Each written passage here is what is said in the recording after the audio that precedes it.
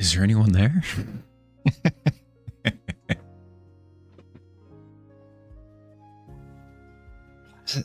Why does it always have to sound like I'm peering out from underneath a cupboard or something? Hi, welcome in. How we doing?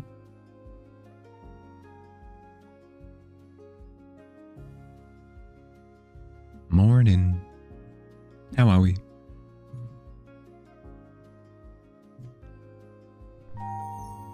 Ooh. Pat with first place. Schoolie with second. Okay.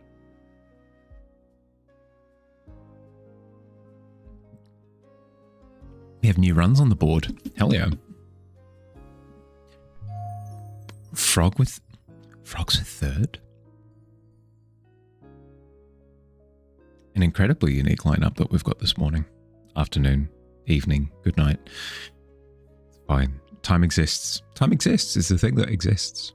It's something that I definitely pay attention to. How are we? Welcome in.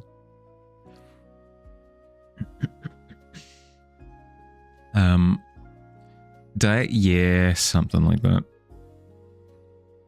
Something like that. Check in rigged. In what way can you not redeem it?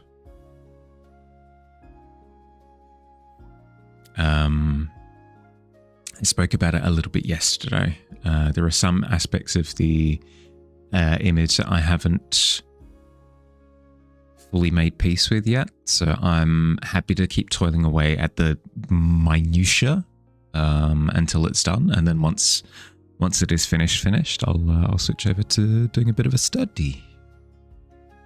I can't believe we're almost at another community canvas. Ugh. I mean, I can't say that the week is whisked by. This is not true. But, no, still.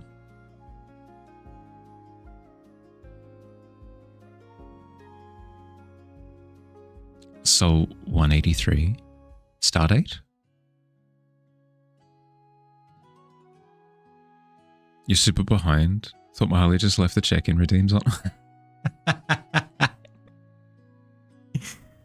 You're still experiencing the shock.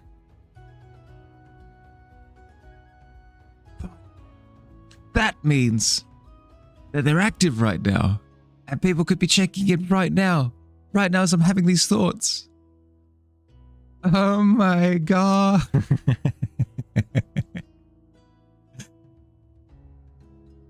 You're in the present now? Well, la-di-da, we can't always be in the present. Sometimes we're stuck in yesterday.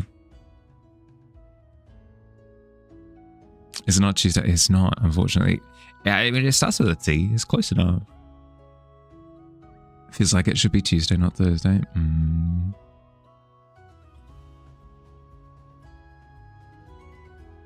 I've just got things that I need to do. Trying to figure out what order to do them for the rest of the week. I got time. I got some time. One of the things that felt a little bit off was the edges of the piece were quite flat, where it went off into this sort of pseudo black, like dark grey, but it wouldn't go any deeper than that, and it felt quite, yeah, it didn't feel as poppy as it potentially could. So, going through and adding some darker wispies. Like if I went in with a true black. That's true black there in the corner. Yeah, I should do something like that. Doesn't need to be the whole area, just like even just a single pen stroke, something like that would do the job. Yep. It just gives that heaviness off to the side. Heck yeah. Something like that. Yeah, perfect. A little touch of the void.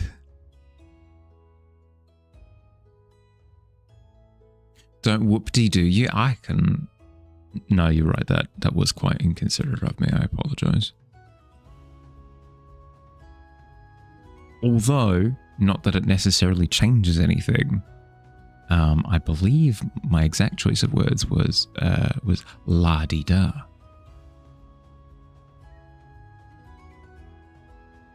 As Bob Ross would say, just a little indication of. Yeah, that's probably the best way of putting it. Just a little indication of the darkest, most frightening thing.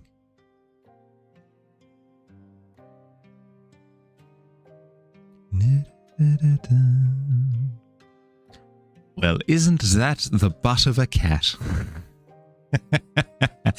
I didn't end up saying that because I went to the movies with a friend to watch Cats 2019. I do distinctly remember leaning over to him and saying, well, isn't that the butt of... But I mean, it was more literal at that time. But I have said it before. Hi, Cows. This is wildly early. This is the time that I want to be streaming on Tuesdays and Thursdays. If anything, I was about 10 minutes late. So it should have been earlier.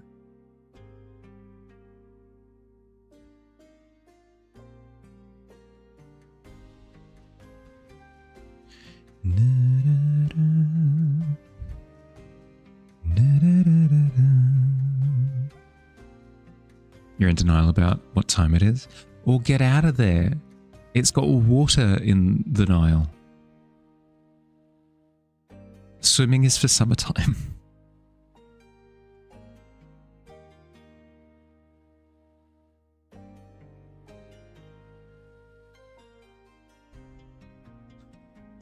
Sorry, don't mind me.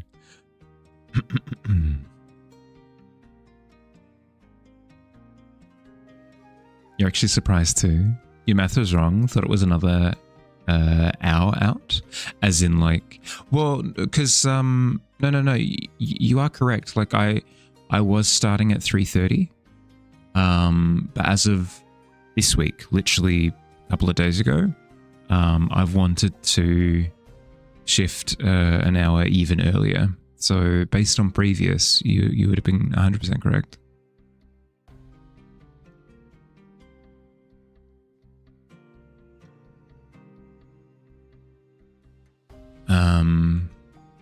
Because yeah, I used to have streams at 12 or 12:30. I think it was 12:30. Used to have streams at 12:30, but I couldn't commit to them consistently. I was consistently running hours and hours and hours late for my 12:30 stream, so I just decided to bump it backwards and just go from there, which helped with mental health at the time, definitely. But I feel like I'm capable of committing to an earlier time slot now. So.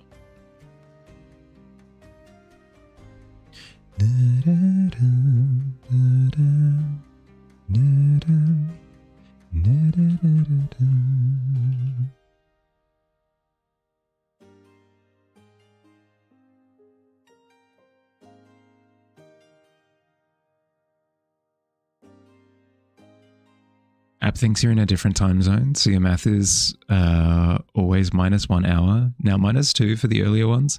Ugh.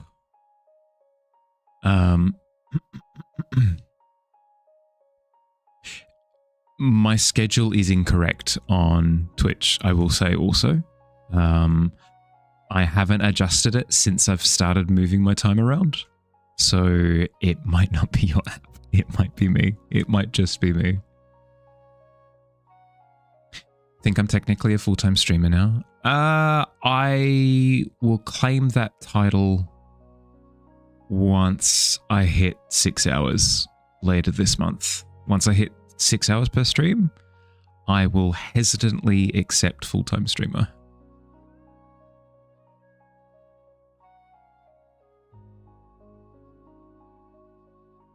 As a technical way of describing technically what I do. No.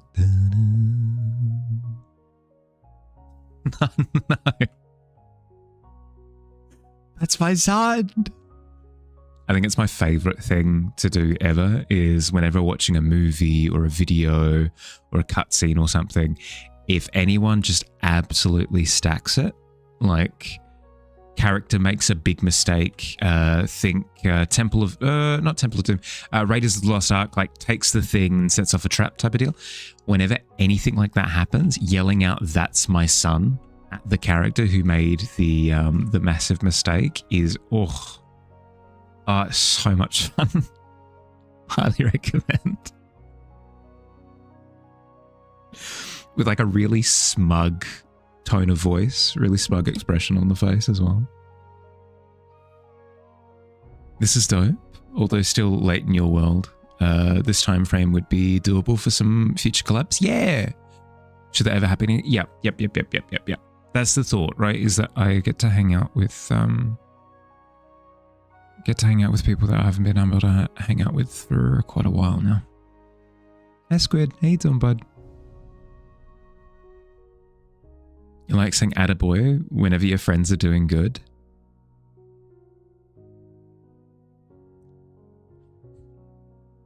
I could pivot. To saying "that's my son" whenever any of my friends do something positive. That's my son. I am female. My son.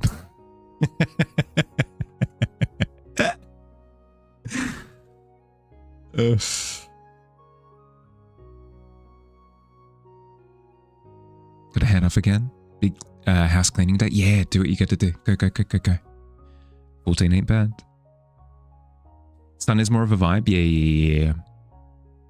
Same with bro. Bro is very vibes based as well. My sister and I refer to each other as bro. Very much so a vibes thing.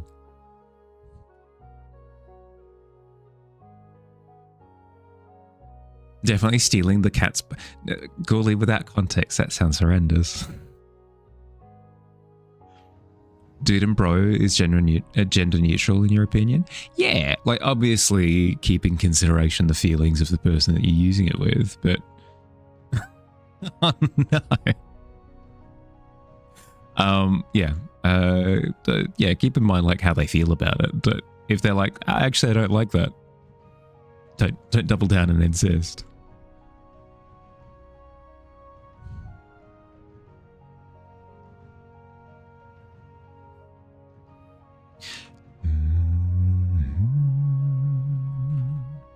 You had a water bottle, earphones, and watch on your side table.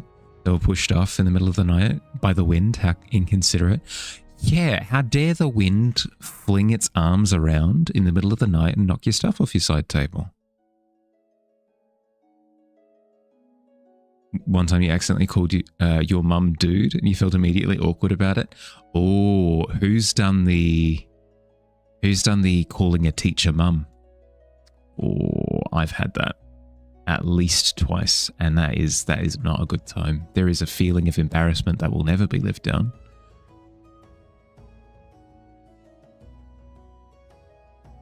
You have a question? Yeah, hit me. What choice of words? yeah, no, I understood what you mean. Hi Gav, how you doing, bud? Egghead is a good arc. Egghead is a very good arc. I completely agree. I am a strong believer in anything post 1.0 being almost flawless so far. Currently trying to figure out how to convince your friend to play Guilty Gear with you tomorrow, as you've been coming over to hang out, and on the same day, Robo Kai comes out. You could do a little bit of column A, a little bit of column B. That way you're appeasing both people. Where you're like, hey, do you want to try out this thing? But then after we've tried out this thing, we can do whatever you want to do, you know? That way there's a bit of consideration both ways. Could potentially work. Have I ever had to deal with tendon pain? I know I do a lot of arts and crafts.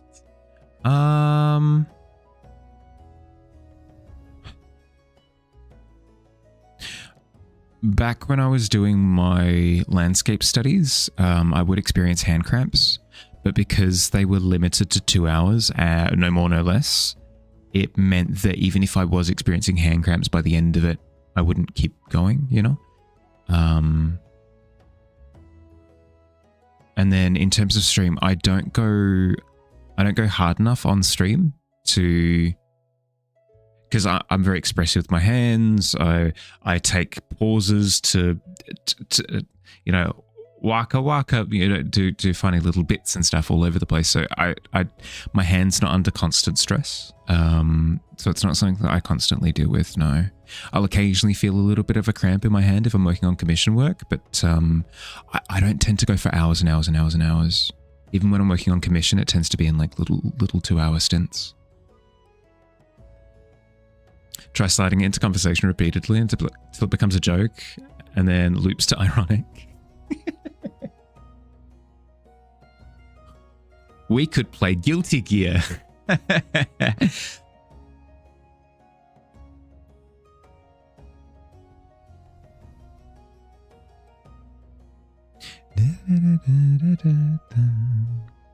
of ditched him to play Jam when she came out. Well, that's the thing, right? Or if you type in !shop, coolly, it'll pop right up. But yeah, Gav, I don't tend to do like massive cram sessions where I go for like 4 to 5 hours non-stop. Prince. The artist formerly known as Art Prince.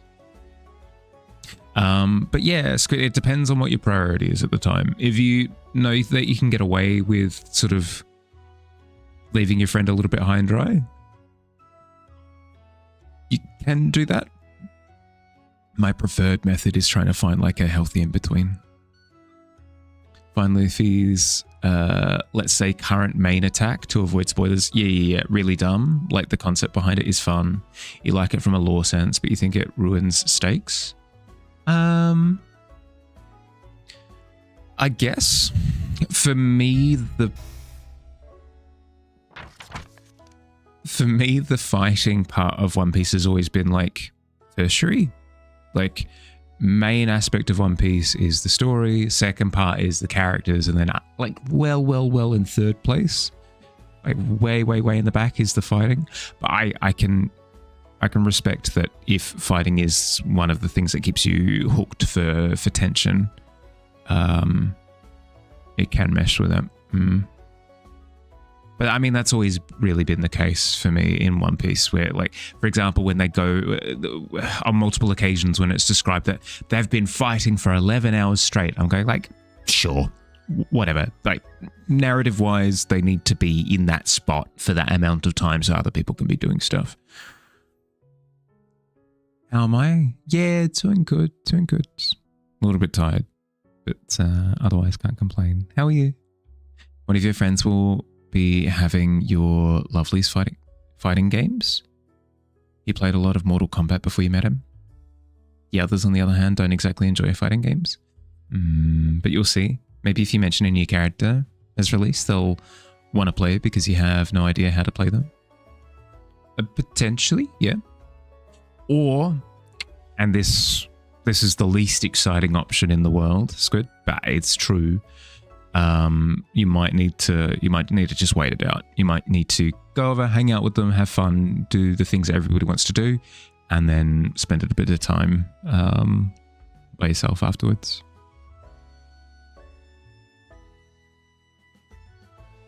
Literally both here in Discord, cooked. Oh, true. You did roll the natty one in Discord as well. You're good. How's the unicycle ride this morning? Oh, it was good. Whimsical. Very Kalukale. Yeah. The fight choreography and all that you find really fun. At least at this point, you're halfway through Egghead. Whenever Luffy does the new attack choreography, goes from what attacks Luffy should use to whatever Luffy finds fun, which is tier. That's fair. That's fair. The way that I see it is that it intentionally saps some of the seriousness out of the intentions of the people picking fights with Luffy, I'll keep it vague. Which I kind of value from like a narrative point of view, where they're coming at him with like maliciousness and aggression, and he's kind of like dissipating it with hijinks. But I can completely understand if that's not the read that you get. If anything, it's it's my interpretation. Your interpretation might be different. It's whatever in the end. If they don't want to play, they don't have to.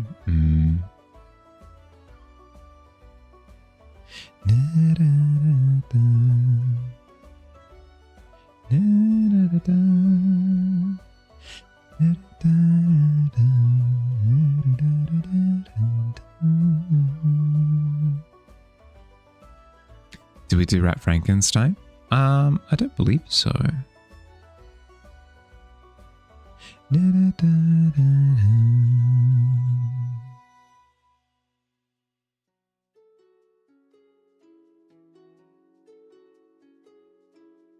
No, you're completely fine. I'll always try my best to play ball. Because I completely get it. I'm the same, where I'll have something on the brain and I'm conscious of other people not thinking about that same thing at the same time, but I just need to get it out there, So like, even if it's like a case of, oh yeah, like that's a clever put together. I'll still do my best to sort of try and meet the moment a little bit. I'll do my best.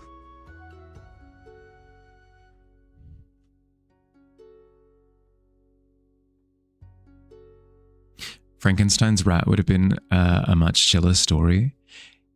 If anything, it's kind of par for the course, right?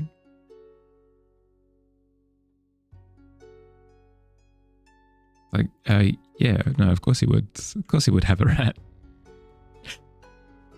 There's nothing particularly special about it. It hangs out in the lab, experiments are done, then it eats some cheese.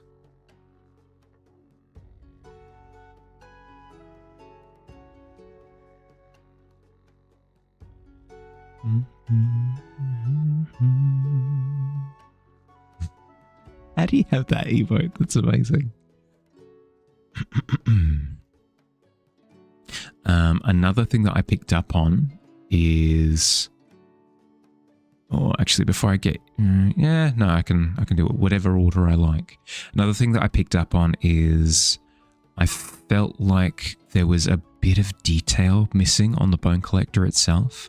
I'm fine with the detail being sparse in the lower part of the frame, but I feel like up here there should just be a little bit more.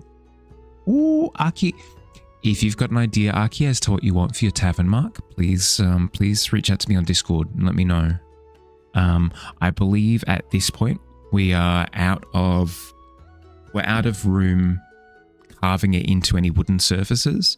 I believe we've got sale real estate left, like up on these pieces of textile.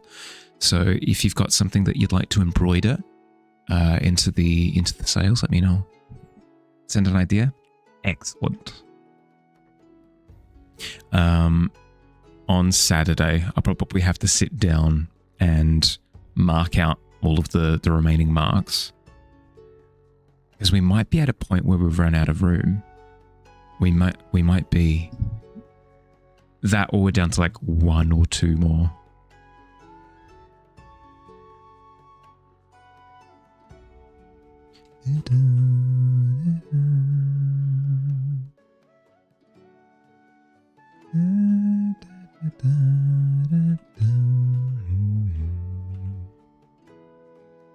I have room on the main overlay if I'm brave. I'm fine with the chaos of the marks on the chatting screen, because that's sort of the more like personable overlay. But for the main overlay, it would throw readability out the window. Sense? Thank you. I'll give it a look after. Fighter Tech made that emote because she has a 20,000 channel point redeem where she'll stop stream and read from a book about a history of cheese. That's so specific. Hell yeah. You're close to having enough points, but not quite there yet. As I said, you probably still have time. Like, we probably have enough for 1, maybe 2, but it's getting close. That's why I need to tally it up after. Is that my times? Thank you. Ooh. What about the ranting screen? Potentially. The problem is, though, is that it's easier to communicate, like, this is where the marks go. And then with the ranting screen, we already have like little images all over the place, you know? At that point in time, it'd be difficult to differentiate between like, this is just an image, but this is a mark, you know? It makes things a little bit messy. Hey, Jira, how you doing? Welcome in. Nigel Thornberry. Oh, good Lord. Let me... I'll look up a reference image. It's been too long. Or do you want me to specifically do it from memory? Before I look up anything, would you like Nigel Thornberry from memory, or are you okay with me looking it up? I'm fine with either. Biggie did throw out idea out there anyway. Yeah, fair. Reference is fine. Okay. Nigel Thornberry.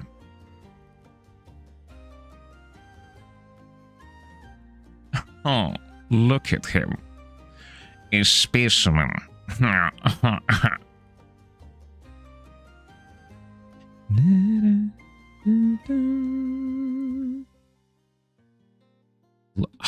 at him. He's beautiful. He's just a little guy. Smashing. Like me to be comfy. I appreciate the consideration very much so. Hey Donjiro, how's your day been? Are you at work at the moment?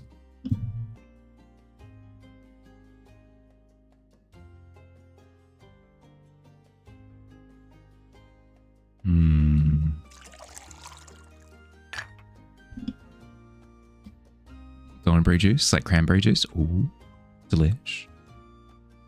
Not yet. You made a monster. Ooh, what kind of monster?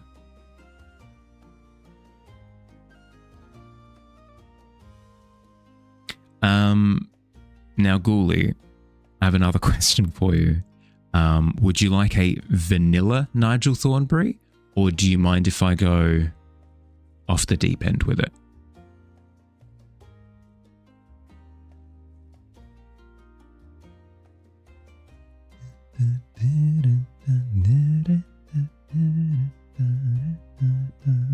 Hi, Billy. Welcome in. How you doing? Dealer's choice. I have plans. I have evil, mysterious plans. Enjoy your lurk, Miz. Look after yourself, bud. 5 minutes on the clock. I'm going to look up a second reference image.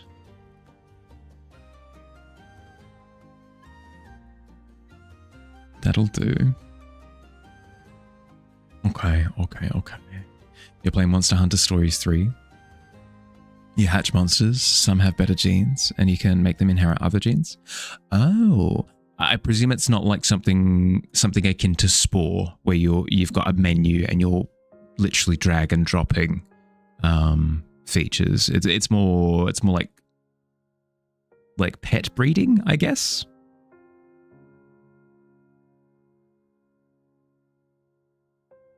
Oh no. Stabbed. Okay. 5 minutes on the clock. Reference images at the ready.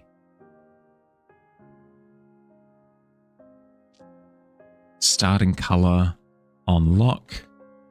3, 2, 1, go.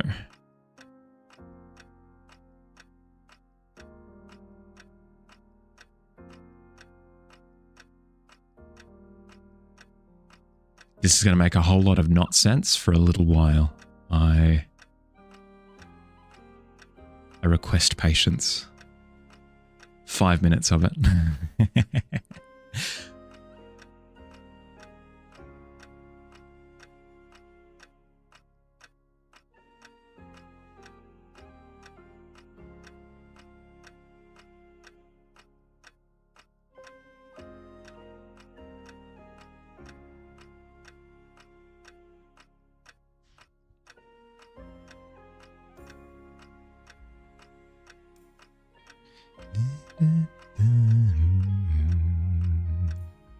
You can't guess it immediately, Ghoulie. That's cheating.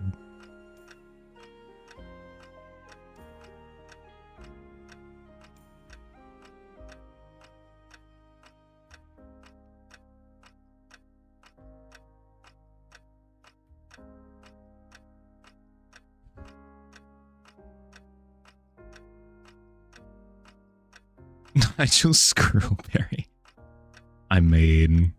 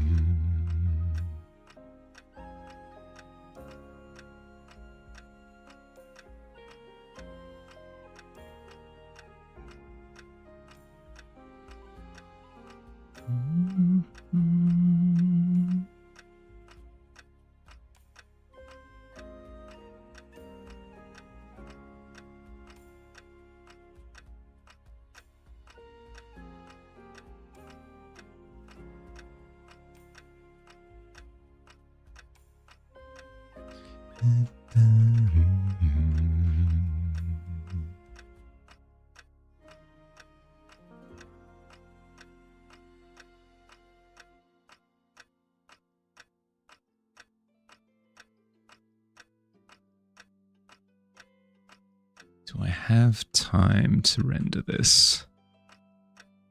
Yes, technically.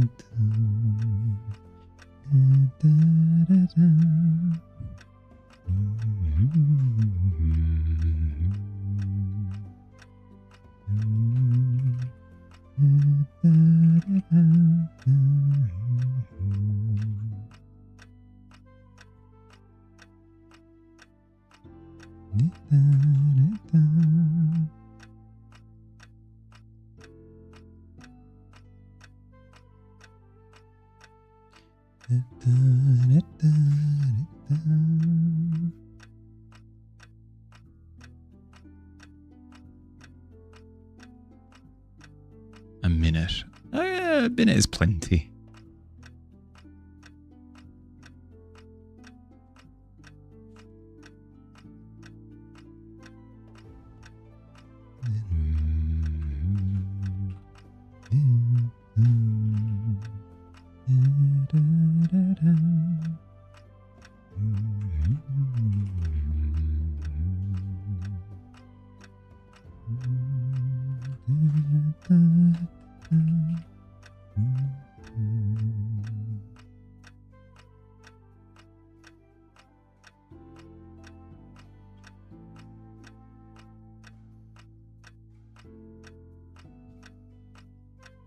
$15 seconds.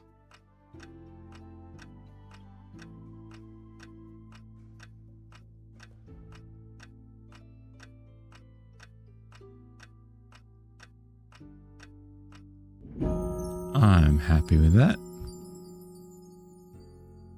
Nigel Squirrelberry. Or Squirrel Thornberry, I suppose. I mean, any and all. Any and all apply. I'm glad that I asked for for permission to go off script.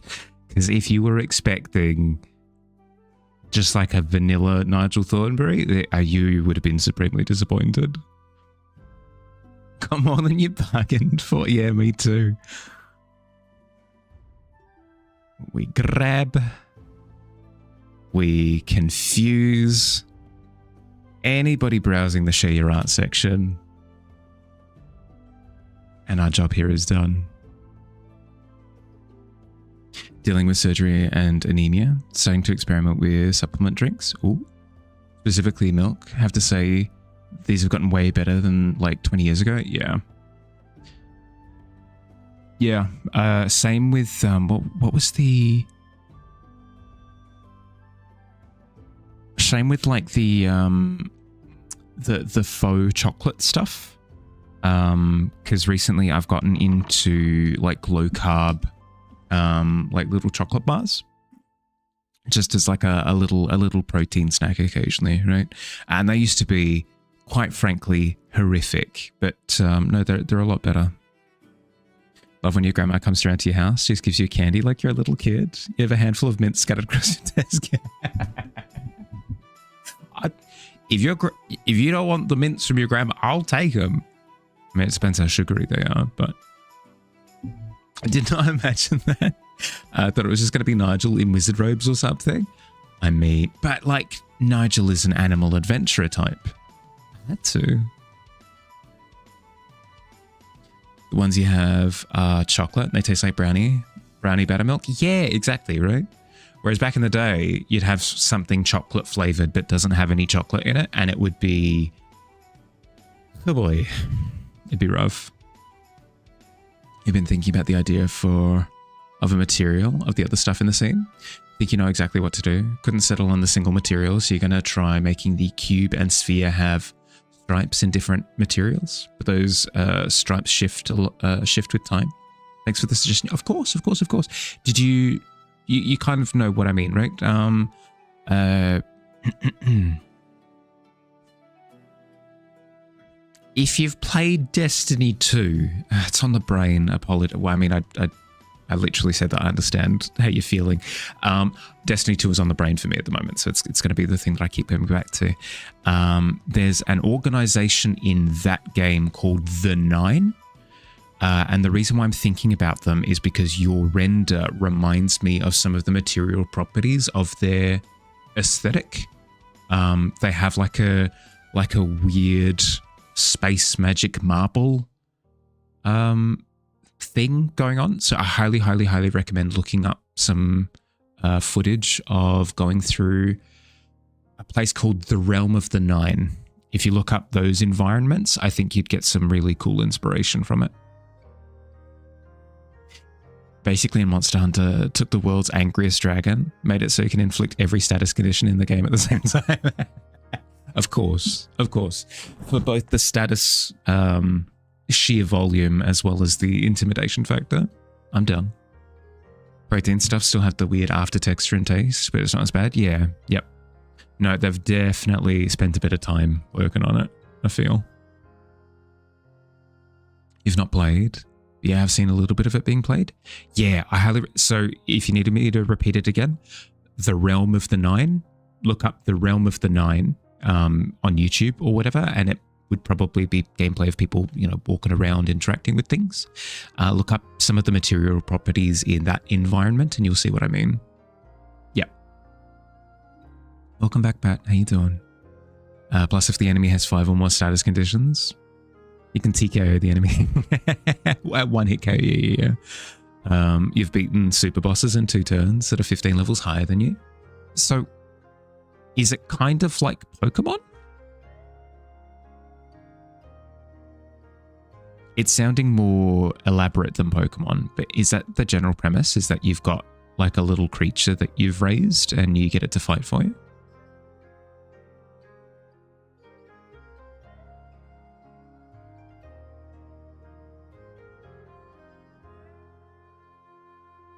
Speaking of, actually, I was looking up videos on... I was on a video chain. where I had initially watched one recommended video and it just kept going. For the Kingdom Hearts series, I had completely forgotten that in Kingdom Hearts 3D, yes, that's what it was called. It was called Dream Drop Distance, or Kingdom Hearts 3Ds for short. Yes, correct. It's as dumb as it sounds. Anyway, I was looking up stuff to do with Kingdom Hearts 3D, and there was actually like there was a Pokemon game aspect to that game that I just do not remember whatsoever. You would make little creatures, and then you would train them, and then they would fight for you, and it was heckin' weird. Kingdom Hearts 3D's nuts? Yes, literally. Similar to Pokemon, but giant angry monsters that could obliterate countries in a day or two. I'd be perfect. Well, to be fair, though, I mean, in Pokemon, to be fair on Pokemon, aren't you canonically throwing gods around at certain points? Like, go, Kyogre, flood the planet.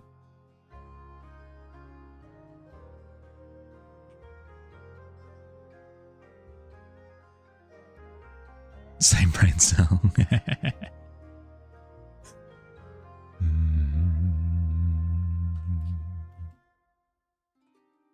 It feels a little bit better. Yeah, the bones are more integrated into the scene. Speaking of scene integration, this hand could... That's another thing that I noticed after having looked at this image for a little while last night, after I finished streaming. Some elements of this hand feel like they're just kind of stapled to the painting instead of being integrated into the environment. So I want to go through and blend some edges, not every single edge, but just like see the bottom part of that palm. As soon as I blend it into the environment, when the fingers pop forward, it feels like they're emerging from atmosphere. Just little things like that all over the place. Same with this part of the hand here. I want to push this thumb and maybe that forefinger back. That way the rest of the hand pops forward and it feels like it exists in space.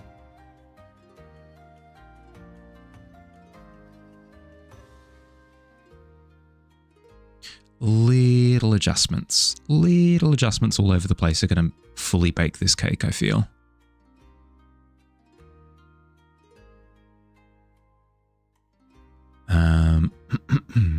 But like, Vitalis destroyed an entire country in one night. So bad that it erased the country's history in the world and then decided to make the last ruined castle its bed. I'm not going to argue. I absolutely will not. But I will say, Arceus is God.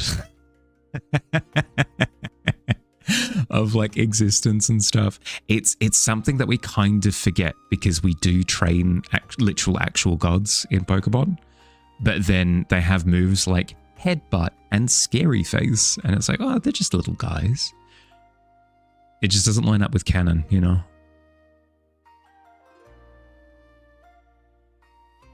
Integrate the stream with respect to X. Don't forget to add +C since it's not a definite integral. Or is this coding terminology? I am not familiar.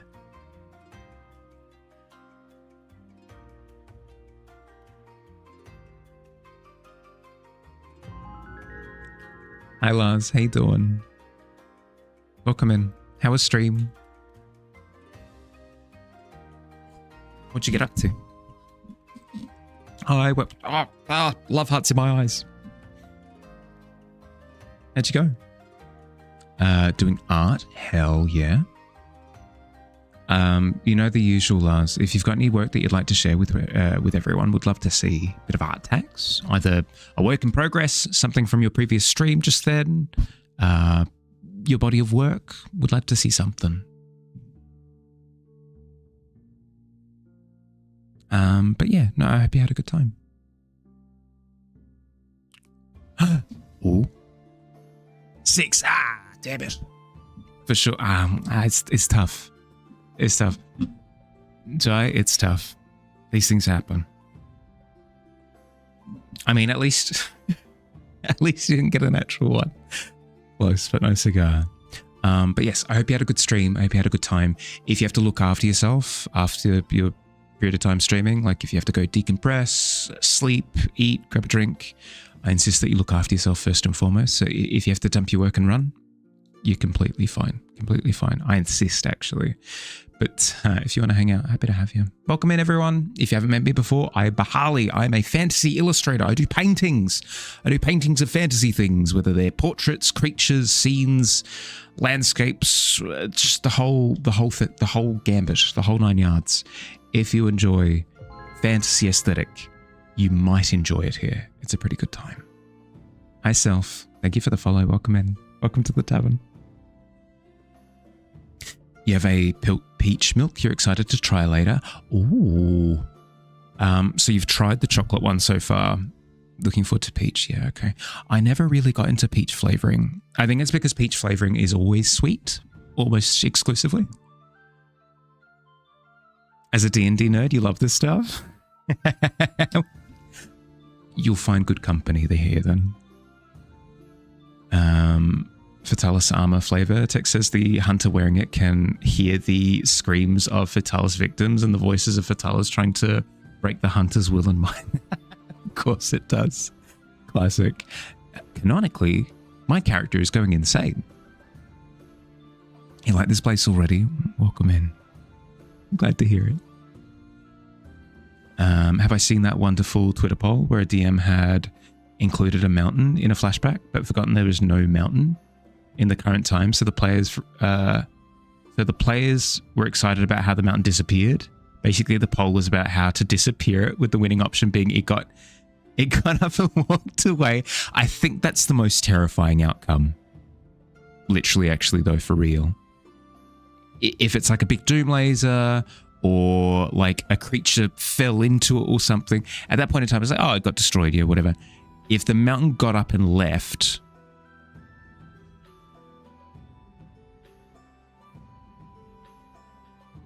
you know, you got to run, but you'll leave me tapped. Thank you, bud. Here's a link. Ooh, the whip. Let's have a look. Hell yeah, this is sick. This is awesome. I love. This isn't what you've done, but in animation, there's something known as a smear frame, right? Where it accentuates movement. So for example, me getting up and leaving, there might be a smear frame of me being elongated like a weird giraffe person, just to kind of really emphasize like, oh, he's moving quickly or something, right? This reminds me of animation smear frames, but there's something that you can do in smear frames where you keep an element consistent between the two frames, and your sight kind of lingers on it for a second. It looks like you've done that with the face stretch, where you've kept the eye the same. It does a wonderful job of, because you could almost be like, this is either a face like morphing in restructurization, whatever, or it could be like you're just seeing one person moving their head erratically, but you're seeing like smear frames of it. I really like the aesthetic.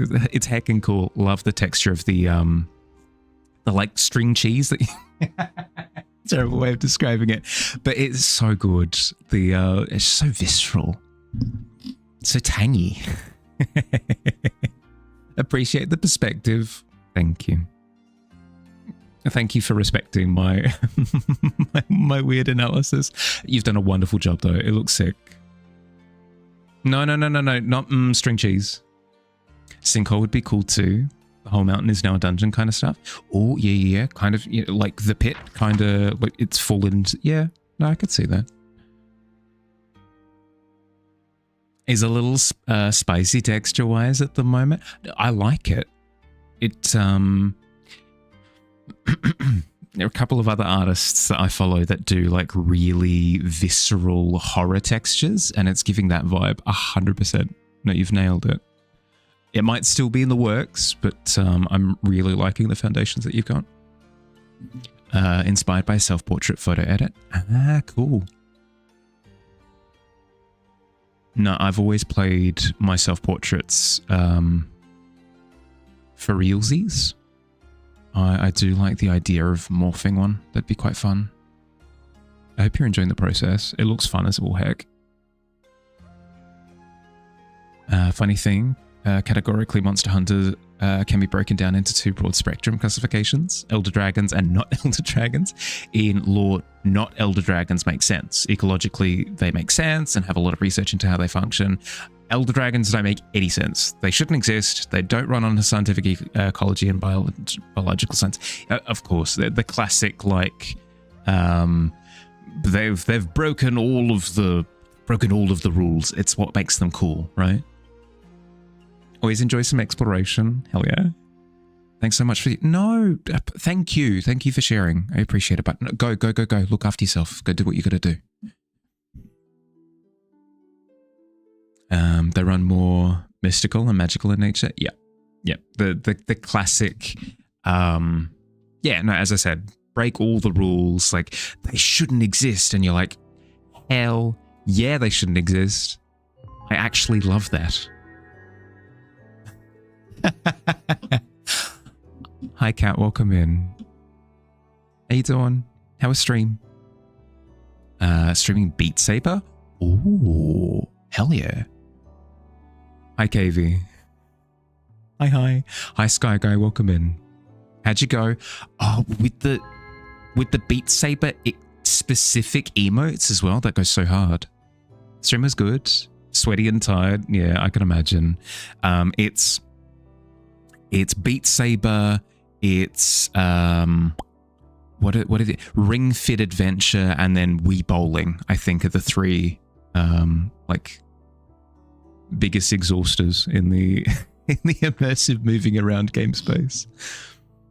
Hi Kason, welcome in. Beat Saber. You have just the you have a Beat Saber emote as well. That's so cute. There you go. But yeah, if you've got a raid and run to look after yourself after stream, especially if you've just been going hard, please, I insist that you do so. Go decompress, sleep if you need it, grab a bite of food, grab water, whatever you need. Please look after yourself first and foremost. But if you want to hang out for a bit, happy to have you. Cool.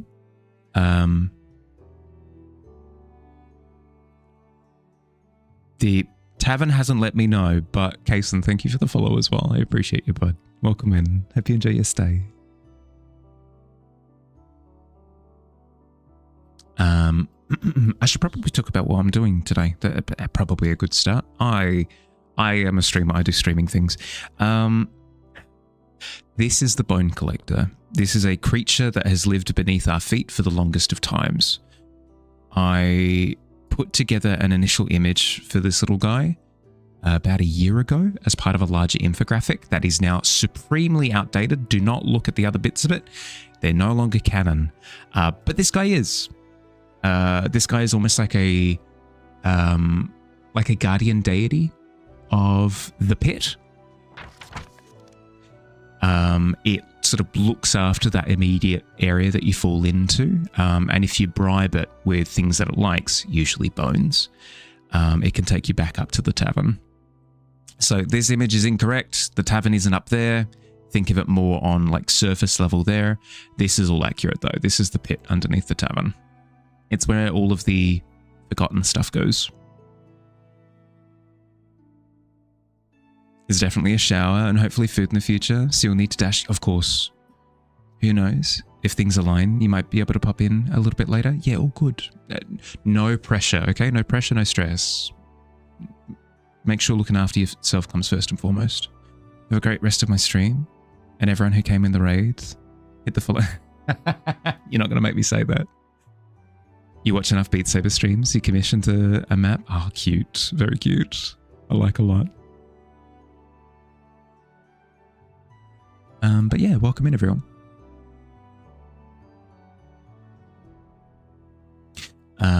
Yeah, just working on this portrait at the moment because, as I said, I wanted to have like a proper portrait of the Bone Collector for quite a while now. I've always found excuses like I'm working on a painting. I'm working on something else. finally set aside a little bit of time to actually work on it. Looked at Realm of the Nine stuff. Definitely gives you some good inspiration. Hell yeah. I told you. It's what came to mind.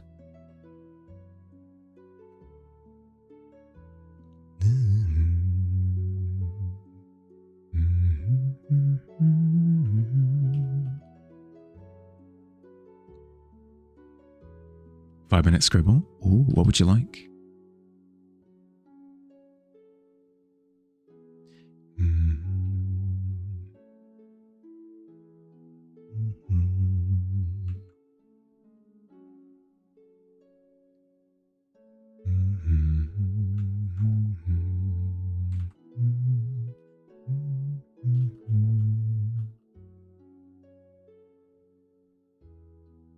More scribbling? Yeah.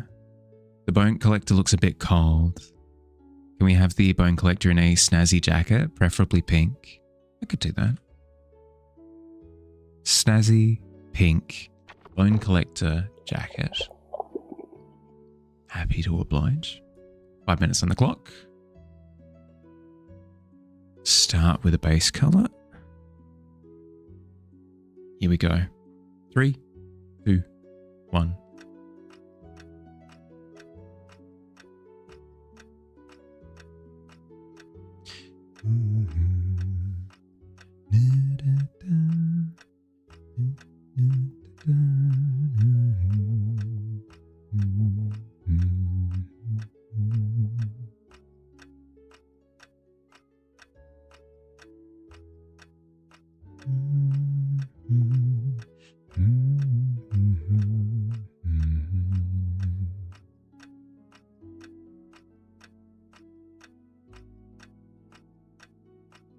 Adds in 1 minute. We can push that a little bit, reckon. I reckon, Tavern, we can push it a little bit. We don't have to be so stringent.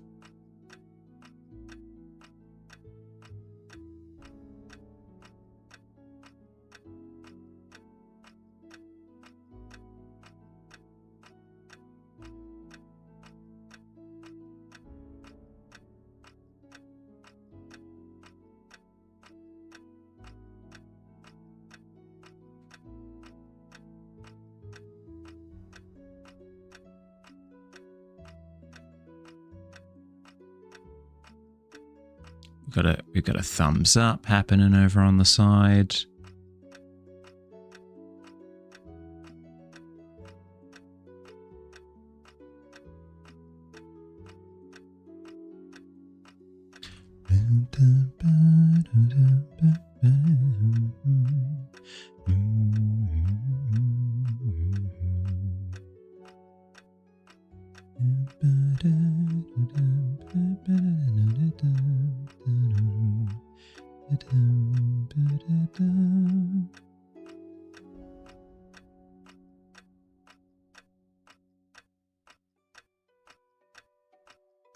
So trendy. Oh my goodness. Bone collector. When were you ever a trendsetter?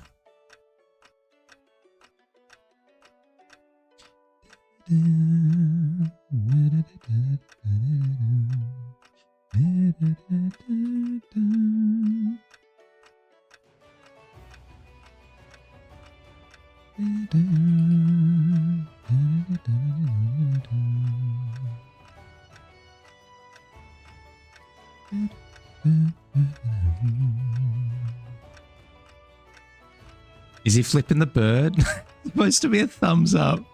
Frick. Need to fix it.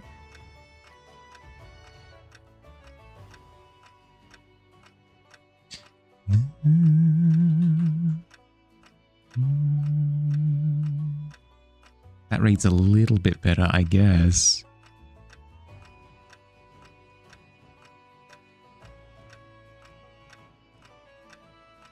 Yeah, thumbs up. Yeah, just a little thumbs up.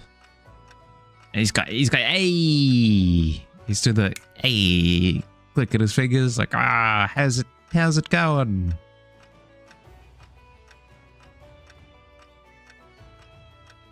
How you doing, fellow kids? Says the bone collector.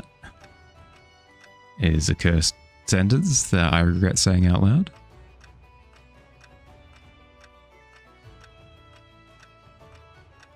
Frick you.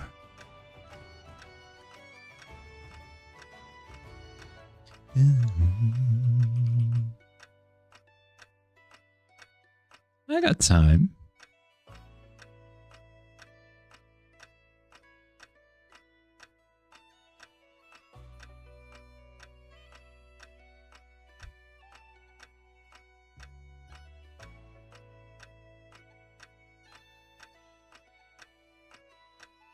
Divine Collector's Assistant. Yeah. It does give horror vibes, doesn't it? The lovely bone collector, you know?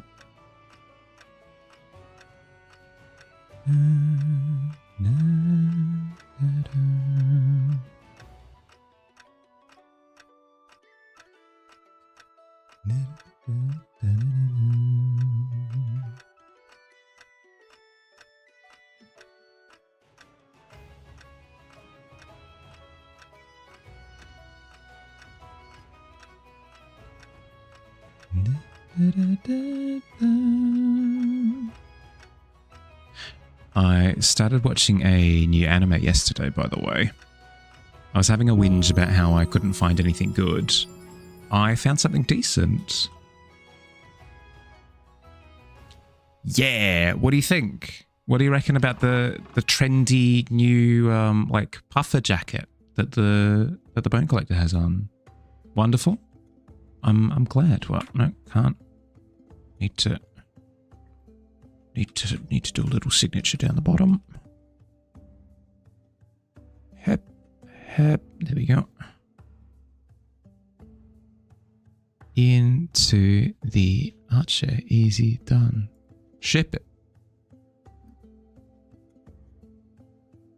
A gift.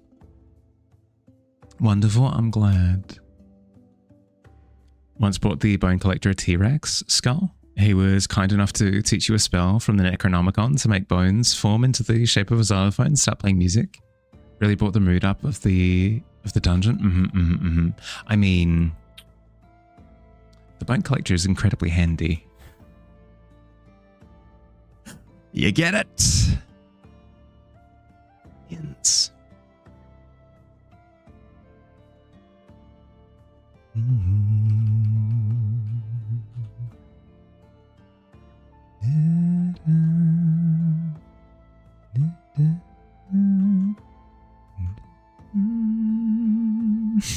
Don't judge me. Harley does a pun one time. One time.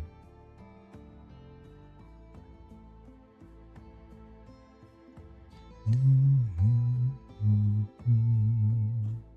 going to hear something along the lines of maybe stick to art, Mahali. Maybe stick to art. Leave wordplay to the professionals.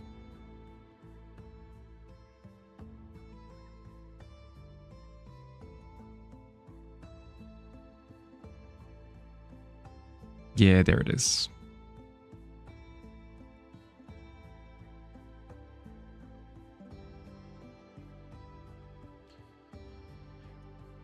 That arm feels better.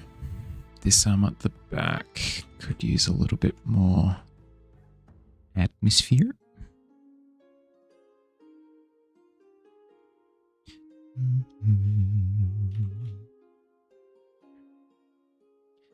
Wordplay is for every Nyan.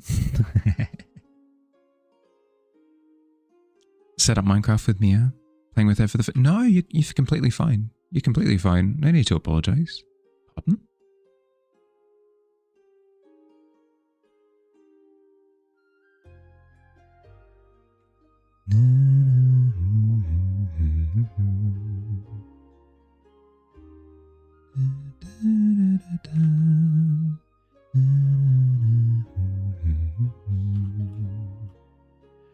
That feels a little bit better with the arm up the top. I did ignore my break partway through that, so I should probably do that now, hey? The Bone Collector may look intimidating, but he's really just misunderstood. Had a heart-to-heart with him. You know, as a master in forensics anthropology. Does he? That's news to me. I mean, goes to show how out of the loop I am. But speaking of out of the loop, I'm out of my break loop. It's been an hour. I need to go take my break. I recommend that if you've been sat for the past hour, get up, move around, grab a drink if you're thirsty, grab a snack. I'm going to do stretches, and what I do, I'm going to run 3 minutes of ads so we don't need to deal with pre-rolls for the next hour or so. I'll see you soon. Yabby.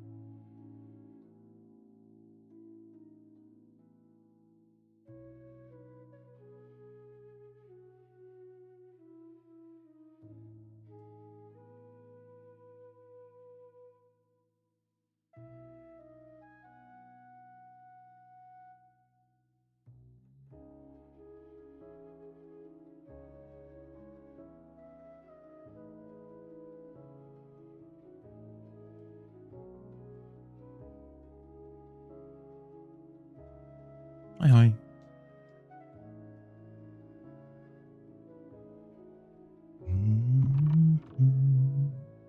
Welcome back.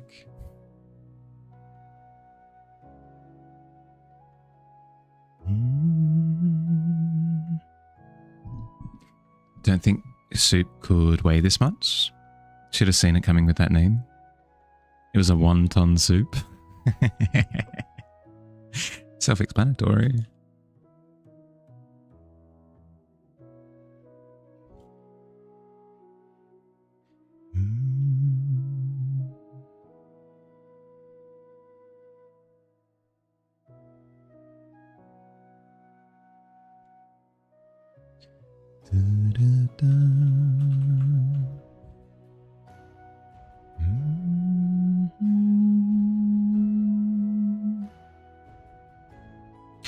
Oh, for those who submitted to Art Fair yesterday, your VIP badges are not yet distributed. You will, I will likely do it after stream tonight. So you should have them by tomorrow.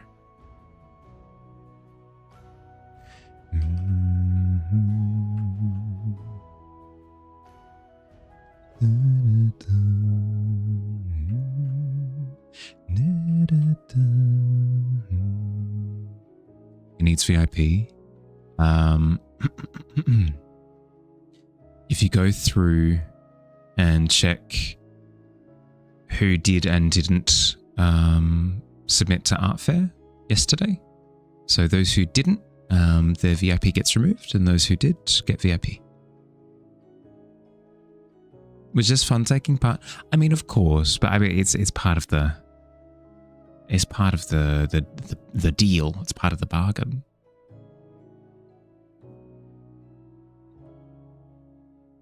You're going to draw Mahali as a dragon on a large pile of CDs for this fun. How dare. You're completely fine. You can mod, but you can't VIP, you think? Fair.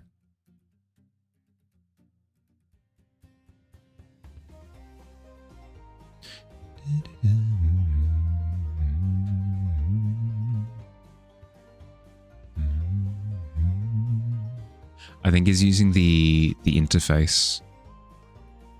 Noel, the one where you actually go through and you like type in names and you press like a plus button.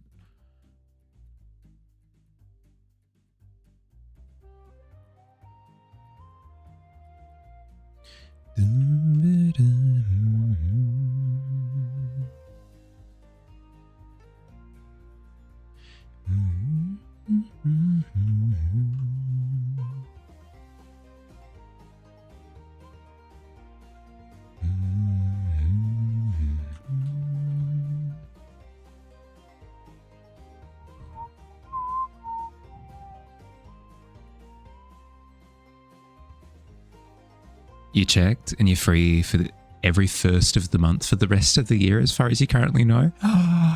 You're locked in for every single one.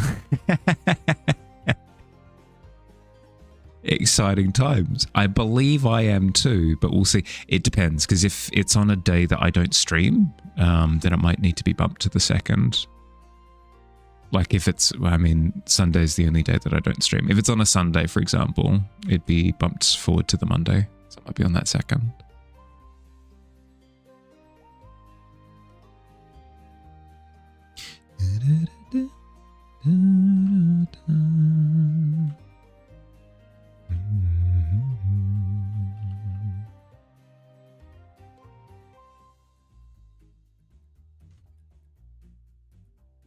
Sorry, I did the thing where you're like, but Harley, I'm excited about this thing. And I'm like, oh, well, technically.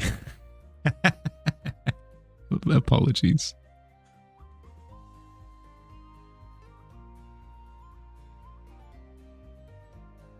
You spelt the name wrong. There you go. Boom.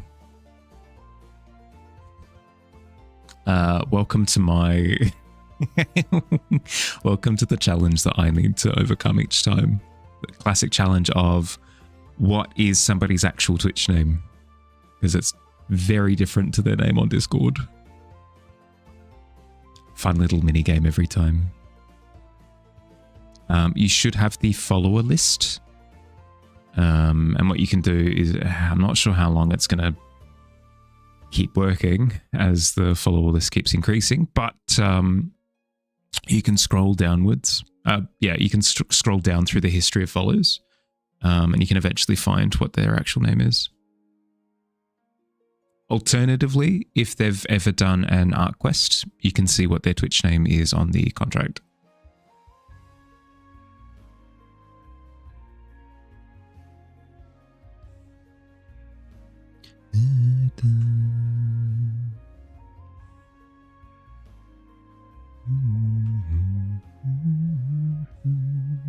It might get to a point though where we need to username you considered. It's a random mixture of uppercase I's and lowercase L's. Absolute menace. We may need to get to, it might get to a point where we have a channel in the Discord that's literally, if your name is different between Discord and Twitch, write your Twitch name here. I've seen other servers do it. We're not quite there yet, but I feel like it'll eventually get to that point.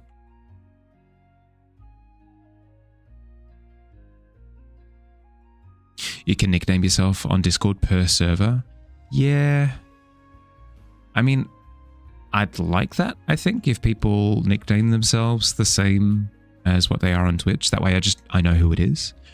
But at the same time, it feels weird to be like, no, you must. It's by decree that you change your name. It just feels... We can also, as mods, force their nickname. I don't think we're at that point yet. We might eventually get there, but not yet. Unified yours as confusing yourself legacy of old gamer handles. Because that's the thing, right? Is perhaps you are intentionally going by a different name on Discord. Like, who am I to say, like, no?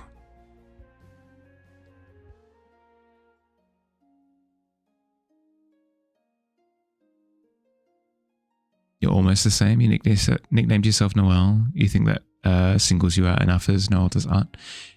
It does in terms of knowing who you are, but Billy does have a good point with things like VIP, with things like accreditation for like doing art quests and stuff. We do actually need your full Twitch name. But as I said, that's a bridge that we don't have to cross yet.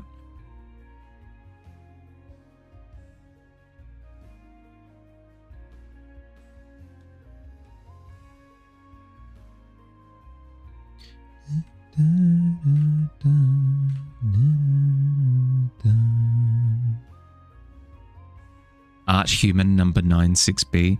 Yeah. Oh, 976. Yeah. Because part of me appreciates that side of the internet, you know, where you can just kind of meme with your names on certain things, but to get certain things to function, unfortunately, we need the deets. You can also put Twitch name in brackets.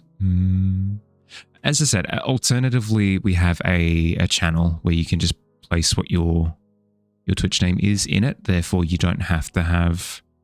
You could just have your name however you want on the Discord, literally however you want. But then when it comes to things that we need your name for, we've got a data bank that we can consult.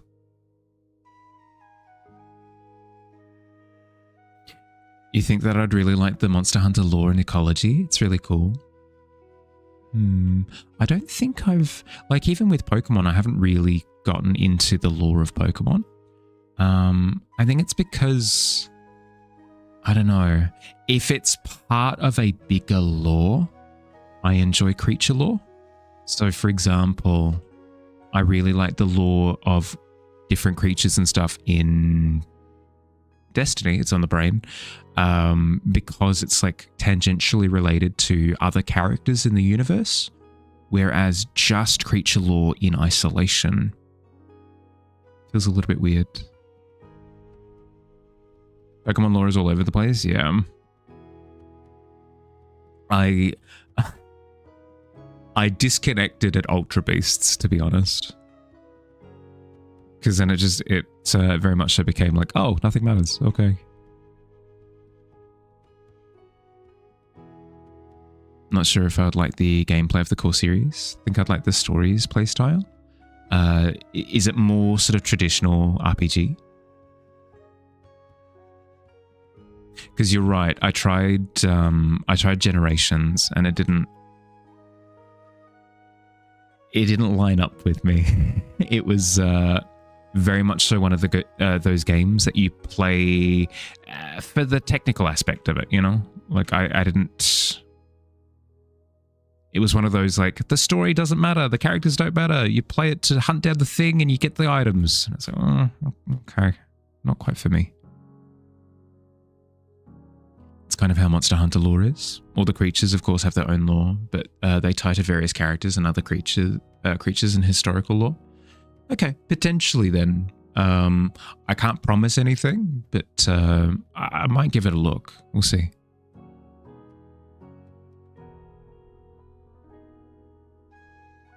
Hi, Slankatum, bud. You think everyone who needs VIP has it now? Thank you. Thank you, thank you, thank you. I appreciate it.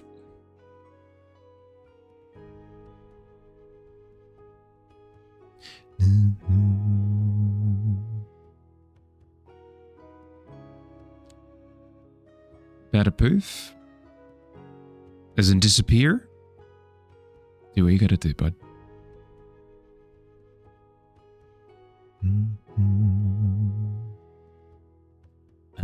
If I were to play a core series, Think Wilds would be my best dice. It's got a lot more story than the others that pulls you in, and its gameplay with being more difficult than most is also more engaging and fun. Yeah, because Generations, the thing that I really didn't like was it felt very game-y. It was very much so, enter the arena of the beast, and then you fight the beast, and then when the beast is defeated, the arena fades, and you collect the armor pieces that you then turn into, you collect the monster pieces that you then turn into armor, and when you get stronger armor, you can take on stronger beasts in their beast arenas, and it's like, it's cool, I guess, but like, I'm not invested, you know? I need that initial investment before I'm deep diving into like arena gameplay.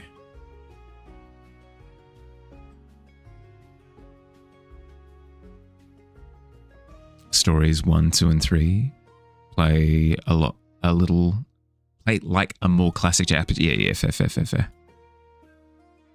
Yeah, I'd probably be more interested then, I think, in that format of game. Speaking of investment, time to invest in yourself. Had a massive cleaning the house day. Gonna go clean up and chill. Yeah, please do. Especially after the last couple of days, bud. Take all the time you need, please.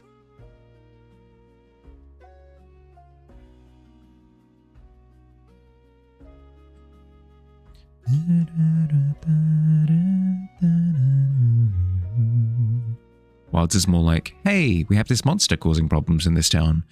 Go out to the town to get some info, track the monster and hunt it, and then report back to the people to find out if there were other problems. All ties heavily into the story and conversation. Yeah, that's probably more my speed. Yells from the distance, but oh well. Now that nerd's gone, I really need to flesh out the last like little scraps of my D&D setting, because with my initial round, so here's how it worked, was I approached 3 players and I went, hey, I'm willing to build a campaign for you guys. I've got the itch and I would like to scratch it. So if you guys have like a general premise or like vibe or types of characters that you'd be interested in, blah blah blah, here are the things that I generally want to do in it, and then give me like general footnotes as to what you'd like to see, and then I'll put the thing together. On that initial pitch, I then sort of did broad strokes, assembled the setting. I'm not going to go into details just in case any of them are being cheeky and eavesdropping. You're fine if you are, by the way. I'm having fun. General broad strokes, assembled the world, then populated it, inserted different problems around the place, and hey presto, there you go. There's the D&D setting. But that was with broad strokes. At this point in time, there he is. At this point in time, they're at a point where they could go literally anywhere in the city. And there are some sections of the city that I haven't fully fleshed out. I've got like broad stroke general ideas of like, this is the kind of thing that's going on here. This is the problem that they could run into. These are the things that they could interact with. These are the characters that I could maybe talk to. But like specific names of characters, specific roles of characters, specific like temperaments, personalities, hobbies, things that they do when they're down to like, I haven't done any of the detail for it yet. So I'll need to set aside like a week, I think. And it's good because we're approaching a like a little break where it's going to go from a session every 2 weeks. We're going to have a 3-week gap. During that 3-week gap, I think I need to lock myself away in the conspiracy room and throw together some conspiracies, I think. Also love how Wilds doesn't just exposition dump on you instantly, and the tutorials, unlike other games, just don't just here is literally everything you need to know all at once with overwhelming text. Yeah, that's what I found as well, is that because the way that Generations is structured is you spawn in a camp and then that's the hub. That's the hub for the entire game. You're in that camp and then you're going on missions and you're coming back to camp. You're going on missions, you're going back to the camp. You're going on missions, you're going back to the camp. When you spawn in that initial camp, they literally do exactly what you've just described of, this is the Monster Hunter camp. It's where you upgrade your equipment, where you like increase your rank, you increase your affinity with this person, blah, blah, blah, blah, blah, blah. This is how you hunt monsters, blah, blah, blah, blah, blah. It's back to back to back to back to back, incredibly info dense. I struggle with Generations a lot, is what I'm coming to understand.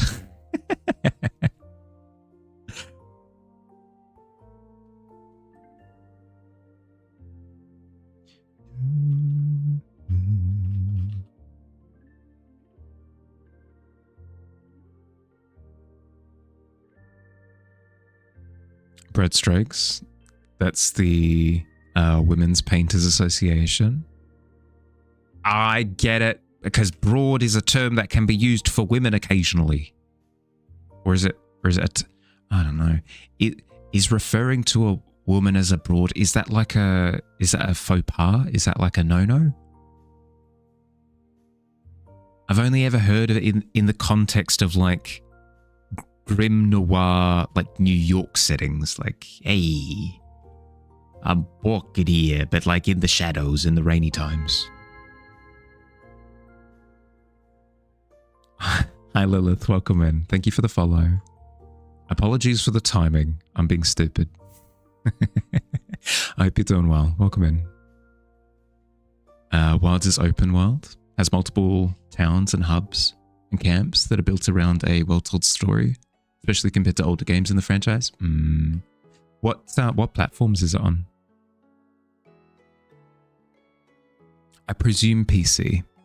I could potentially play on PC. You don't think so? Definitely an older term. Don't think it's inherently conveys any negative associations. Okay. Because, I mean, apologies for using the term, but it gives like modern wench vibes. Kinda? Does that make sense? Wilds is on PC, PS5 and Xbox. Okay. It is crossplay too. Ah, cool. You were bored and got a game on your phone. It's supposed to be a cozy little pond where you raise fish. Immediately stressed. You had to raise 5 fish that wanted food every 20 seconds. You've described Tamagotchis. You've essentially said in more words that you got this cozy little game that's just on like a little watch device, and all of a sudden your little pet is dying of starvation even though you keep feeding it food.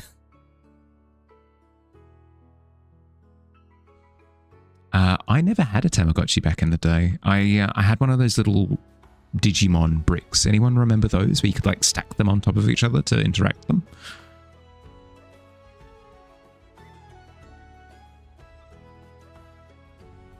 You'll say though, Wilds on PC is pretty taxing on the PC.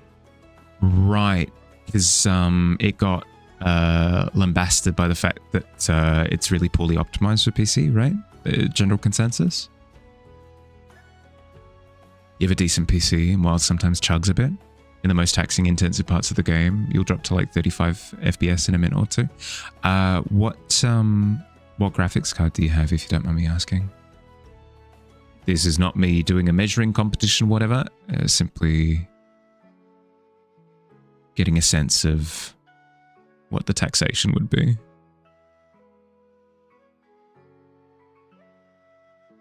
They did made optimization updates though. I mean, so did Borderlands 4, right? And they still have problems with the game running smoothly.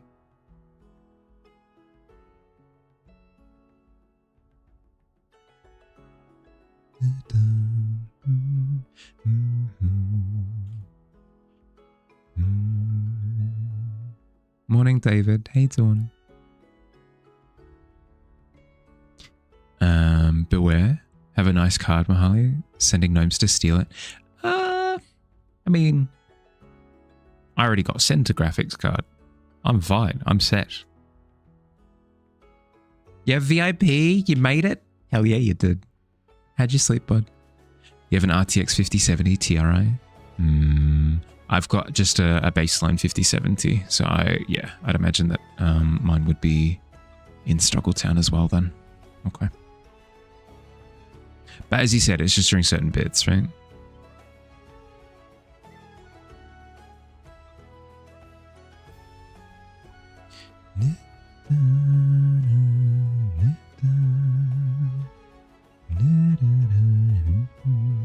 Except okay. Still feel tired. How's my day so far? Yeah, good. Day's been good so far. I will admit I'm a bit tired, but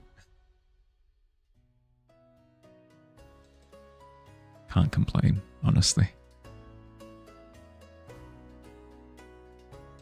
Wilds does have a free benchmark download, so I can see how it runs on stream. On Steam, yeah, I was gonna say I don't intend to run it on stream, but yeah, fair.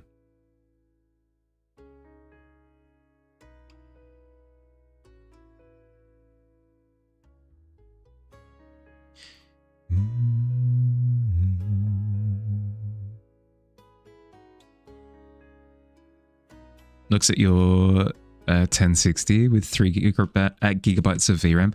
To be honest though, like I ran on my 2060 up until only a few months ago, and the only reason why I upgraded was so that stream is essentially future-proofed for the next decade, you know? Like I could play all of the games that I actively played on the 2060, no problem. The benchmark is also a good place to see how I like the gameplay. Yeah, fair. Just a little taste tester, yeah.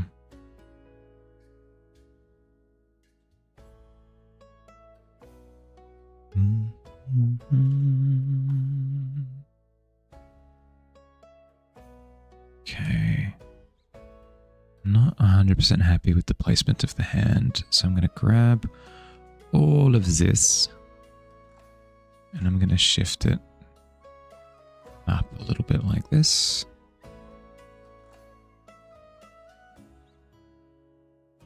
That feels a little bit better, but now I need to push that arm back even further. That's okay. Name of the game. What layer are you? The lighting draft. Oh no. Problems. Get out of here.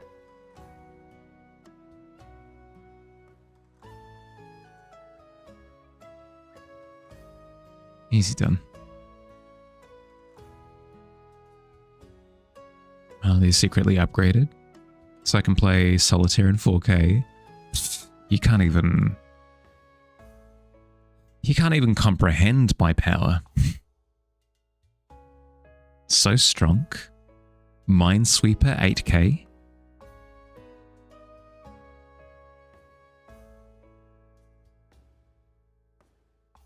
Not even going to mention how bad yours is. Oh, as I said, I'd say that like anything in the 20 series is probably fine for modern gaming, unless you really want to play one of the high spec ones. But even then, the high spec games that require something above a 2060 are really poorly optimized. Even people with like 5090s are struggling. How automatic is the shop process? When the order went through, did I have to click more buttons? Nope. I looked into it because I was concerned that, because like a little bit of a peek behind the curtain, Etsy sends me a little notification saying like, an order has been placed, an order has been placed. You have to press the things. But then I checked the other service that I have linked to Etsy that does the distribution for me. And that's just gone like, no, all good. Like we are creating the thing as we speak. We're sending to this place. This is the this is the anticipated like pipeline time for it and everything. So it's completely fine. Like for example, it's just said that it's gone to the next step in the process. So I haven't had to press anything. It's been glorious, absolutely glorious. Head and shoulders better than the previous experience with any distribution stuff. Love playing Subnautica. Sometimes it lags so bad. I mean, even again, I think it's an optimization thing, right? Because even me, even though I've got like a more expensive graphics card, it was still lagging. So.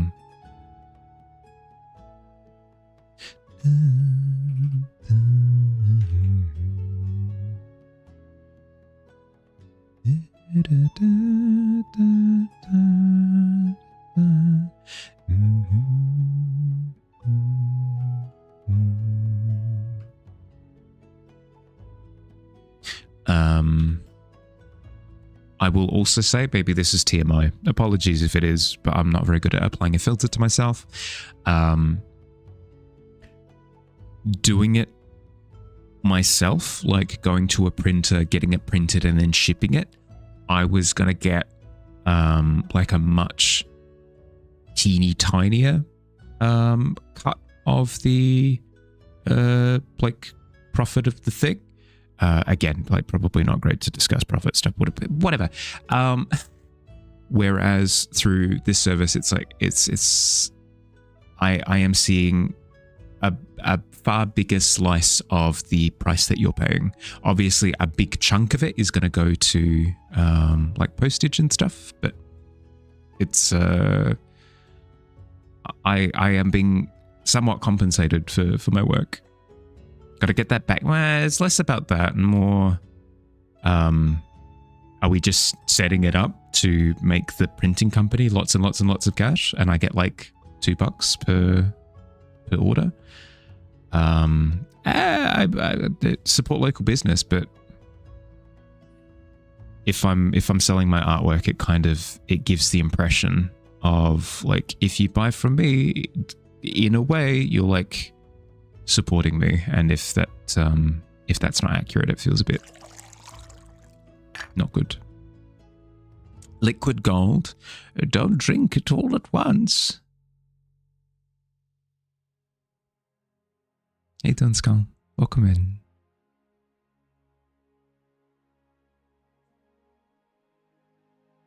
Because yeah, like implicitly, there's a degree of like, oh, I've set Mahali money, and it's like, yeah, I saw 30 cents. It's like, wow, that's not what I thought that I was doing. Liquid? Here we go.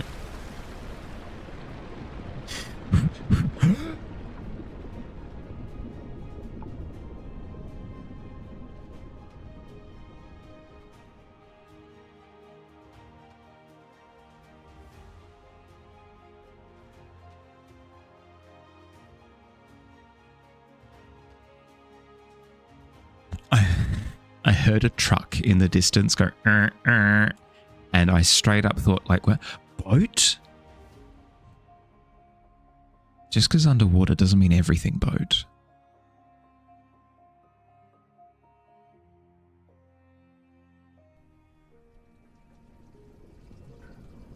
I need a Billy sound effect routine.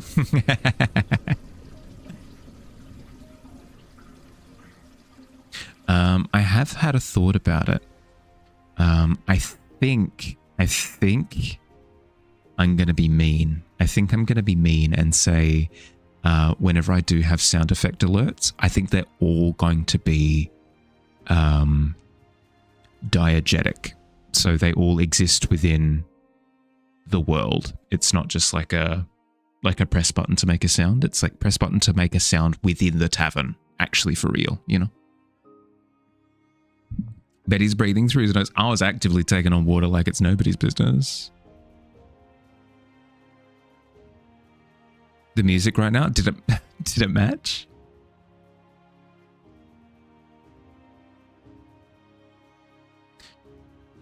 That's actually very cool. Yeah, that's the thought, right? Is that you're actually interacting with a real space instead of it just being stream, you know?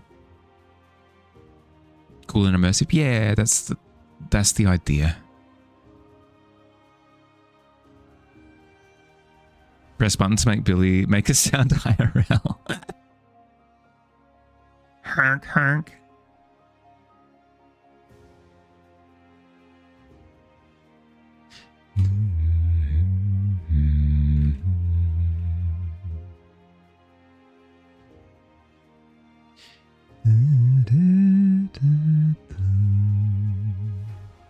That arm feels better. It feels like it feels like the bone collector is existing in real actual space now, which is good.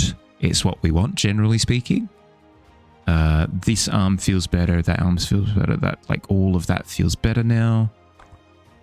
This arm over here on the left could maybe use a little bit of top ambient lighting just to pop it away from the body just a little bit. But I'm a lot happy with its general look. I think the last thing I need is a little bit of tasteful specular highlighting. Just a little bit of, like, pink, you know? Teeny tiny detail.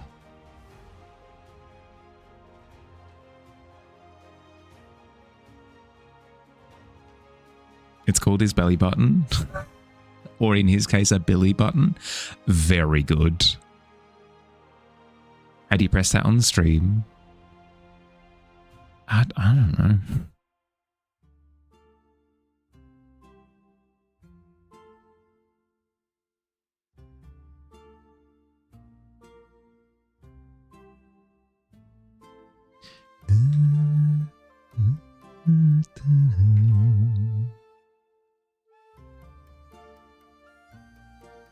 We're gonna have to set up like a Tavern HR department so that if you guys harass my mods, they've got somebody to go to.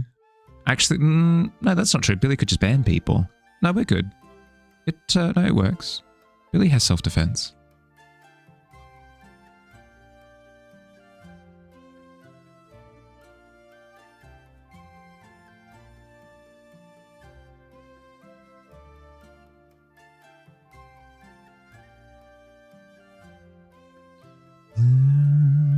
You had permission to ban. I mean, I guess.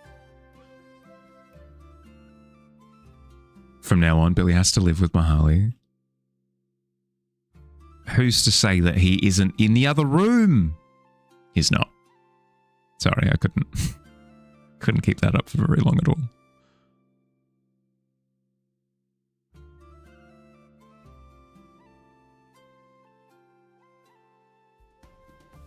If you say belly button with a thick Aussie accent, does kind of sound like Billy Button.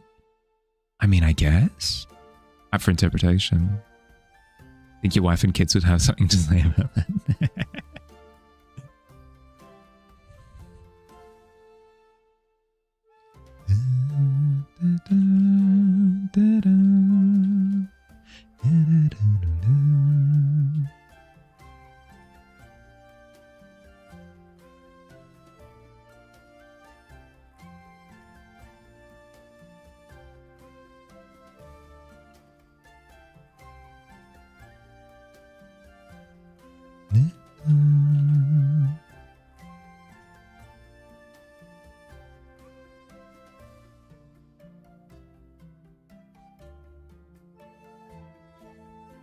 Always found interesting when Monster Hunter has a crossover with another series, any creature brought over are automatically classified as older dragons because the story sense they don't make sense to the world.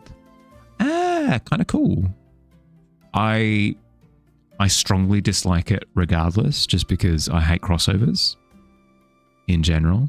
But like, there's a degree of consistency to that. I appreciate that to a degree.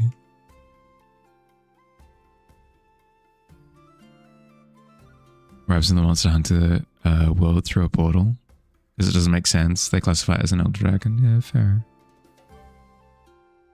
I hate crossovers. I hate crossovers so much. I'm a story first purist, regardless of the genre, subgenre, whatever it happens to be. If the story cohesiveness is sacrificed because of fan service, or is sacrificed because of memes, or is sacrificed because of we want something like cool. We want like a cool thing. No, piss off. If it makes the story worse, that cool thing can have a cool day in hell for all I care. And unfortunately, I feel as though it's a dying sentiment because most things are getting crossovers nowadays. That's okay. I'll be stubborn. I'll sit in my corner, and anytime anything has a crossover, I'll probably refuse to touch it.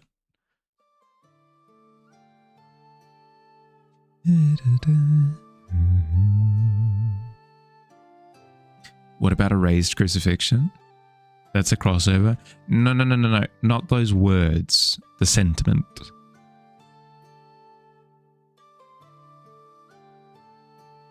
Like, for example, like basically every fighting game ever has decided we're going to do crossovers. That's going to be our identity. So my interest in fighting games in general has essentially fallen off a cliff.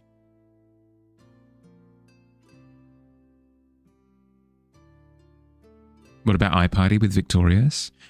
Yeah, no, like actually for real. I was less interested in both shows because that was a thing. Same with the crossovers with like Sweet Life of Zack and Cody and the Wizards of Waverly Place. So like all of that like crossover stuff immediately made me less interested.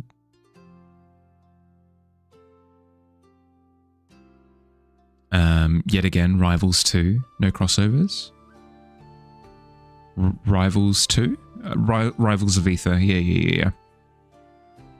I don't know, it's just, I think it's because the vast majority do, like similarly with like Dragon Ball Z Fighters, doesn't have any crossovers. So, more interested in that, I guess, but the general consensus is like crossovers are the done thing. Mortal Kombat is filled with crossovers, Soul Calibur is filled with crossovers, Street Fighter is filled with crossovers, Tekken is filled with crossovers. Even Virtua Fighter is getting crossovers. It's just, can't be bothered. Guilty Gear, full of crossovers. As far as I know, 2XKO, never going to get crossovers, so I'm more inclined to pay attention to that scene. I'm just tired.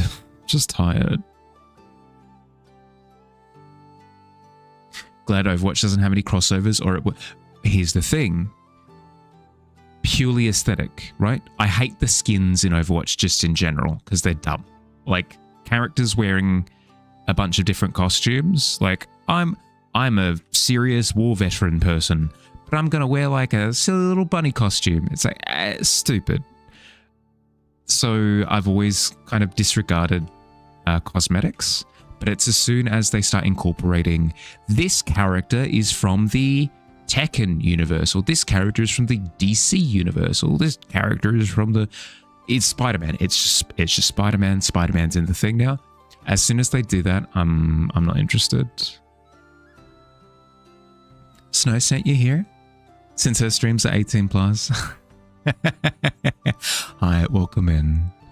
How you doing?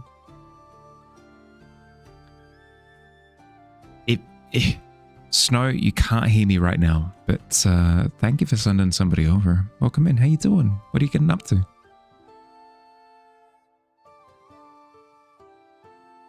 How am I? Yeah, doing well. Getting piss off Windows security. Secure this. Bam. Sorry. Working on completing a painting at the moment. We're super close. I thought I was done yesterday, but there were some things that were irking me a little bit. So I wanted to go back through and get the final touches done.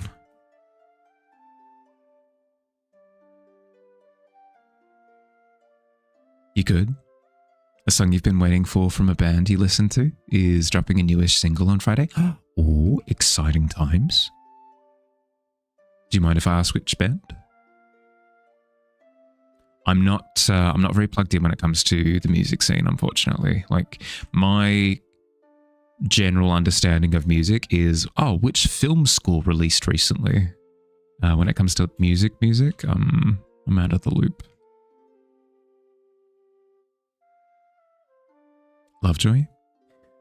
I have not heard of them, but I am happy that you're going to experience something new. It's going to be fun. I don't get to experience that a lot nowadays because I don't keep up with video games as much, for example. That used to be my thing where, oh, this new video game is coming out. I'm super excited, you know? The closest thing to that I get nowadays is D&D is releasing a new source book and it might be relevant to something that I do.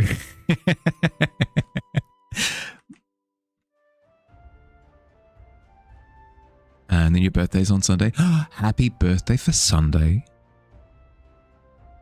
You saw them on the for the first time on November 4th. Nice. You'll have me know you were trying to come up with as many puns about crossover as you could. I appreciate the effort at the very least. Now, your name says not Kaida. So, would you have an issue with me calling you Kaida? Is that cool? Welcome in, Kaida. Hope you're doing well. Welcome to the Tavern. Think Wilds did a good crossover with Omega Planet, Omega Planetess as well. Basically a super dragon hunting robot from Final Fantasy XIV that travels to a different world. That travels to different worlds to hunt dragons and steal the powers from creatures that they see as the largest threat on the planet. Funny thing is, once it sees your hunter, it immediately recognizes them as the largest threat on the planet. That's fun. Again, though, like as soon as it's tied into narrative, I'm not as interested. It's very party pooper energy of me. I will be the first to admit. I wear that hat upon my head with pride. I have a dunce cone on my head, but instead of saying dunce, it says party pooper. I understand this to be the case, but it's true. Why I have an issue? You've been called Nokia before? I mean, being called Nokia speaks to resiliency. I'd enjoy it as a nickname. You'll reply to either Kaida or Kai. Good to know.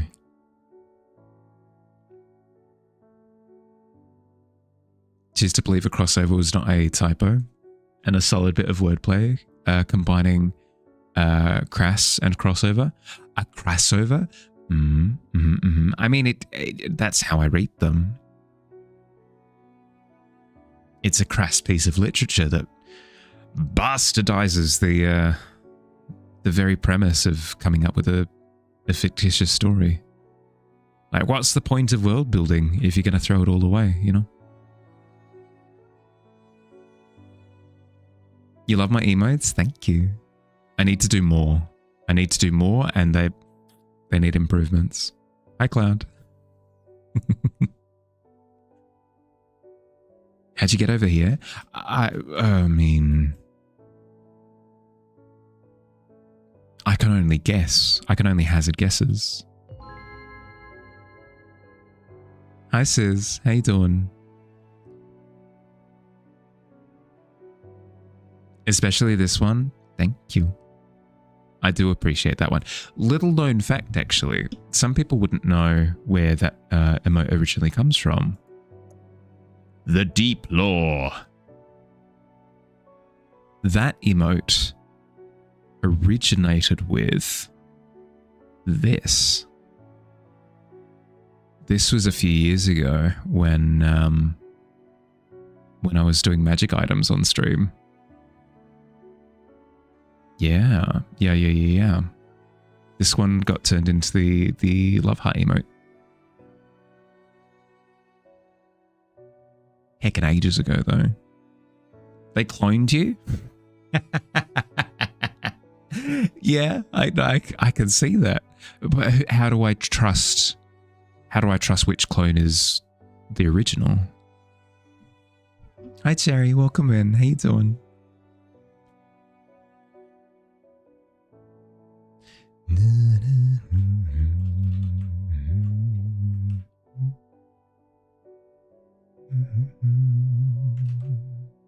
You'll have to quiz.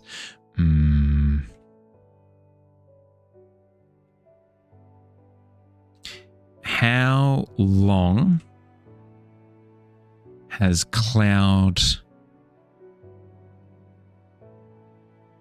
been in the tavern for, community-wise? They aren't wrong, though. Quick, say something only Mahali would say. Bazinga. That's something Mahali would say, right?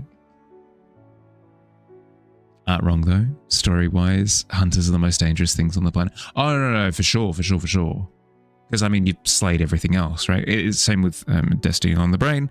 Same with Destiny, right? Like, your Guardian, it has canonically killed gods, you know? Who wield insane weapons, hunt monsters that can fundamentally alter the ecosystem. Yeah, no, it's the same thing. It's the same concept. Like, forever and a half? You've only been alive for a few hours, so you'd say about that long. My clone radar is pinging like crazy.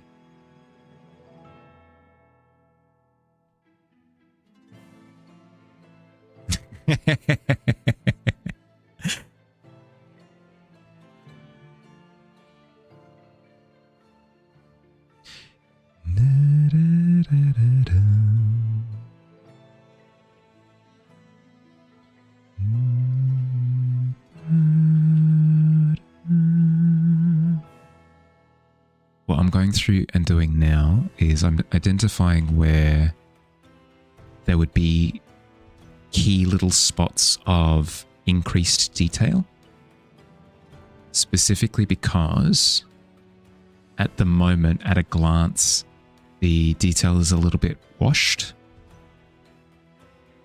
Some of it intentionally so, others less so. And the easiest way of competing against that is by sharpening little bits and pieces all over the place. Blam, blam, blam, blam. Oh, good lord. Oh, there's blood everywhere.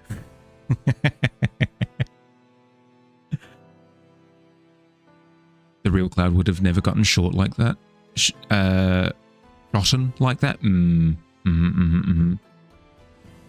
Classic Cloud attribute hasn't been shot. So, correct. Don't know about me, but getting slapped by what is essentially a building that radiates heat that makes magma feel cool. Yeah, effectively Andy. Yeah, no, I would say, again, just speaking on my behalf, I can't speak to anybody else. Being hit with the equivalent of an active volcano probably would be the death of me. Don't get any ideas, okay?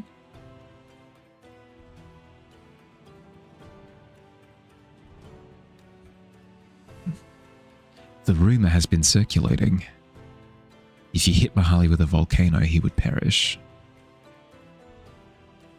Got a Discord server? Yeah. You're now on 9.6k watch time coins. We'll be flooding the tavern for half an hour eventually. Dear dear. Oh, actually, just in case you're not aware, Jerry, we're very quickly running out of real estate for the tavern markings. So if you do want to, it is a little bit FOMO-y. I didn't think about it at the time, but it's a thing that's been implemented. So if you want to get your mark in before we have to retire it, you've got a little bit of time left. As I was saying, we've got like 1, maybe 2 spots left. If you're being honest, sound like I could be a narrator for an audiobook, even though you don't listen to those. I've heard this a lot. I've heard this. Thank you. I appreciate the compliment. You broke now? Brilliant. If you've got an idea of what you would like as your mark, shoot me a message on Discord.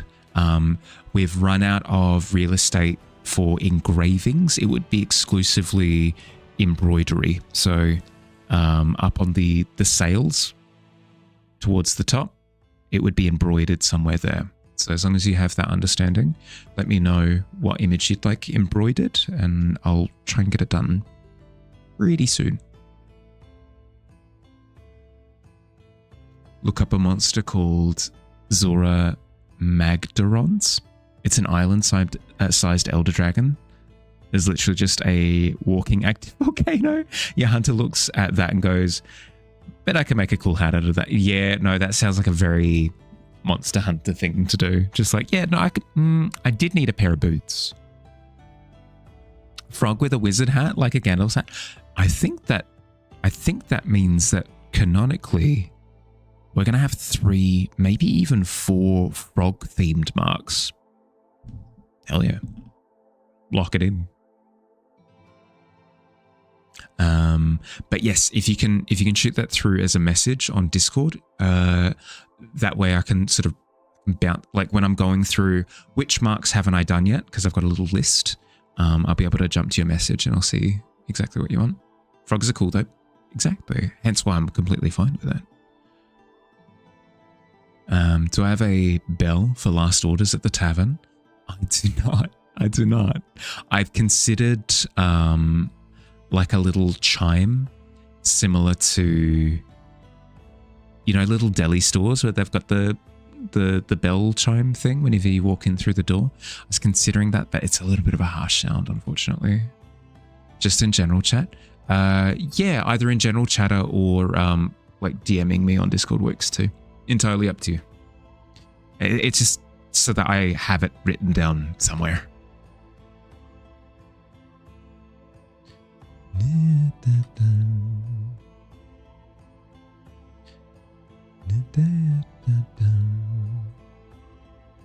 Just got the Ozpost tracking info proper. ETA, Monday or Tuesday. Exciting! Again, please, I know you said pish posh, but please let me know if the quality is lacking in any way, because I would not be happy if it's not up to standard.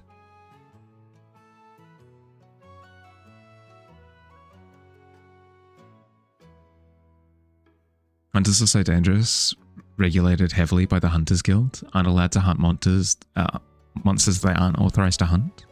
Actually use the top 5% of all hunters as guild knights.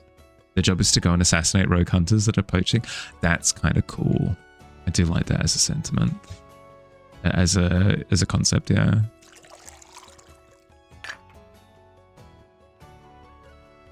Don't have me added, so you're just going to send it in general? Easy.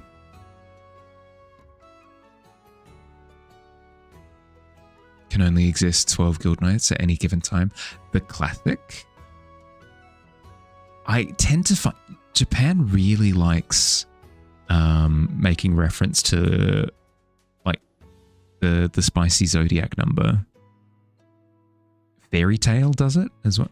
Why can't I? Oh. I understand why. It's because it's on the filter layer. Am I ever going to live stream D&D sessions? Not of the current campaign. The current campaign I'm just doing for the love of the game. I may do in the future, but it would definitely be something that I'd need to float past my players before we start. I would not want to hold my players ransom. Like, if you want to keep playing D&D with me, you got to be okay with it being live streamed, you know? Be the next Critical Role.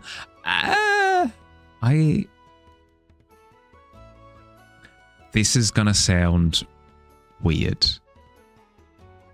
I actually would really not want to be that big. I wouldn't want to be that big at all. Again, a little bit of honesty on my part, I kind of struggle now with the tavern when it gets busier. I'm sort of barely hanging on as it currently is. The thought of it getting into like the thousands or something would be something that I don't think I'd ever be okay with. I'm just a little guy, you know.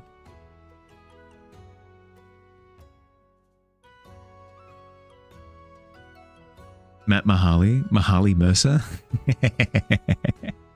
No, I'm all good. Mr. Matt Mercer can occupy that spot. I don't need to vie for it.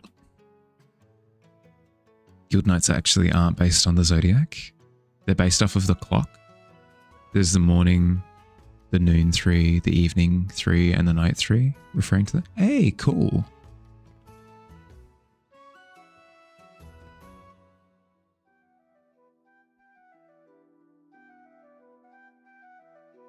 I suppose, yeah, like a dozen is just one of the popular groupings. Could be a few different things. This bone guy is quite spooky. I'm okay with that imagery kind of being the vibe. The bone guy's supposed to give off a spooky vibe. There's a degree of like spooky on the outside, soft guy on the inside. Like a little bit of that. I'm happy with the exterior being a little bit on the spookier side.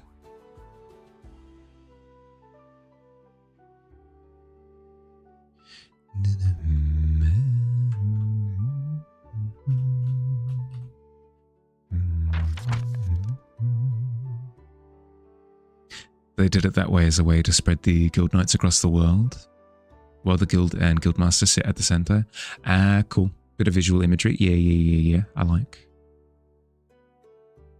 Finishing a book this month. Not with a 2. Burn the book, yeah.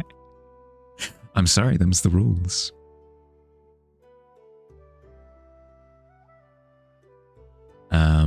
Speaking of books though,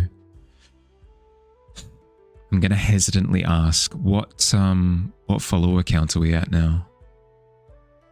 From what you noticed, think that's because I want to respond to every message in chat? Yeah. Accepting that I won't be able to do it at 200 plus viewers may help me relax a bit. Understand that those who stay will do it whether I read all their messages or not. While I agree with the sentiment, I'm huffing a little bit of copium when I say that I feel like the art category has like a little bit of a soft cap to it, where in theory we'll eventually hit something. If things keep increasing, they might not. We might stagnate. Cool, if that's the case, fine. But if things do keep increasing in size, we'll eventually hit like 100, 150, and we won't really get higher than that. And in which case, I will be able to happily keep reading for days, 988. Okay.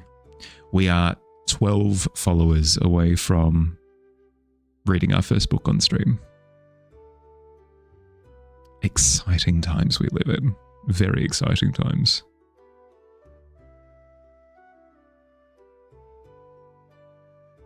To be fair, you only had joined originally to support small artists, only stuck around because it's nice here. Oh, for sure.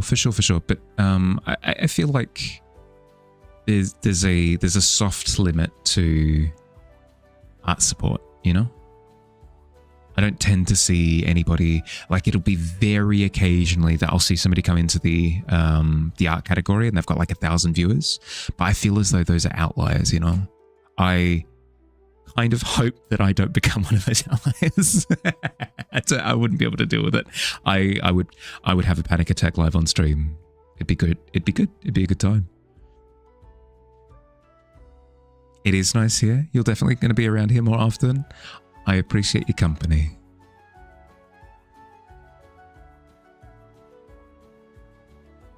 You have 17 emails. You got it, no worries. No, please. I don't want it to be an artificial number. Please, anything but that. Big art streamers are normally big because of other reasons than art alone. Yeah, it's usually a case of they're either a celebrity or they are big in the gaming scene and they also do art, or they're a big voice actor and they also do art. It's usually something like additional to the art stuff. Or they have a big art YouTube following. Yeah, something like that.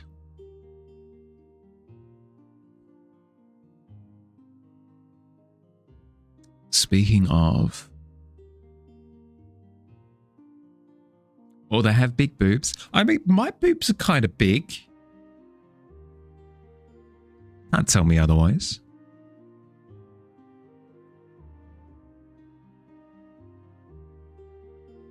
One thing that bothers you about the Guild Knights, though, is their weapons. They call them the Guild Knight sabers, but they aren't sabers. They wield a longsword.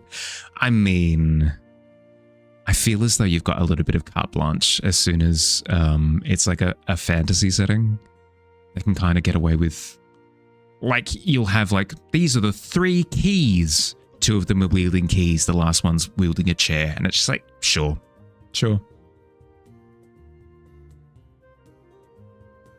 Here's how to render in 3 simple steps.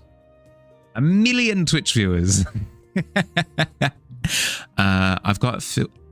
I'm not going to read that out loud. That's too funny. Never let anyone tell me otherwise. Thank you. I appreciate it. Twitch sucks at starting small in streaming. It's known for not pushing out small creators in the algorithm.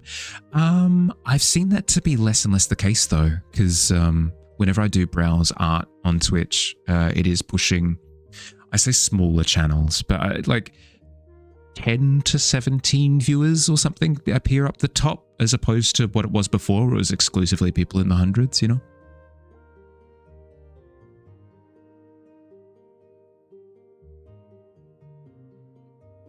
New Twitch will ruin your art. People sad. Sorry, bud. Sabers and longswords and e-stocks are always actual weapons in the game. They're all accurate. Yeah, fair. Hence the frustration. That is fair. Speaking of frustration, my body will experience frustration if I don't take a break, because it has been another hour, but I have ignored it for the past 5 minutes. So I'm going to get up. I'm going to do my stretches. I recommend that you do the same. If you've been sat for the past hour, get up, move around, grab a drink if you're thirsty, grab a snack. I'll be back in about 3 minutes. I'll run 3 minutes of ads while I'm away anyway, so we don't have to deal with pre-rolls for the next hour or so. I'll see you soon. Yabby.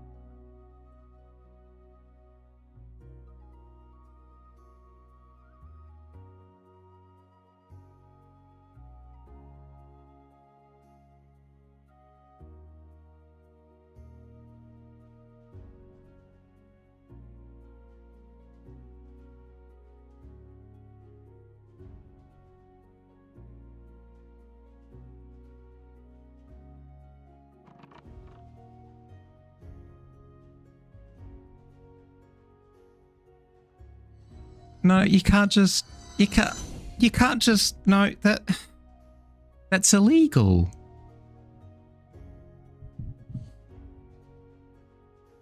You can't just come in here and drop an actual 20 like that. That's so heckin' rude.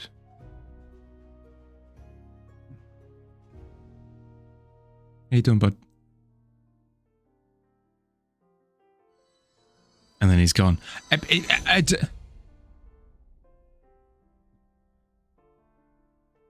What? Excuse me? Menaces, the both of you. You're washed? I mean, we all are. I'm excused. Well, all right. I mean, if I'm excused, I mean, I guess.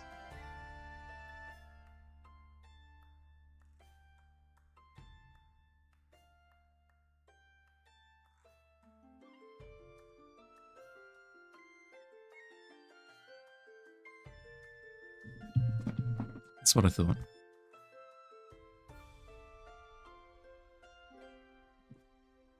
You left for a moment? What's going on? You're fine. You're fine. You're fine. Just memes.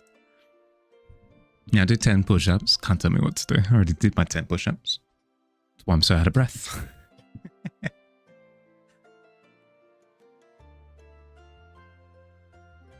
Oh, not bad. Not bad across the board.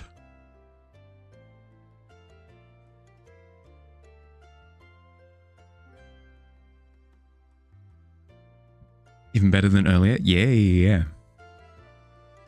I mean, the batting average as a whole has been increased.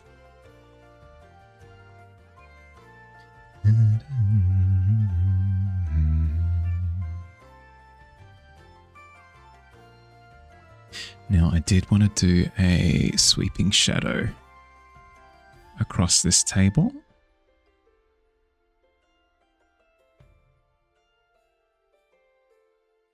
Nine.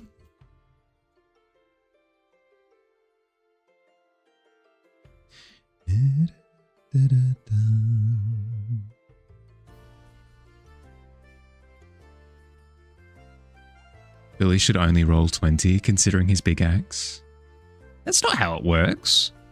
In D&D, if you just have a big weapon, you don't just automatically crit. Sometimes it can feel like it, but that's not how it works.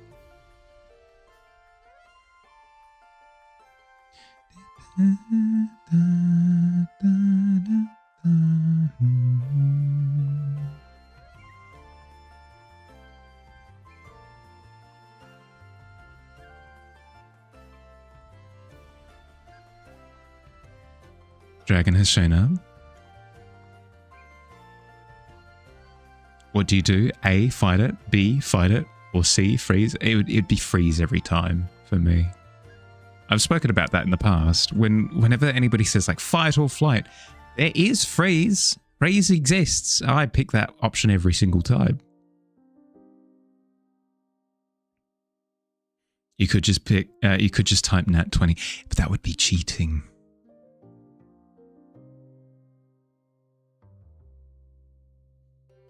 Oh, just a heads up, by the way, Kai. The mark that Frogs had Cherry had requested in the general chatter. That's specifically the point redeem for Tavern marks. But that might be retiring. We'll see. I'll have a look at it either tonight, tomorrow, or Saturday. I'll have a look at it in the next few days. And I'll see how much room we've got left. Because at the moment, we might be out of room. We might have used up the last of it.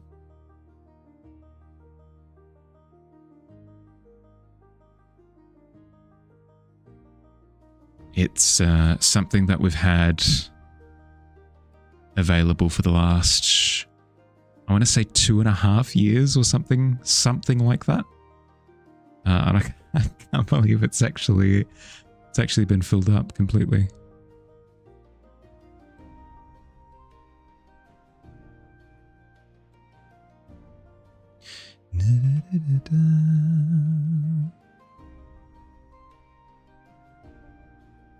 Hi, Digi. How you doing, bud?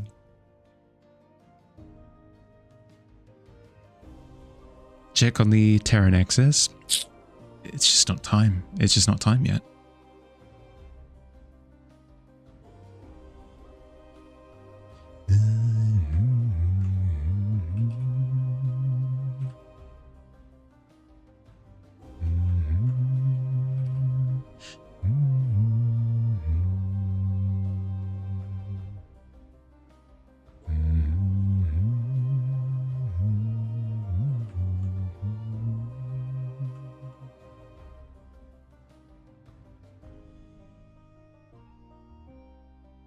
I do not sense the Terran access. We are safe. Oh, thank goodness.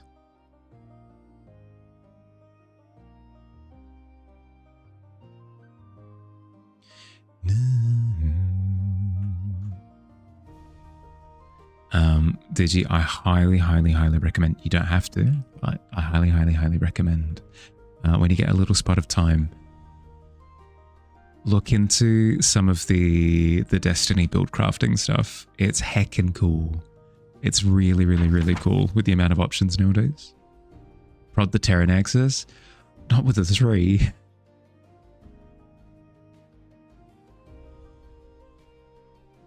I'd say on a 3, you go to prod the Terran axis, quote unquote. But as you do, the tavern like rumbles in response.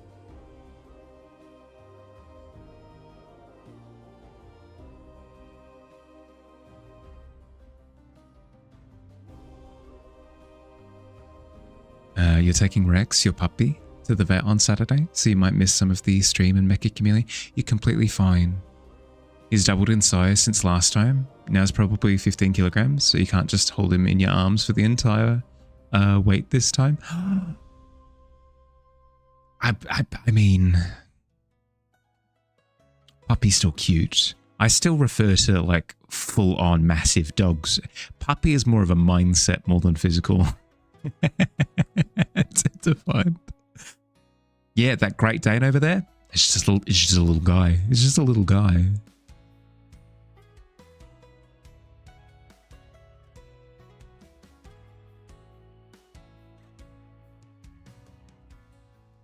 Why would you prod it? How could he? I mean, he attempted to. Never understood painting shades. Does doing it in like grey/black and white help with shading when you start adding colour to it?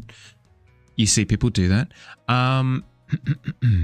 I'll explain in a second. Hi, Hannah. Good morning. How you doing? It's actually only 13 weeks old though. I mean, even still, like you've got tiny puppy, slightly bigger puppy, small puppy, medium-sized puppy, all the way up to a huge puppy. It's no matter what the size. Hi, nice. How you doing? Yeah, giant puppy, exactly. Yeah, it helps. Long story short, yeah, I'll explain it. With this piece, for example, I've probably gone through and butchered a bunch of the layers in the process, but we'll see. With this piece, I started with an initial draft. That was in black and white like this, right? I started with a black and white draft. This helped me check on the composition, right? Like, is it laid out in a way? Is this laid out in a way that does the thing that I want it to? Is it punchy in the way that I want it to be? Like, does it communicate the mood? Does it communicate the idea? Once I've got this down, going through and adding the black and white again, shading, like making the light and the darkness and stuff, this informs me on the lighting for the same reason, right? Does the lighting communicate what I want it to? Does it communicate the drama? Does it communicate the importance? Does it communicate the action? What am I trying to get with this piece? And does the lighting help?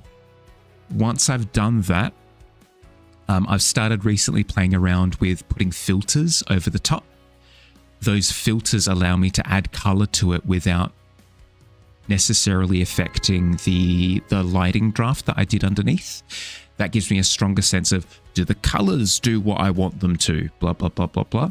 Once I've gone through all of these draft processes of blocking, light draft, color draft, once I've done those three things, that's when I start rendering. I start rendering in the actual color of the piece that I'm working on. Ba-da-bum.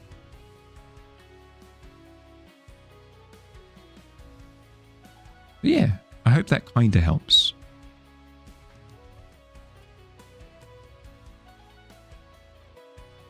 Hi, Helena. How you doing?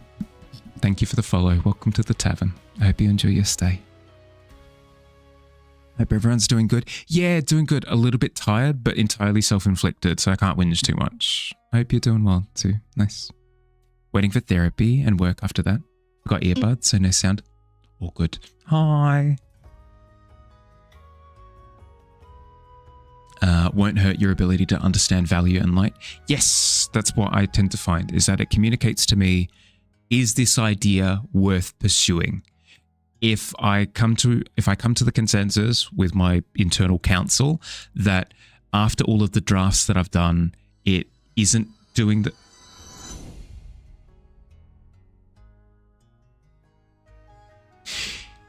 If I come to the idea that it isn't doing the thing that I want it to, then I have to go back to the drawing board and I start doing a different draft. So heckin' rude. So many natural 20s, good lord. Critical whinge, yeah. Helps because of the way that it's good for you and not bad for you.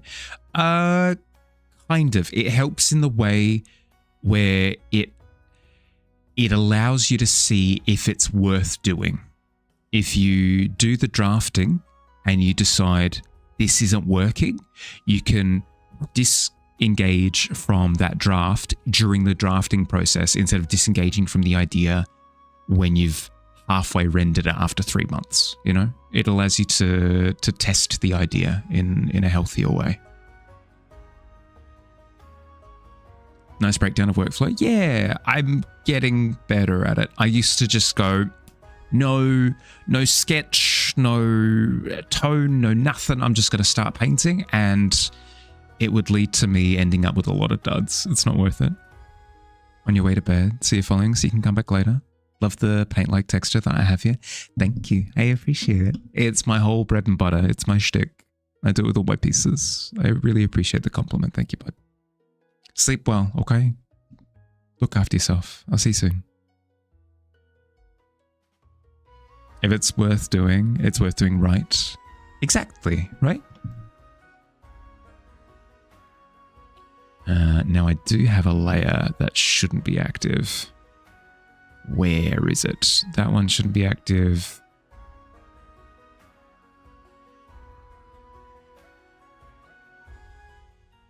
Where is it? Where is it? Ah, no, there was a missing layer. There we go. Good night. Good night. Sleep well.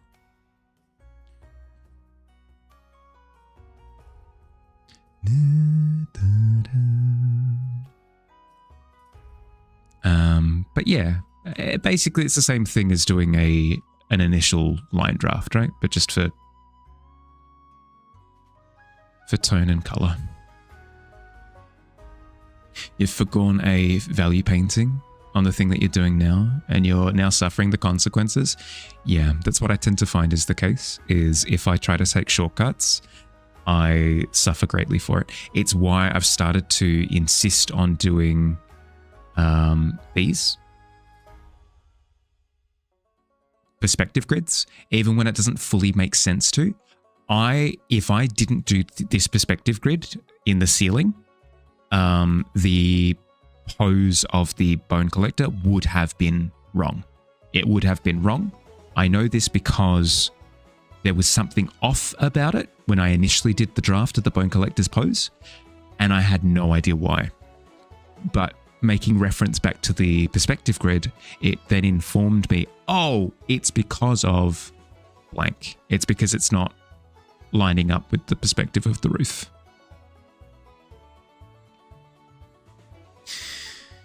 You got to do the unfun stuff to end up with good results.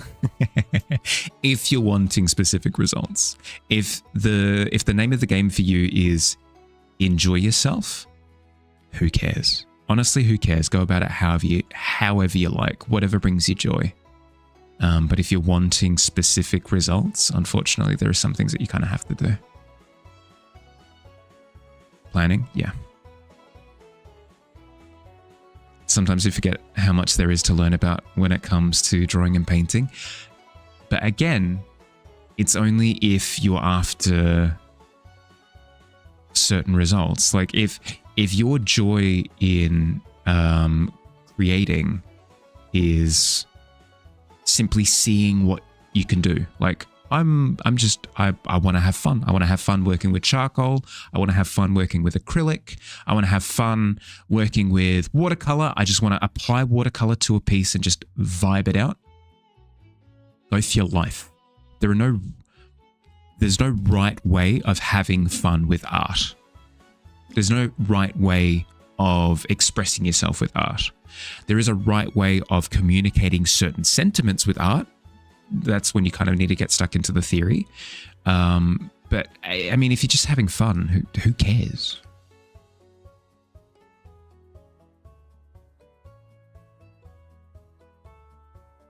Cast banishment on fun? Not on a 10. Not on a 10. Absolutely not. Oh, Bone Collector wants to have fun. Wants to have fun. If you're just doing it for fun, how dare you darken my doorstep?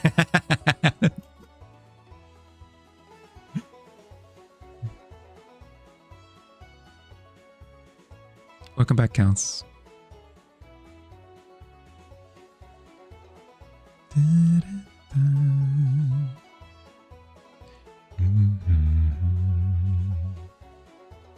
Now we're getting stuck into the nitty-gritty. We're almost done, but this last like 2% is going to take a little while.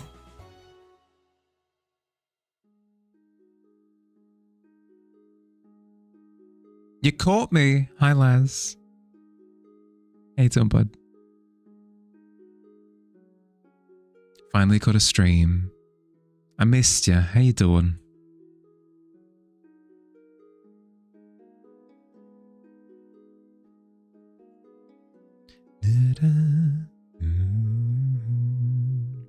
I've been slowly but surely shifting my stream.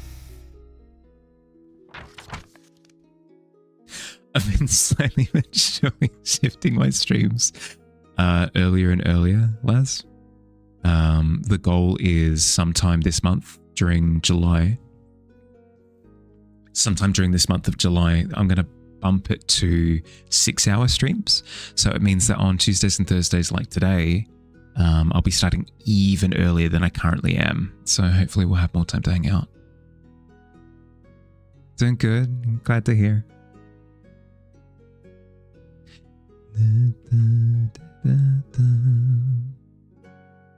Right at the bottom of the pit. Right at the very bottom. Where the miasma is. Help? You keep thinking Billy's name is Notability? Your brain has defaulted to using that. I would say he probably doesn't mind, but he probably would correct you. It's fine. It's fine. I've used people's names incorrectly without realizing it for too many occasions. On too many occasions. That'd be great. You'd love to come in more? Yeah, because I missed hanging out with some of my earlier crowd. Because I used to have my streams during 12:30. Like Tuesdays and Thursdays used to be a 12:30 start. They got pushed all the way back to a 4:30 start. So it meant that if it was on the cusp of your bedtime originally, there's just no way that you're going to be able to catch any of my streams. So now I'm slowly pushing it a little bit closer to that 12:30 start again.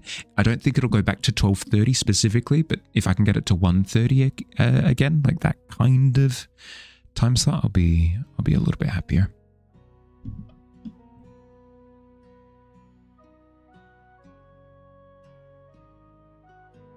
Didn't realize it was after midnight. It is Thursday. Yeah, see. Whereas my earlier time slot, I would have started an hour ago. Whereas now, in theory, if it goes the way that I want it to, I would have started 4 hours ago, you know?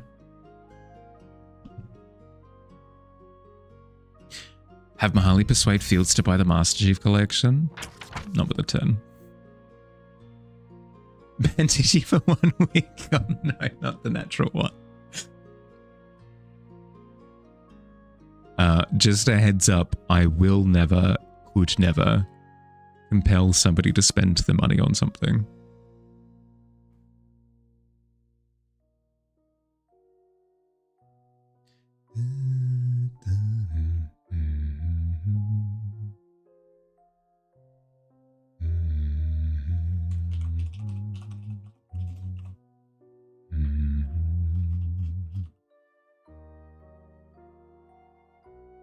Wasn't very convincing, hence the 10. Now one has to bounce the band back onto the caster. Is that how that works?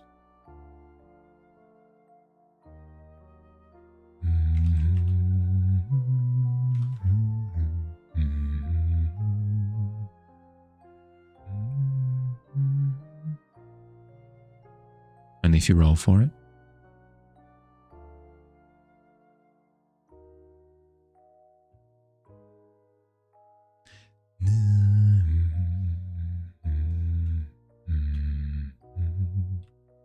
You're slowing your roll. Hey. Slow your roll, kid. I already have. I announced it earlier.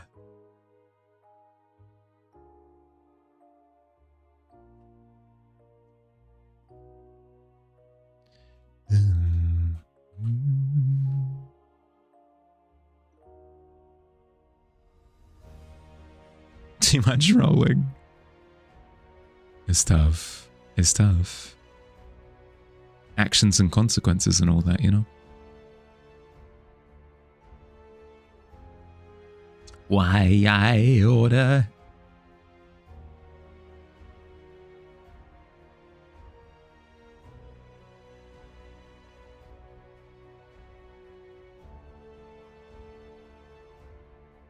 I read Roll D's in the same way that Mrs. Incredible... I don't know why I've got Incredibles on the brain. It's just there, I guess. Remember in the first movie where they're fighting the big bull robot thing, whatever, and Mrs. Incredible like does a little bit of head calculations and then turns to Mr. Incredible and goes, "Throw me, Bob! Throw me!" I read Roll D's as Roll D's in this like exact same tonality. There was a degree of desperation to it. I can't tell you why. It just, yep. How it is. Found the reason that you've been putting 5 spoonfuls of sugar into 12 ounces of coffee isn't needed for you to enjoy coffee. Just need to stop using Keurig. Ah, there you go. Boom. I don't think I'll ever enjoy coffee, but I'm glad that you had a bit of a revelation regarding it though. You're in my head, clearly. Found an amazing coffee shop today. Good stuff. Hey, glad to hear. I'll never enjoy coffee. I will always cherish a hot chocolate though. How good is the brain? It's a wonderful thing. It makes connections in the strangest of ways. In your head, in your head. Coffee, coffee, coffee, eh, eh.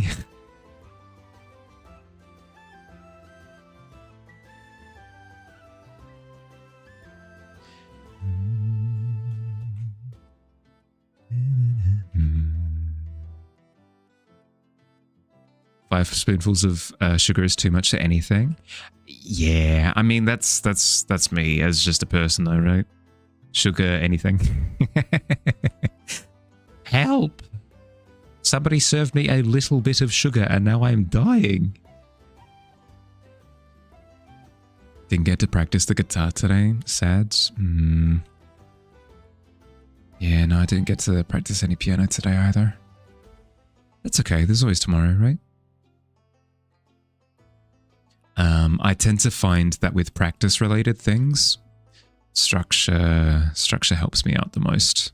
So setting an alarm for a certain time can help, depending on how rigid your time is. Telling yourself, like, I can't do blank until I've done blank. Like, I can't play video games unless I have practiced a little bit of piano. Can help as well. It was at 4 p.m, so you got decaf. Felt even better because you heard it's usually bad. Hey. I'm not familiar with the taste of coffee and decaffeinated coffee, so I wouldn't be able to speak to it. But yes, I've heard the same thing. And their tanks and their guns. Coffee.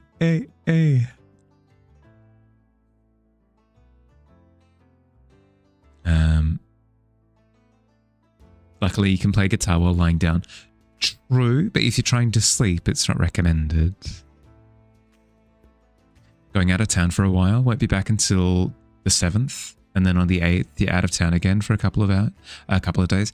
Yeah, I mean, we go through busier times, you know.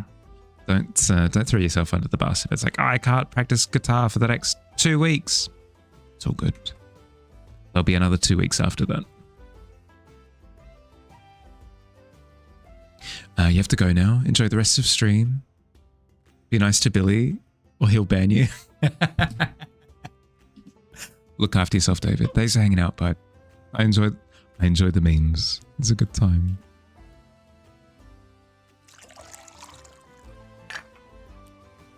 Coffee, well, enjoy. Coffee doesn't do anything for you. You think you just drink it out of ritual at this point? I've had to kind of go through and axe some things that are like that just make my life worse. Like, for example, I'd snack on certain things. Like, oh, you know, it's just because it is what I do. But I tended to find my day was worse after I snacked on those things.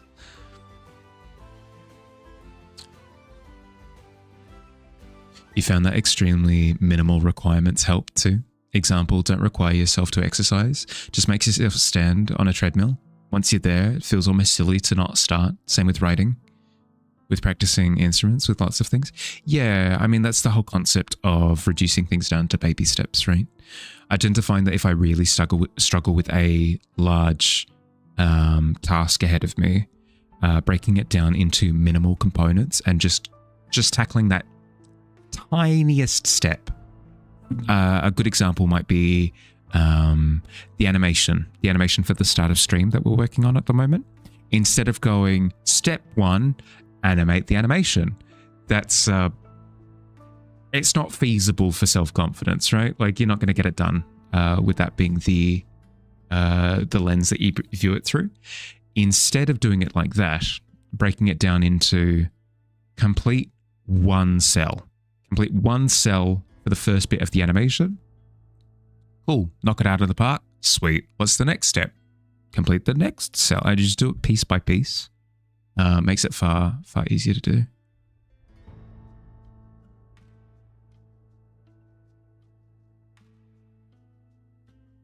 You read coffee, the way Lorelei Gilmore says it in episode 15, episode 5, season 5.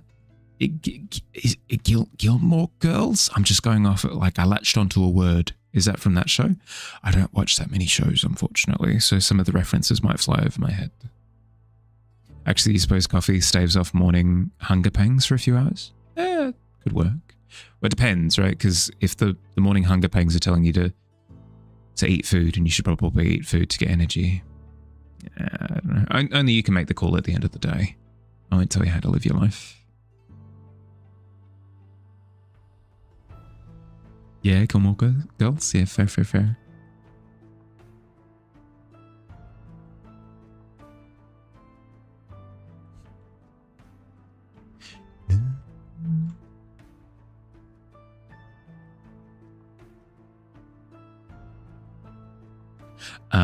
I started a sentiment earlier, actually. I should probably finish it. I was whinging the other day about not having found any good anime to watch. Where I was having a gripe, a grouse over how all of them are really vapid and tropey, and I hate all of them. But I've recently started watching Daemons of the Shadow Realm, I think it's what it's called. It's by the same author as Full Metal Alchemist. You might have seen some clips floating around lately. It's very good. It's very good, legitimately. And not just because, like, oh, the art style appeals to it. No, nothing like that. Legitimately, the storytelling for it is really engaging. The way that they plot it out. All the characters are lovely. Wonderful time. Don't spoil. Absolutely will not. All I'll say is that it's not tropey. It doesn't do the whole, we're on an adventure, but all of a sudden we really have to have a beach episode, you know, because we haven't had a beach episode yet. None of that garbage. It's very sort of true to what the story is, which I appreciate. You eat once a day by design, so that's good for you. Literally no one else. Yeah, fair. Hence why I can't speak to what's good. You have faith in that particular writer, so you're excited to jump into it when you're ready. The first season is done at this point now. So if you're waiting for a whole thing to consume, yeah, now could be the time.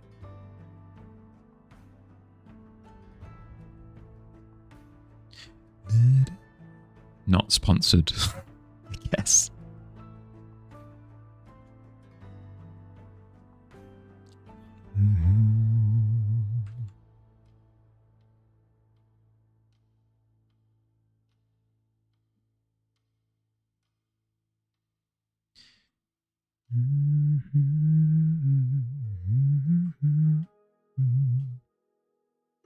May you admit the first time you've had hot coffee was when you were 12? I think that's completely fine. Like kids back in the day used to have hot coffee all the time.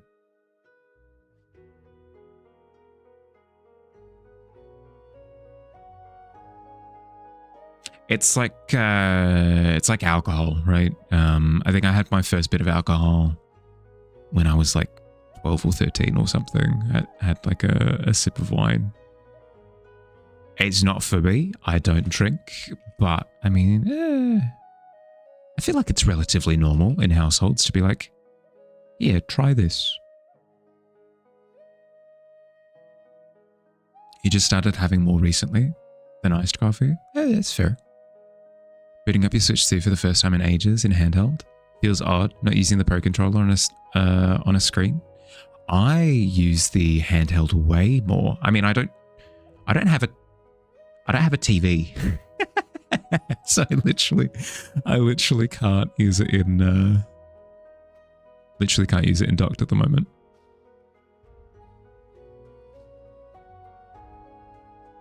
Your grandma used to dip her finger in wine, let you chew on it when you were a baby. Cultural thing, yeah.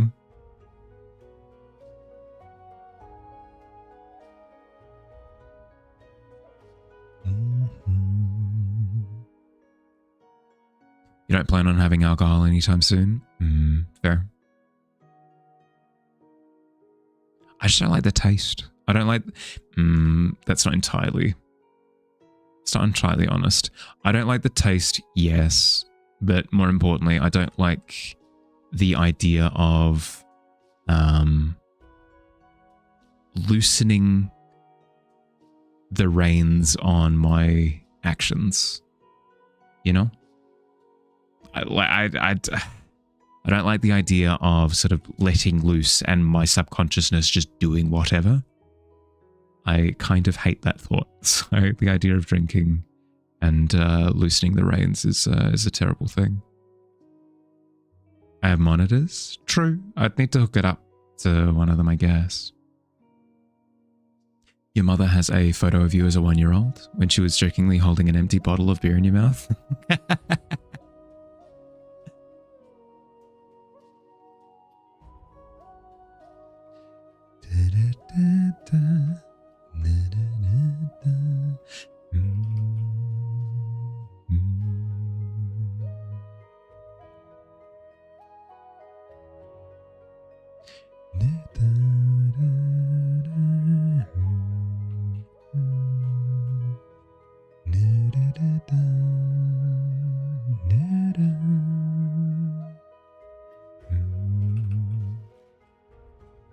Please don't feel obliged to answer, but a lot of people who have that view of alcohol usually have it after a negative experience. Is that the case for me?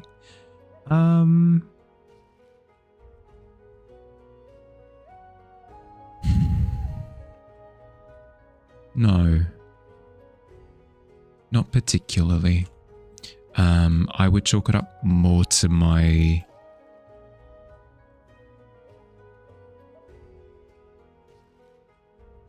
I would chalk it up more to my brain chemistry more than anything. I have some stuff that I won't get into that like makes my decision making very black and white. There are some things that I try to push back against with that, where I'm intentionally trying to like break out of that logic. But alcohol is just one of them where I don't see the benefit in fighting against that sentiment, you know?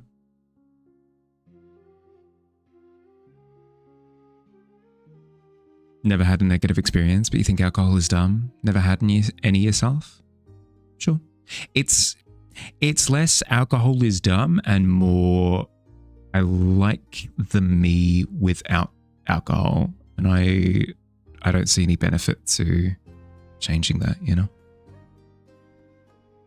Tried it a few times, never felt difference in a good way.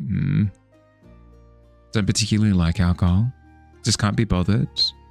You've had a negative experience in the past, but nothing that would make you not want to drink. Just old and tired. Going hard would take you 5 working days to recover from. It's not worth it. Fair. I don't see the benefit in drinking it, you know? There's the social aspect to it, but if I'm in company that has a worse time because I'm not drinking, that speaks to it being company that I don't want to hold anyway. Does that make sense? I'm at my happiest when I'm amongst, this is going to be shocking, nerds who couldn't care less if I was consuming alcohol or not, you know.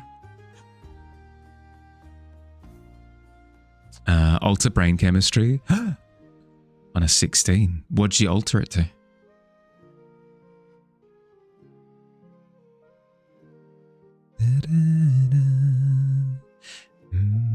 If only it were that easy.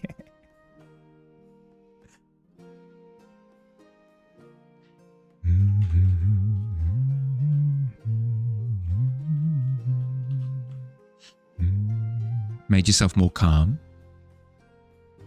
I feel like you're plenty calm already, did you? But I also know that you can definitely be impassioned regarding certain things. So I can see the application. One of your friends got tipsy at her 21st, made you realize that you don't like being around drunk people. Yeah. You're similar. The majority of your friends don't drink. And the ones that do it rarely. If you need to get drunk to have fun, that's not something you're interested in. Yeah. Yep. Like, that's not me, like, holier than thou. Like, pish posh, you're a worse person if that's the case. It's just, as you've said, I just don't enjoy holding that company. I just don't enjoy that environment. Not being, yeah, no, I got you, man. Because you're more creative when you're relaxed. Yeah, I tend to find that's the case. You're not you when you're hungry, but like for art.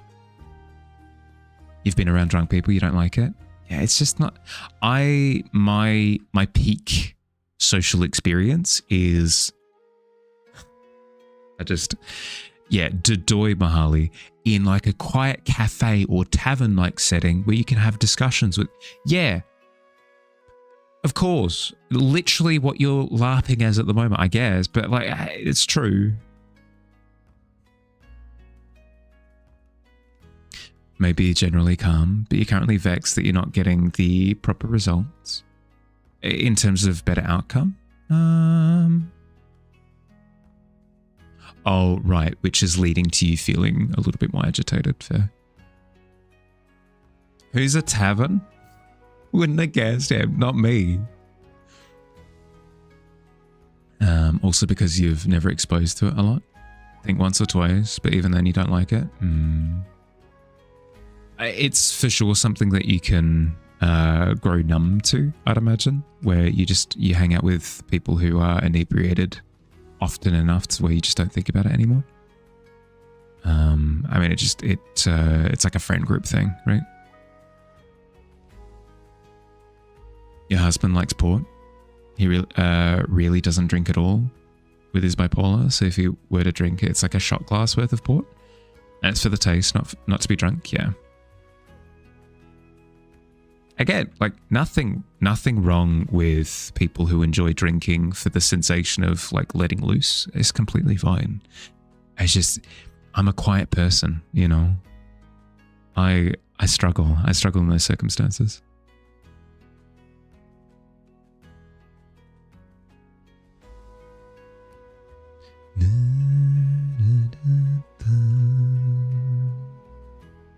And for the people who are like, I enjoy being more confident when I'm drunk. Well, I enjoy talking to the less confident person, you know? But that's just me. I'm not gonna like strop over waggling my finger like, oh, you are enjoying yourself in the incorrect way. It's not my life to live. You're watching the stream to take a break from it. You'll return refreshed and enlightened, capable of artistic feats hitherto unseen. Ooh, well, I'm looking forward to your limit break. Tried the lovely mead at the Ren Fair and it was tasty. Figured you might enjoy the experience, hey? Yeah, I enjoy what's it called? What is it called? I'll look it up.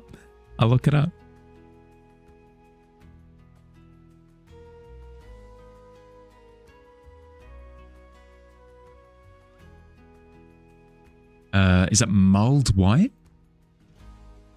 Mulled wine is really, really, really nice in like a snowy setting.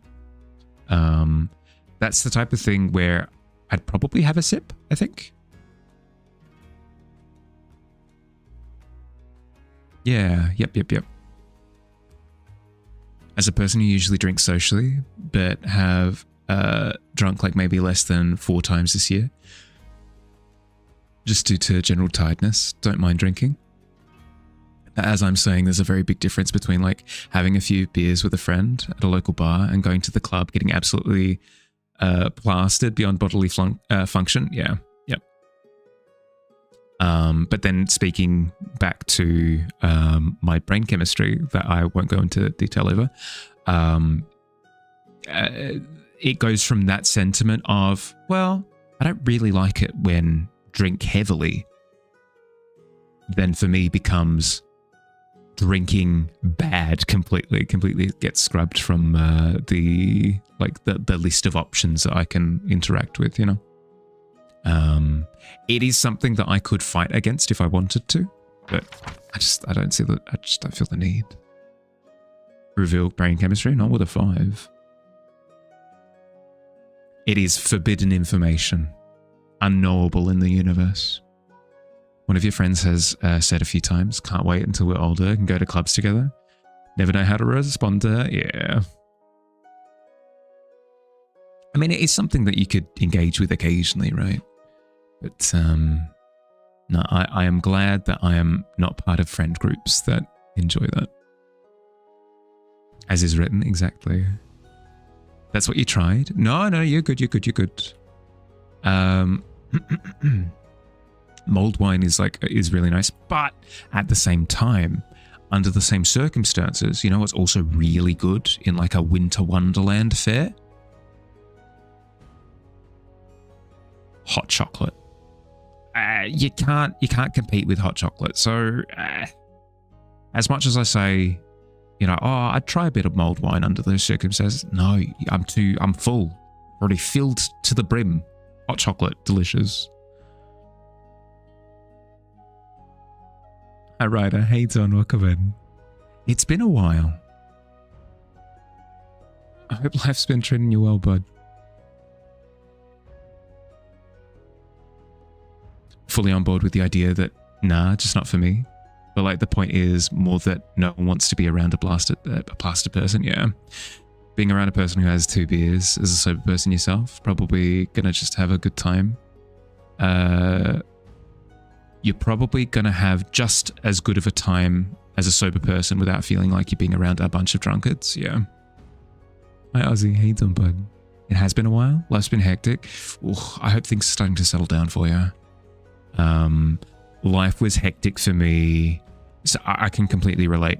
Life has been non-stop from around July last year all the way through till May this year. So I'm finally off the crazy train. I'm super happy about it as well. I get to slow down a bit.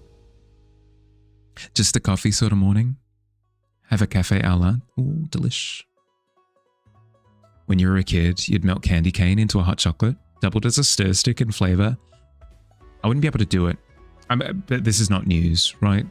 Like, I can't do sugar, so hence. I mean, if you do like sugar, hell yeah.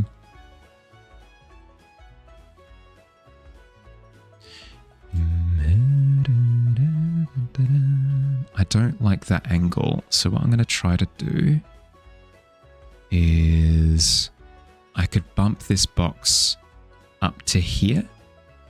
That could work. That way we don't have angles interacting with each other in yucky ways. What you found about was this college in the UK, you'll only need to save up, but most likely need to get a scholarship for. Oh, that'd be kind of cool. Jumped from one crazy train to another. Ugh, already here, bud.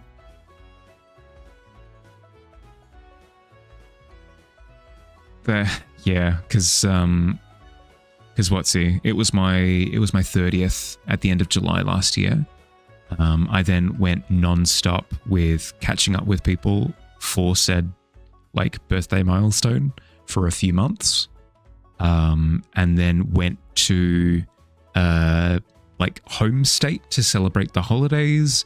Then like there was a wedding, there was a christening, there was just a whole bunch of running around. Moved house. Good times. I do not recommend that roller coaster. Ugh, bottom of the recommendation list. Since you live in Canada, going to a college in the UK will cost a lot. Yeah. Yep. But hey, worth it. I mean, it would be incredibly formative as an experience. Be heckin' cool. Moved across the country, and yeah, don't recommend that roller coaster either. Ugh, yeah, no, I've moved enough for a lifetime. Just in the last couple of months, if I can at all help it, I will happily remain here for the next decade.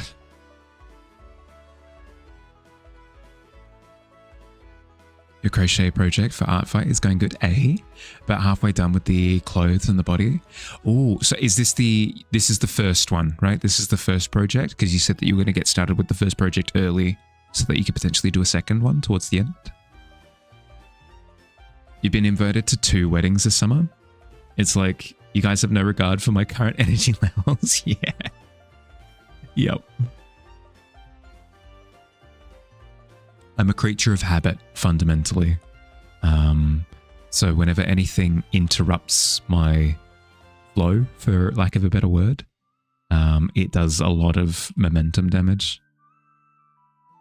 Like, I'm currently at my happiest, given that I haven't missed a stream for the past month and a half. I'm over the moon.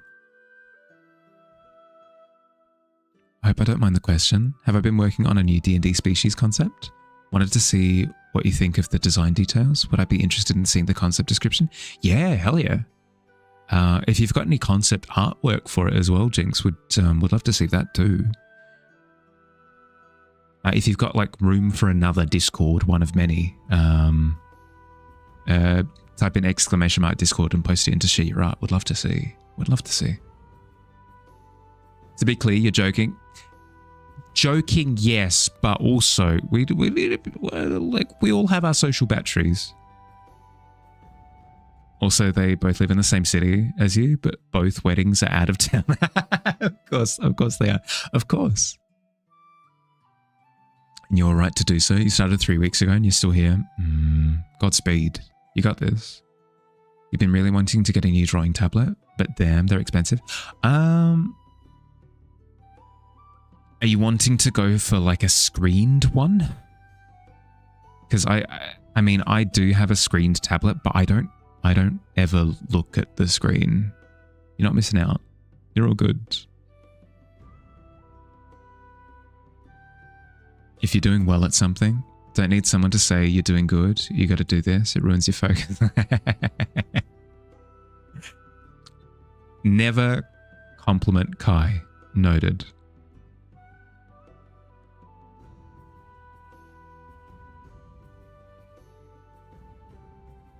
Meant to be going away tomorrow, but you don't want to. Going to disrupt your routine. Means no more relaxing and painting and stuff. That's the thing, right? Is I tend to feel like I'm the most productive when nobody... Don't interrupt me, you know? Like, don't invite me to anything. But here's the problem, is never socializing with people is also its own little quick time event that you need to wrap your head around. You got to socialize sometimes.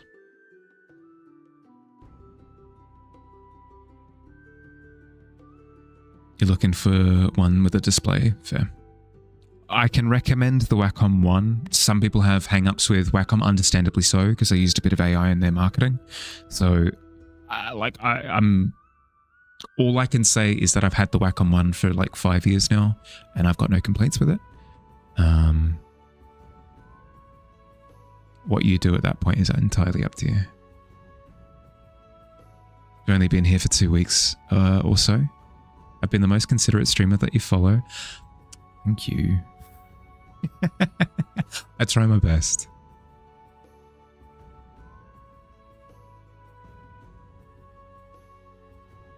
You have a no screen Wacom. It's all right, but then again, don't do that much digital art, so you don't use it often. I mean, as somebody who uses it on a daily basis, I never look at the screen.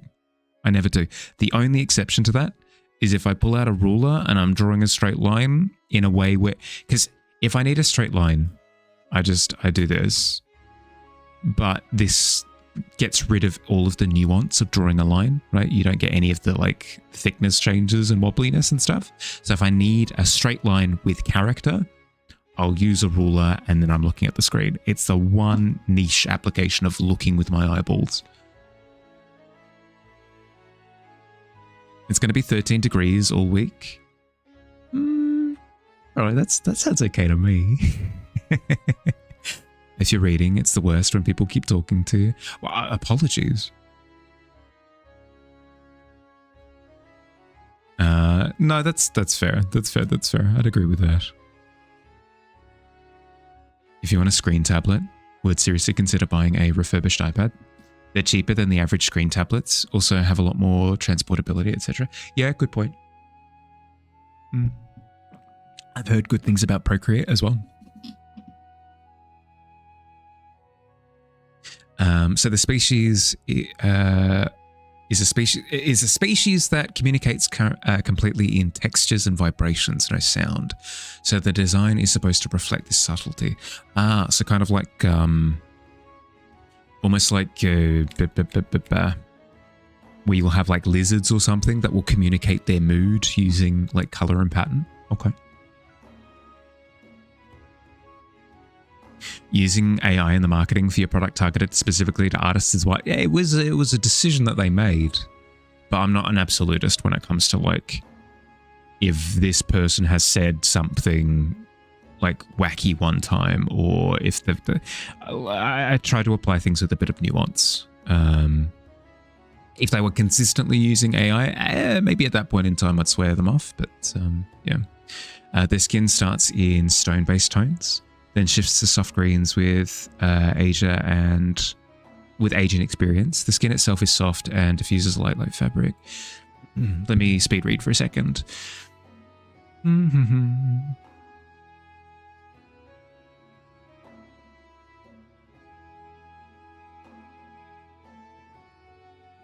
Okay, so kind of like an Earth Genasi kind of thing, but with like shifting textures and color. Cool. You're in need of socializing, but your friends are all busy. Want to go to the museum, but going alone is so lonely. Yeah. I need to start looking into like game groups and stuff, because a lot of my local friends here are busy with life responsibilities, which is completely understandable. But I probably should socialize in real life more than I currently do. So I need to look into like board game nights and card game nights and TTRPG stuff.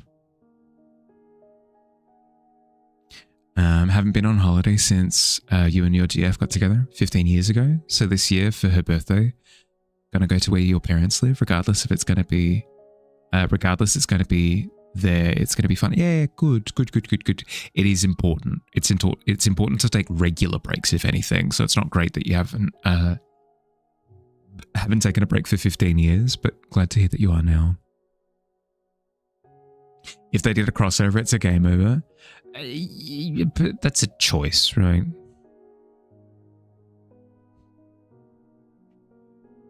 But yes. Hypocrisy strikes again. You want to go to the museum? What kind? Something that I've learned over the years is that there are many different kinds of museums. Think of, instead of communicating with textures of lines and grooves mixed with hard softness like bark, stone, metal, being expressed simultaneously on their skin as they offer their hand to another. I like the idea of in Chinese and Japanese, from what I know, very limited understanding. So if I misspeak, apologies. I'm not wholly familiar, but all of their characters hold meaning in and of themselves. So the word for mountain might contain multiple other sentiments that describe a feeling or a thought, right? The word for mountain might also include ascension, might also include grandeur, might also include like durability, something like that. I like the idea of a species being able to communicate instantaneously because their entire body acts as almost like a symbol to a thought, a feeling, a sentiment, like quickly shifting between a few different colors and textures. Being able to communicate a thought instantaneously would be really cool. You just want to go to a museum, you love them, maybe an art one. Oh yeah. Contemporary art museums are a hell of a roller coaster. I think one of my standout experiences is walking into a contemporary art museum, stepping into a room and it being filled with military uniforms all being hung up by like fishing wire, and they all started playing drums simultaneously as soon as I walked into the room. Absolutely terrifying. My heart exploded. I died that day. You're off to bed. Glad you were able to drop in even for a little bit. Always really enjoyed the vibes here. Hopefully you can make it to more streams in the future. Good night. Good night, Ryder. Look after yourself, bud. As I said earlier in the stream, I'm looking to shift my streams a little bit earlier on Tuesdays and Thursdays, so hopefully that lines up with you a little bit better. Look after yourself. Sleep well. It's very nuanced. You want to kind of translate that sort of detail in words as another form of vast variety in the feeling. Heckin' cool. Sounds like a fever dream. It was kind of terrifying, yeah.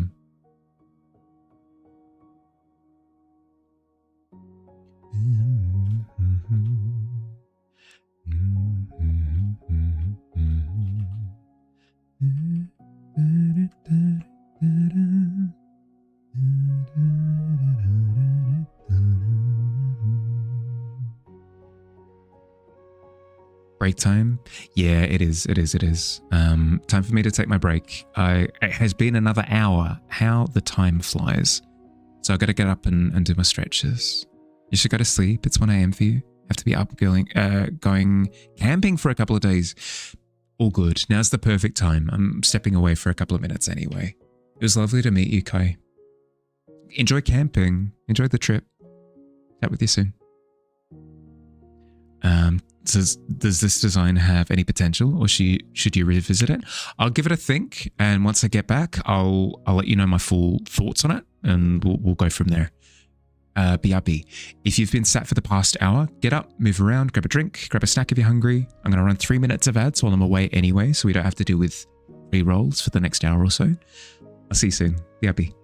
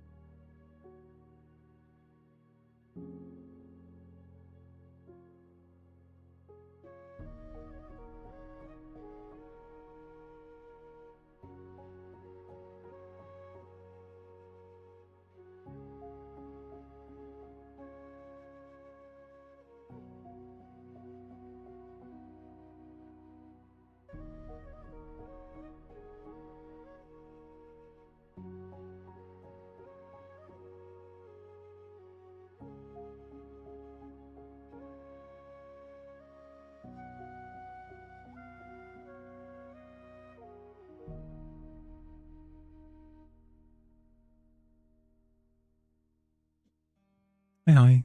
You think your sleep schedule is booked? Mine too. Does anyone else yearn to draw a full set of plate armor and experience melee combat while wielding a pole hammer? Don. Yeah, okay, doing a full set, yeah. No. I have less of that urge and more of a getting dressed up in wizard robes, or I could go for like a ranger aesthetic, like getting all dressed up in like a tunic and leather armor and having a quiver on the back or something. That'd be a good look. Hey Basti, how you doing? Just came in to lurk for oh, thank goodness I didn't miss the ads. Oh, close call. Hope you're doing well, bud.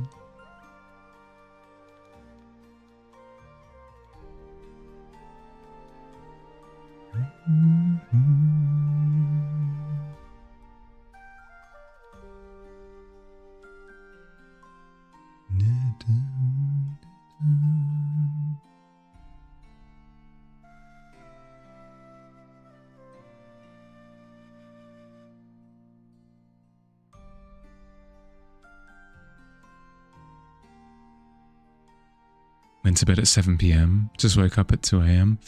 Ooh. This has never happened before. Usually you're asleep until 10 a.m. for the at the earliest.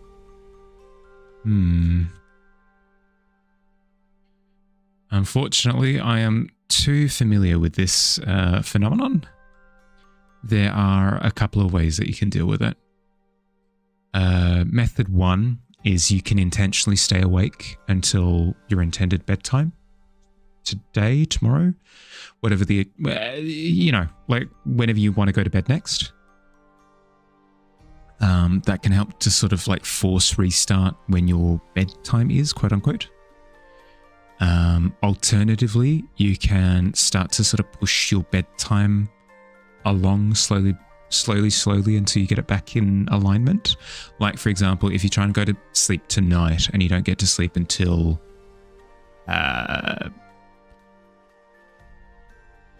like 2 a.m. or something, you can then try to go to sleep at 1:30 a.m. tomorrow, or you know, and then after that 1 a.m. and then after that 12:30, like try to incrementally push it earlier and earlier.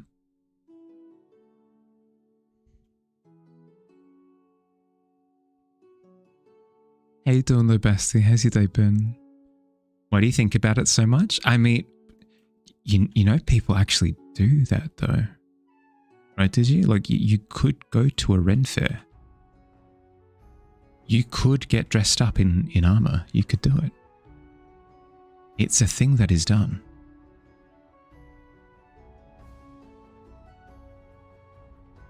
You have this image flash in your mind of looking out of the eye slits of a helmet and crashing into some other guy in plate armor.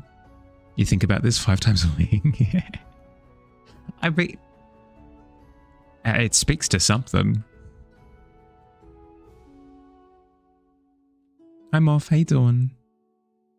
This boy's looking so good. Thank you. I will admit, when I showed the work in progress to Nina yesterday after I rated out, there was a moment of, this looks terrible. But it was an overreaction on my part. I just needed to adjust a couple of things.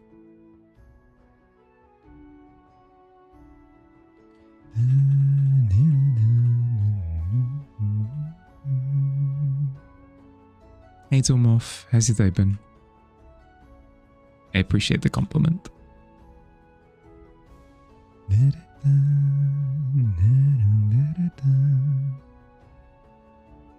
Pretty sure you think about it when you're frustrated or stressed. Oh, yeah, no, I could kind of see that. Similarly, I feel like people have that kind of thought with like a boxing bag, where they, like, in their head, they don boxing gloves and they just like, punches in the bag, you know?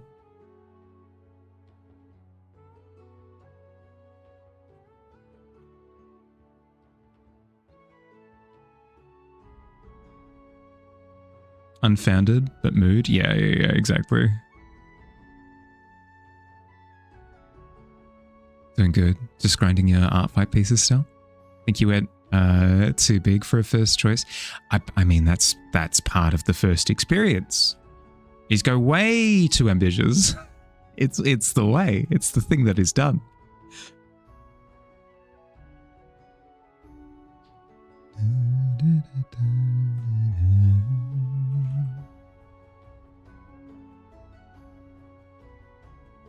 When you punch, it also goes pew pew pew. I mean, hence why I did the onomatopoeia that I did. It's incredibly accurate, yeah. And here we have the acclaimed historian Mahali. Mahali, if you could give us a preview of what that would have sounded like. Oh yeah, no, pew pew pew pew pew pew.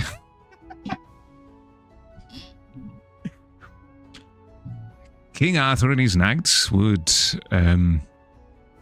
adventure through the land and quash any sort of outbreak of violence. Pew, pew, pew, pew, pew, pew, with their big long broadswords. Pew.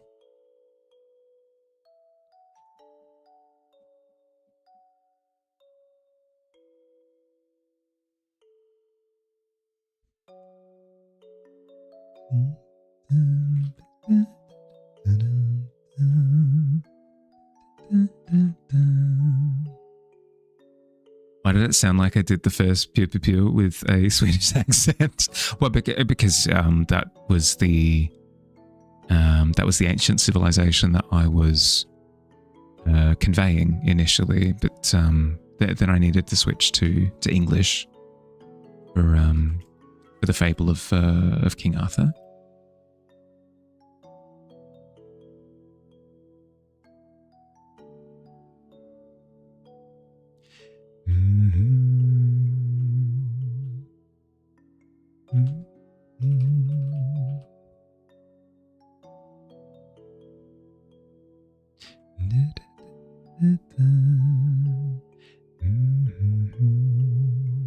Makes sense, yeah. Yeah. No, I feel as though I'm pretty consistent with my skills with a Z.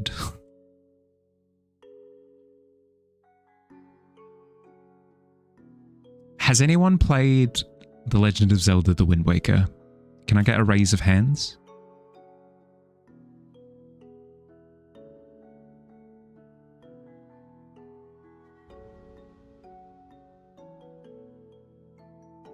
Raise his hand. You know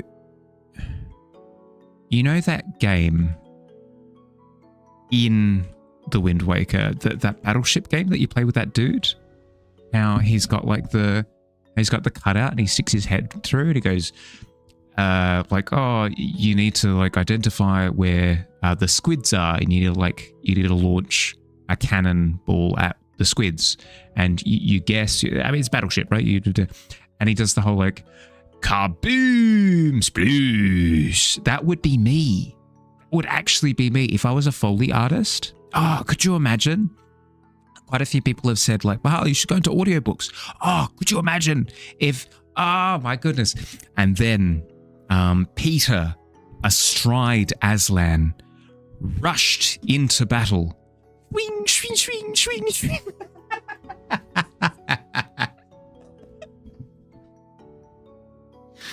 I feel as though I've got a career in that department, you know? Went to a yearly Ren fair when you were a kid. It was awesome. Had so many vendors, rides, and a jousting event. Specifically remember a frozen treat that you had one time. It was half an orange peel filled with orange flavored ice. Had to kind of carve it. Ooh. Gotcha. 7 months already? Thank you, bud. Thank you. I hope you're doing better. Congratulations on your VIP. Glorious. Yes, go make it. We'll see. We'll see how many sound effects are required in Beowulf. Would be even more comedic if someone else did the boring reading and then I'm just clipped as the sound effect. Oh yeah, I'm literally the Foley artist in the relationship. Yeah, I could see that.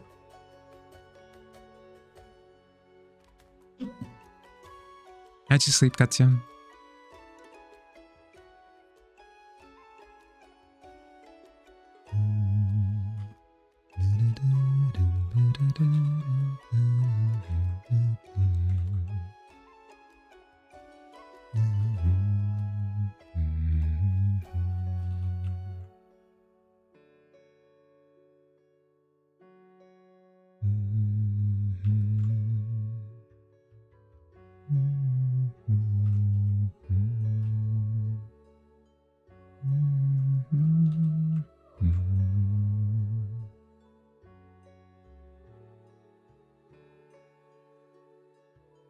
that'd be kind of threatening, actually, now that I think about it. If the narrator was brought onto like a stage production for something, they step out onto stage about to give their text, right? And then it's me lurking in the background with a microphone up against my face, like, oh, here we go. Here we go. Bit ominous. You overslept, had a dream that you moved back to Poland. And Onision apparently lived in your basement. It was very weird. I mean, I did see that apparently he was trying to make a comeback recently. To think that he was doing it out of your basement, though. How long have you known? It was very weird, yeah.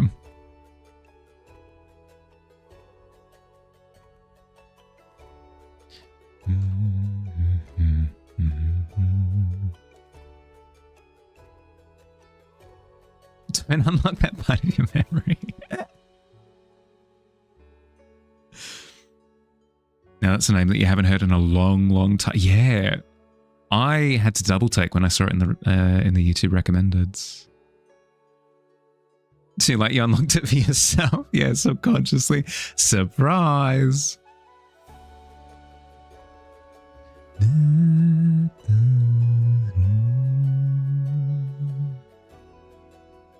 That guy was the worst. Yeah, no, it is the worst, correct. Just another game because people think 1v5 is a viable strat. Though onto your species. Yeah. Okay. So, Jinx. The species concept seems completely fine. Completely fine. You could go with it, go ahead with it as is, and it would just function completely fine, just based off of what you've described. Although I do have a couple of notes because, of course, I'm going to think of things visually, right? It's my thing. It's what I do. I had a couple of recommendations for visual elements to the species. Biologically, it would make complete sense for them to be almost like changelings or morphlings or whatever, right? Where they could change any part of themselves to be whatever in order to communicate whatever they need. Like they could change the texture on their shoulders and their face and their blah, blah, blah, blah, whatever. But I'd argue that it would be more visually interesting if they had a certain part of themselves that is used for communication. So think of it like a peacock, right? Where, yeah, their movement plays into how they're communicating when they've got their feathers out, but mostly the visual aspect is the plumage of feathers, right? So something along the lines of maybe it's just the area at the front of their body that is the thing that changes texturally, or maybe they extend fins, like almost like a frill neck lizard, right? Where maybe they extend frills from their neck or their shoulders, or maybe like a wingspan between their arms and their body, and maybe it's on that surface that they're communicating their thoughts, their whatever they're attempting to communicate. That way it has like a stronger sense of identity, because I know personally from my experience from like trying to create creatures that if you've got a creature that just fundamentally changes what they look like all the time, you don't get a strong sense of what the creature looks like. You don't get a strong sense of like, oh, it's this creature in my head that I'm imagining each time you introduce a new one, because it becomes quite wishy-washy as to what like one of those creatures looks like as a base. Whereas if you have like a main like method of display, maybe it's not a certain part of the body, but maybe their body behaves in a certain way to communicate it, right? So maybe where you've described these rock-like plates over the body, maybe it's a sense of like just those raised surfaces shift and stuff all over their body, but it remains the same, like that. Those plates remain ever present throughout all of their communications. Just something that you've got like a core design for the character that never changes, and then you've got other elements of it that do. So you've got something to kind of point to and say that core element that's what the creature is, it exhibits this behavior on top of that core. Does that make sense? I feel like I've done a terrible job of communicating it. Funny thing was that the basement was like tiny, 2 by 2 meters or something. He had screens everywhere because he's a serious content creator, methodically throughout all of the meat of the fridge when you were away. That's so inconsiderate.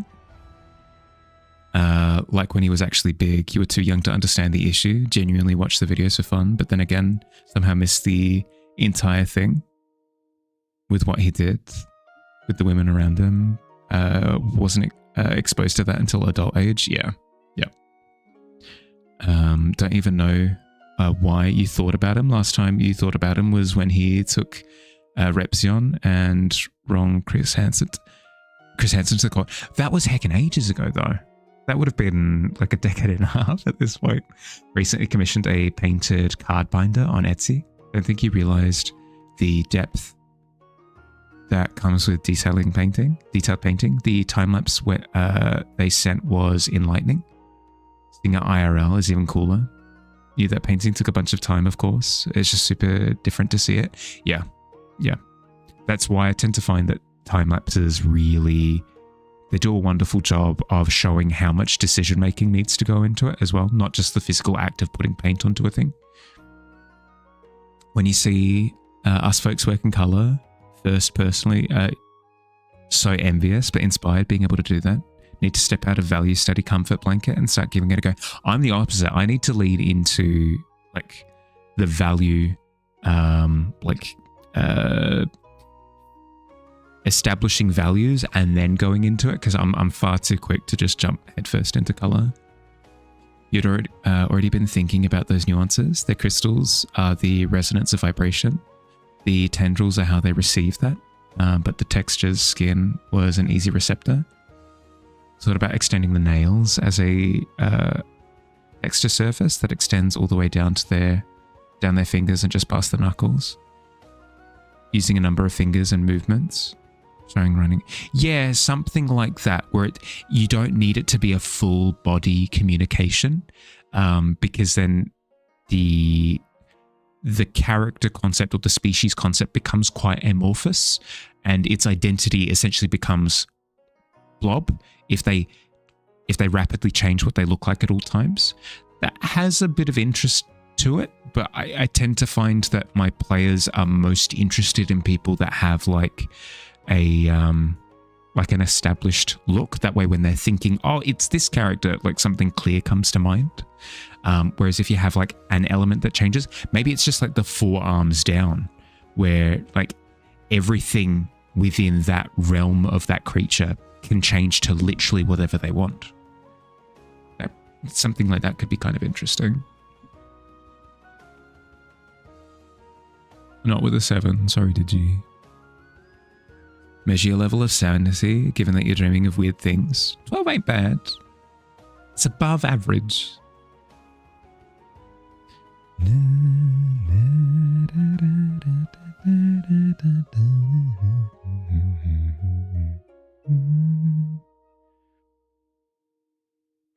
You'll give that more consideration? No, of course, of course. If you don't like any of my feedback as well, if you're like, nah, that clashes with what I wanted for the species, please feel free to just disregard it. Yeah, because there's always going to be like a bit of a disparity between what we're thinking. Gonna try to sleep again. You'll lurk though. Have a good stream. Thanks, Les. Glad to catch up with you for a little bit. Look after yourself. Good luck with sleep. You first woke yourself up by screaming, then you dreamt that you got beef with your mum. You started throwing hands. I mean, those are the best dreams. I am angry with you for reasons untold. It's going down for real. Dream brain is a real weird place. Yeah. I don't get recurring dreams, but I do get recurring experiences. You know the Disney Tarzan movie where he's like sliding around on moss-covered trees? That is a recurring experience that keeps popping up in dreams every now and again. It's just me sliding on slippery tree all over the place.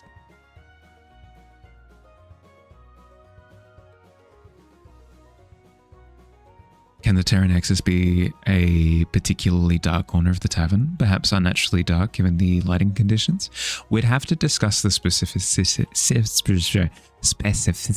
of it, did you? Because I feel as though just throwing in a doomsday feature without getting consensus on it first might be a bit disruptive.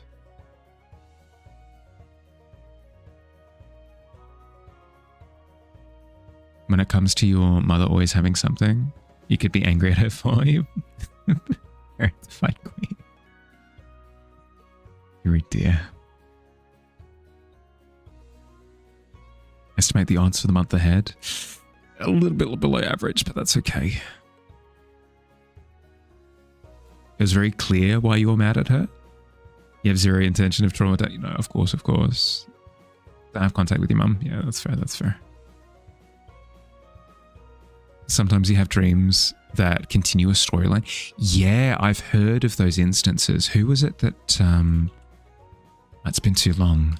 But somebody was describing that they would like have a shared dream universe with somebody else where the continuity wasn't necessarily maintained, but it was like generally the same stuff, and they would keep each other in the know as to what happened in their version of the same universe. It's kind of cool. You have that too? What? How does that work? My brain doesn't remember things when I'm conscious, let alone unconscious.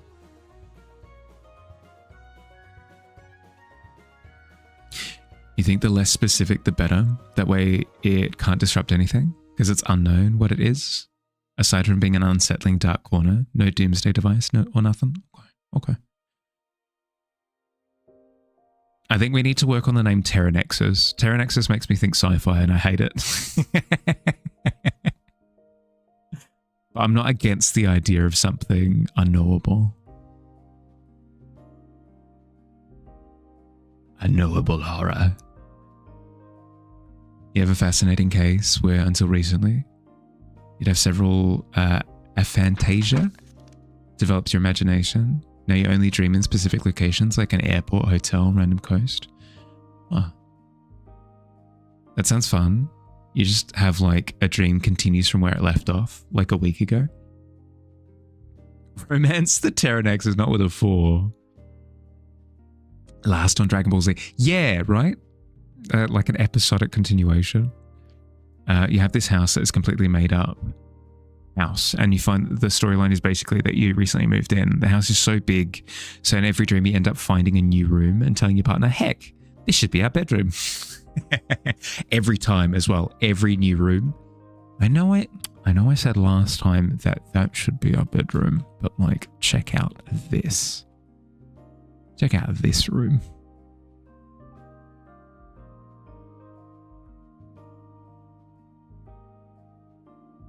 You like it because it sounds so dumb?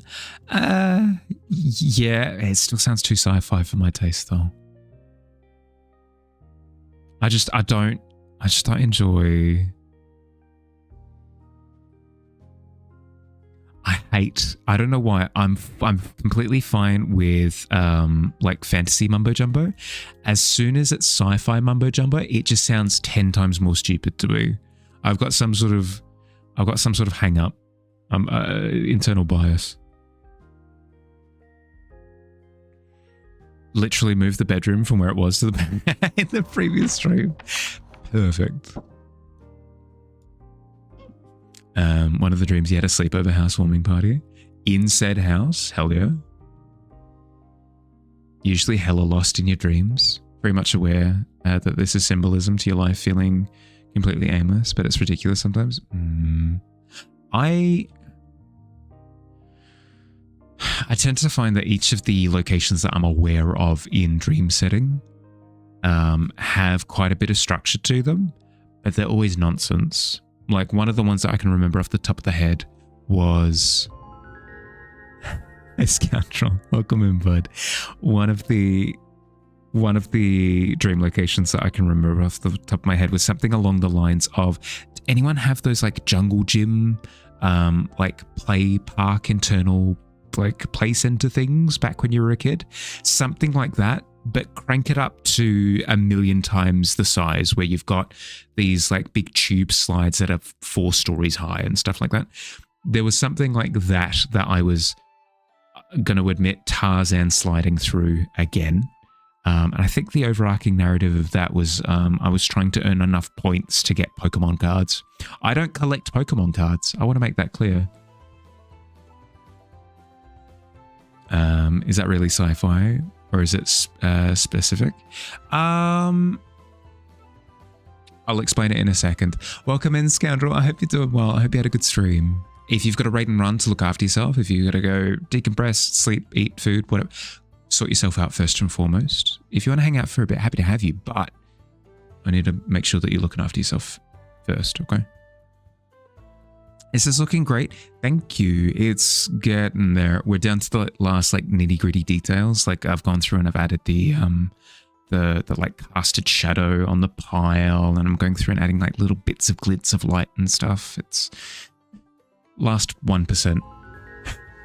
I miss.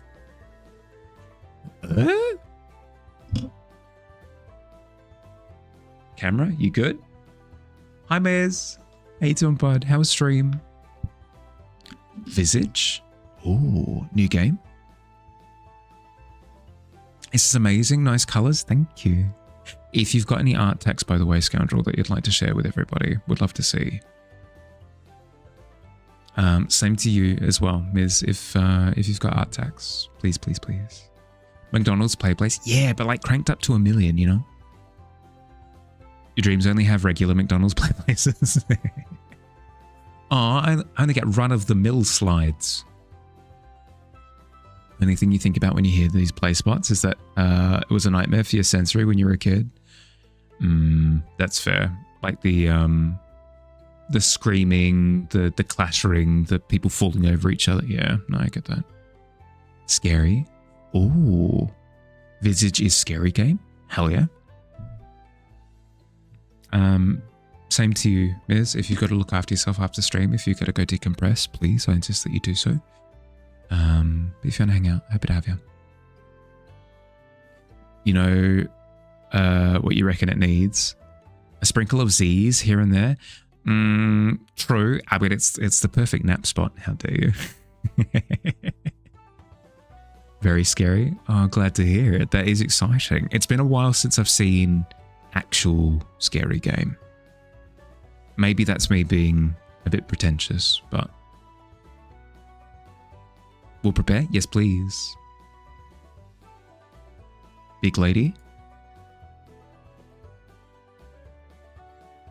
Oh, yes, this piece. Let us witness as it slowly loads in. Yes. No, too quick. Slow down. No, I can't fax it at this rate. I'm seeing too much. My eyes. Spoilers. Okay, why is it taking so long? Might be because it's big file. Could be big file. That might be why. Is this rather large? No, fair. Actually, no, if anything, very thematically appropriate for it to take ages. I'm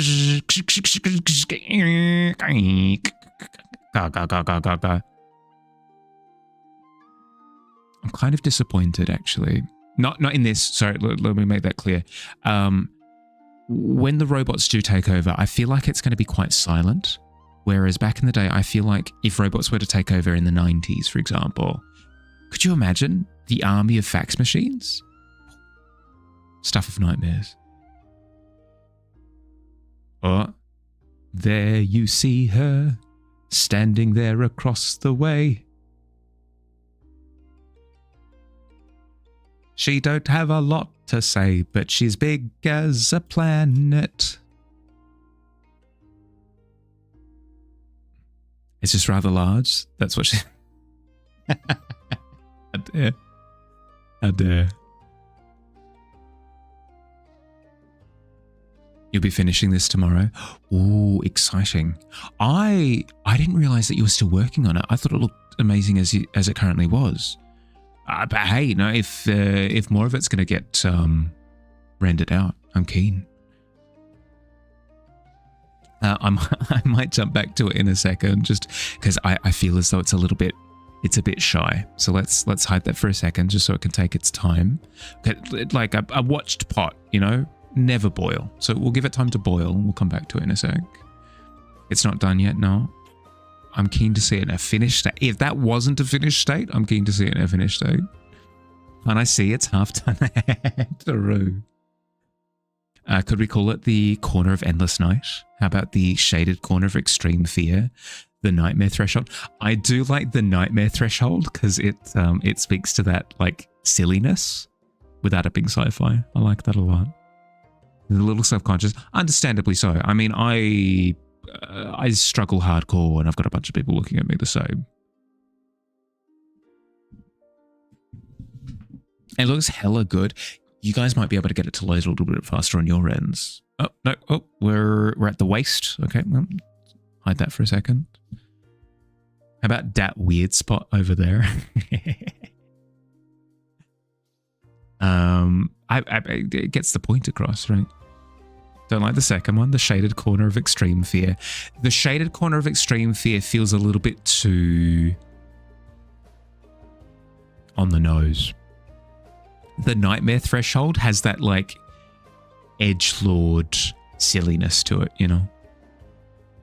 If we're happy to lock that in as well, add it to the channel. Feels Monty Python too. The shaded corner of extreme fear.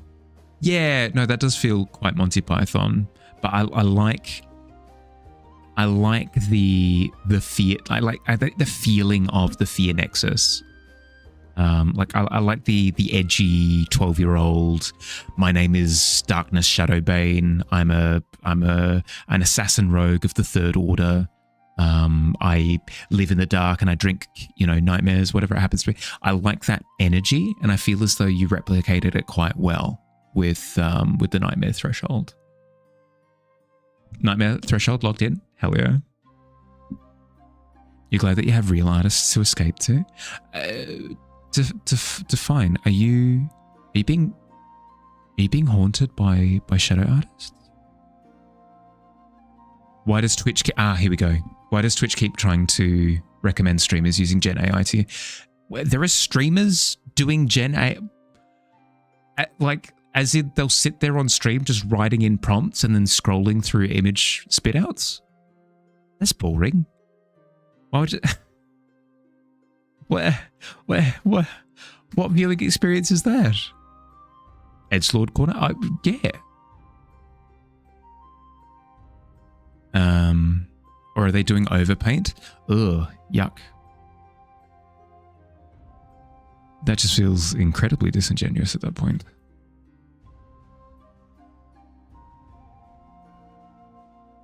But yes, welcome in, Elaine. How you doing? Just streamers using AI profile pictures or AI art in their channel? Ugh. Like, especially as an artist. It feels weird, man. Like, how can you take...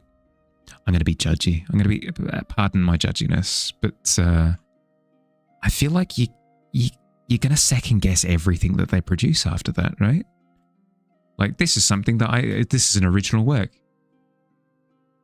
Is it though? Is it an original work? I can't tell because, like,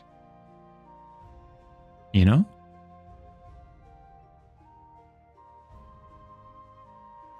Or using Gen AI to make music for redeems and yuck. I can happily say to you with full confidence that all of my Foley work is entirely me slapping pieces of paper around. But yes, I exclusively use either my own recordings or I use royalty-free assets. Is this a location or a landmark entry? Probably a landmark, I'd say. Because the location is the tavern, right? Oh no, you lost a follower. Don't have 69 followers anymore. You're heartbroken. Wait, can I fix that? I might already be following you. Easy fix. Easy done. just want to see what it is. Okay. You approach the quest, miss, and you read. The Jellybones Bandit is wanting a serious portrait of them. How can you do a serious portrait of somebody who's been reduced to jelly bones? Whatever. The Jellybones Bandit is wanting a serious portrait of themselves. Choose at least one challenge. Style, explorer's scientific I'm not allowed to show any of my bias. Style, explorer's scientific journal. Technique, use basic shapes, squares, circles, triangles, etc. Detail, intentionally add a strange detail. What do you reckon, miss? You have no idea who that is? Story time.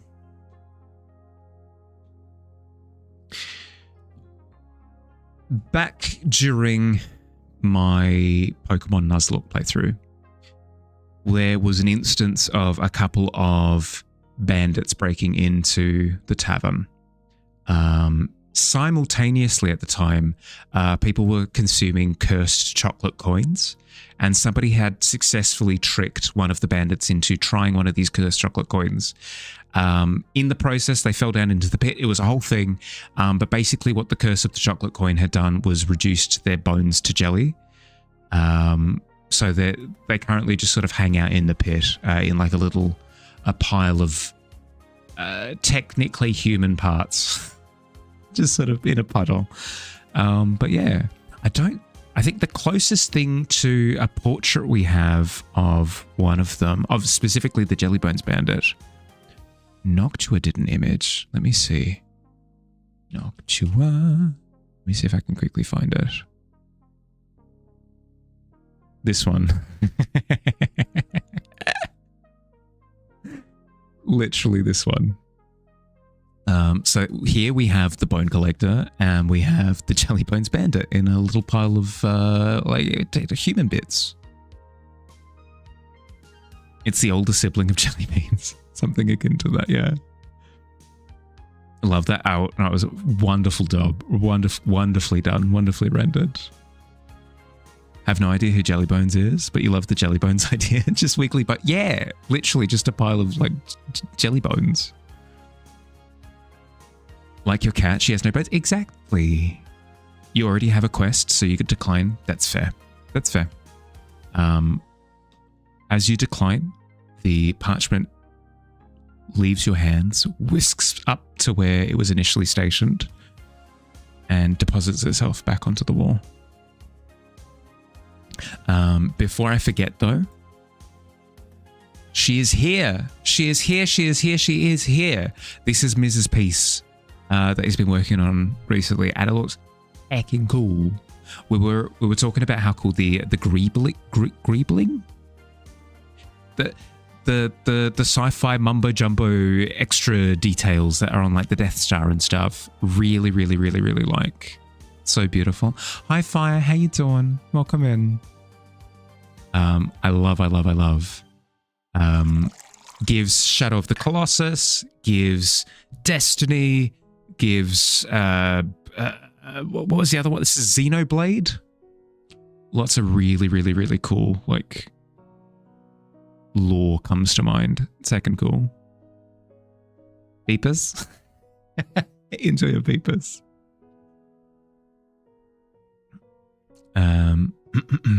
You already can't do anatomy. Well, if anything, it gives you full permission to ignore anatomy, right? If it's just a pile of body in the corner. This one is so good, ain't it just? You see him in gaming channels, music channels, art channels. Sorry, it took me a while to get back to that one, but yeah. Just shape. Yeah, literally just shape. Love it though. Love it. I've been on this is going to be news to you, but I've been on a silhouette streak for a little while now, as you can kind of tell. And Miz does silhouettes like it's nobody's business. If you're not following Miz already, highly recommend. Good vibes, good art, fun games. It's a good time. Good time. Enjoy. But you're trying to do anatomy? Yeah, that's fair. That's fair. The lore has expanded. Yeah, it's one of the many entries that I've fallen behind on adding to the lore corner. You're also in your silhouette era. It's fun. It's fun. It's fun. Because I feel like once I move on from my silhouette era, yeah, kind of like Picasso's blue period, right? Once I move on from this part of my creative journey, I feel like my readability in pieces will be far stronger because I'm keeping silhouette in mind at all times. I'm excited. There's no moving on from this era. Is that coming from personal experience, did you?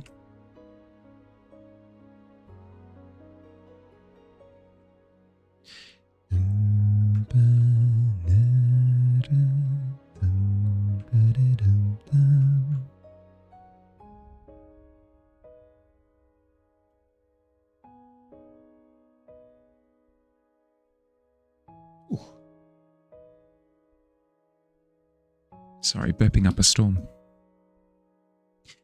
You're excited for Sunday. Get to play a new character you made for a two-shot. Ooh. Hell yeah. What kind of vibe we talking for the two-shot?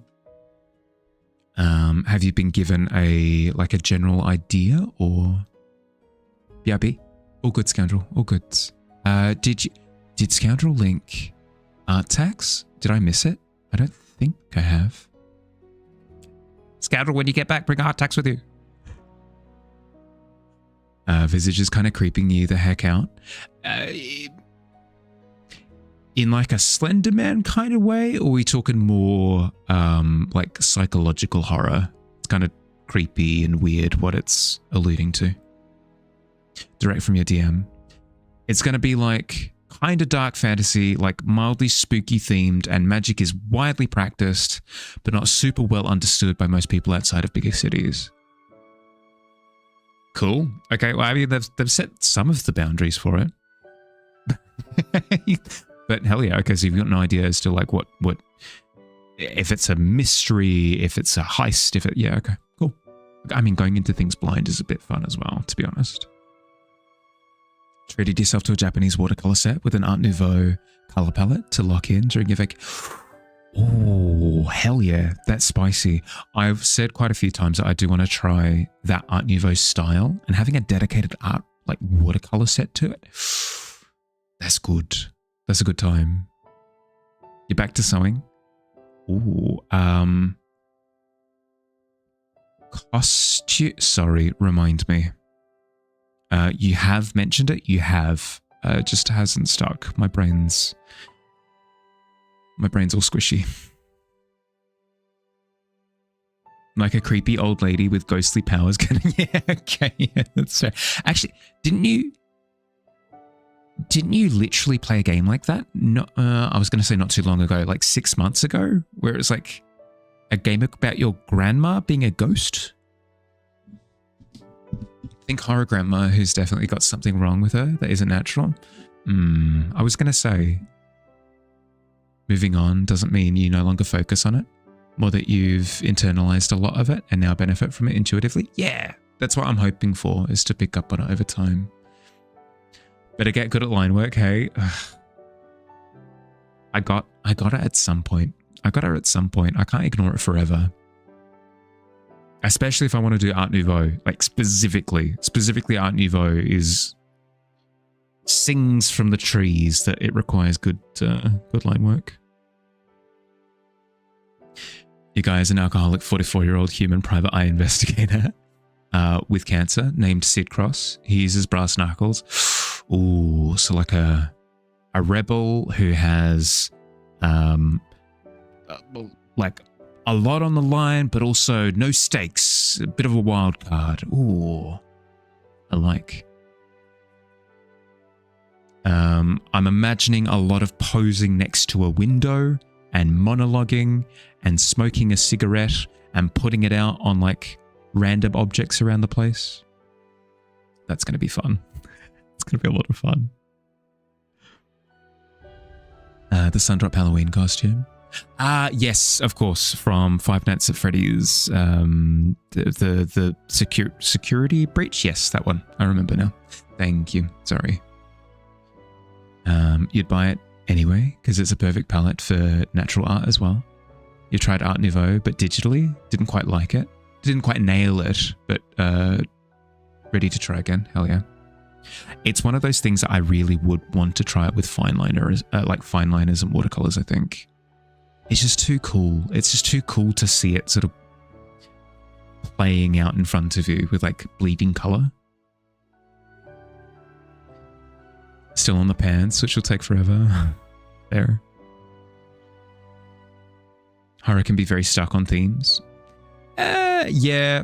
Horror does go through like it's zombie age and it's vampire age and it's ghost age, paranormal activity, jigsaw, whatever. I think it was called 87 or something. I distinctly remember the word grandma being in the name because I found that to be quite funny. He's very rough and gruff, investigator rogue. Also less smoking, more constantly sipping from a flask of beer.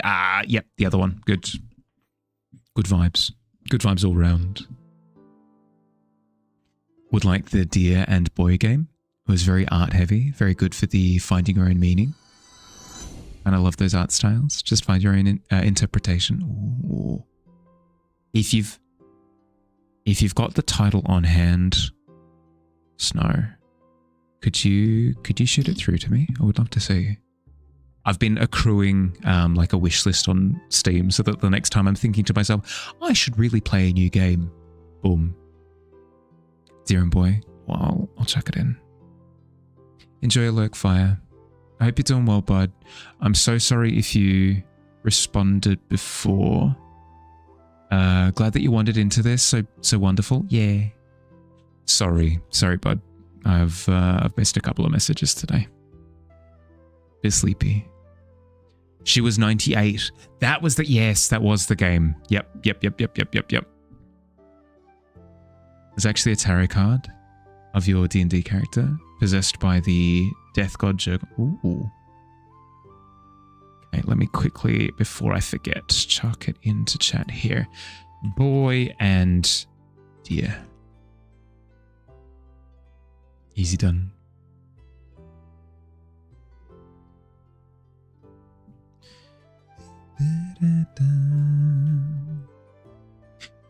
We have a handful of really art-heavy games that are gentle, low-level struggles where no story is actively given to. Figure out as you go.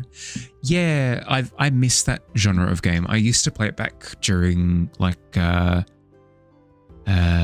bit of Fez, bit of Limbo, bit of what was the name of that like dream platformer we could reverse time. Those ones. One better than yesterday. You're getting there. How you doing, bud?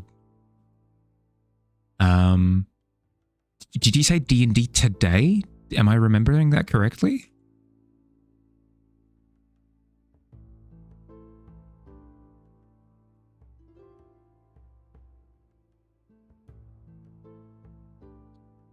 That's right. I did the wrong layer there. D&D Sunday. Right. Yes. This week. Yep. You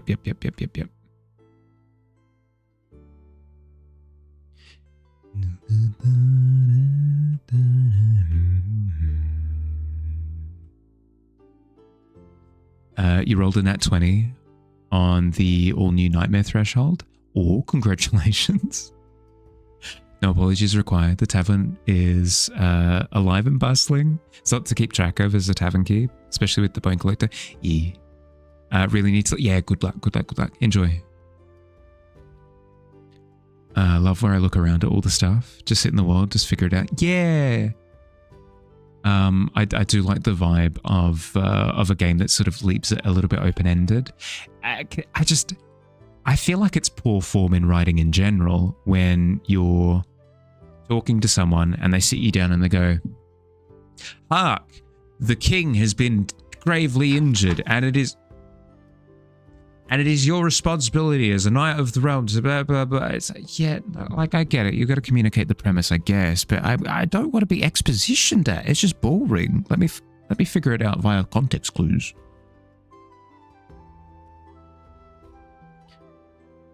Unfortunately, can't join Hearthside, but you get to play only a week since last. Completely fine. Hearthside is always if you can make it type of thing. After the next 2 weekends, go back to alternating between Strahd and Kalimshan. Not familiar with that one. I have heard good things about Strahd though. I just just concluded a few months ago a year-long Tomb of Annihilation. So I understand now the process of going through the pre-writtens. Dipped your mug into it, surely it'll return filled with something. With the natural 20. Oh. Let me think on it. I'll come up with something. You'll be starting your 3rd Strahd character. Your first 2 both died. One to a giant tumor baby monster and the other to Strahd himself, as is the way. You're back. You must have put tax in the... No. If you had put it into the Discord, I must have just missed it. No, correct channel completely. I just I hadn't noticed that you had posted. That's my bad. This is so good. Excuse me.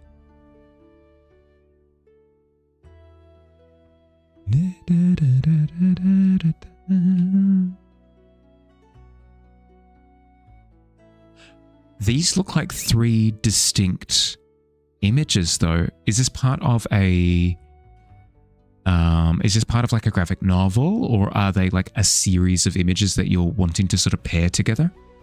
These are so good.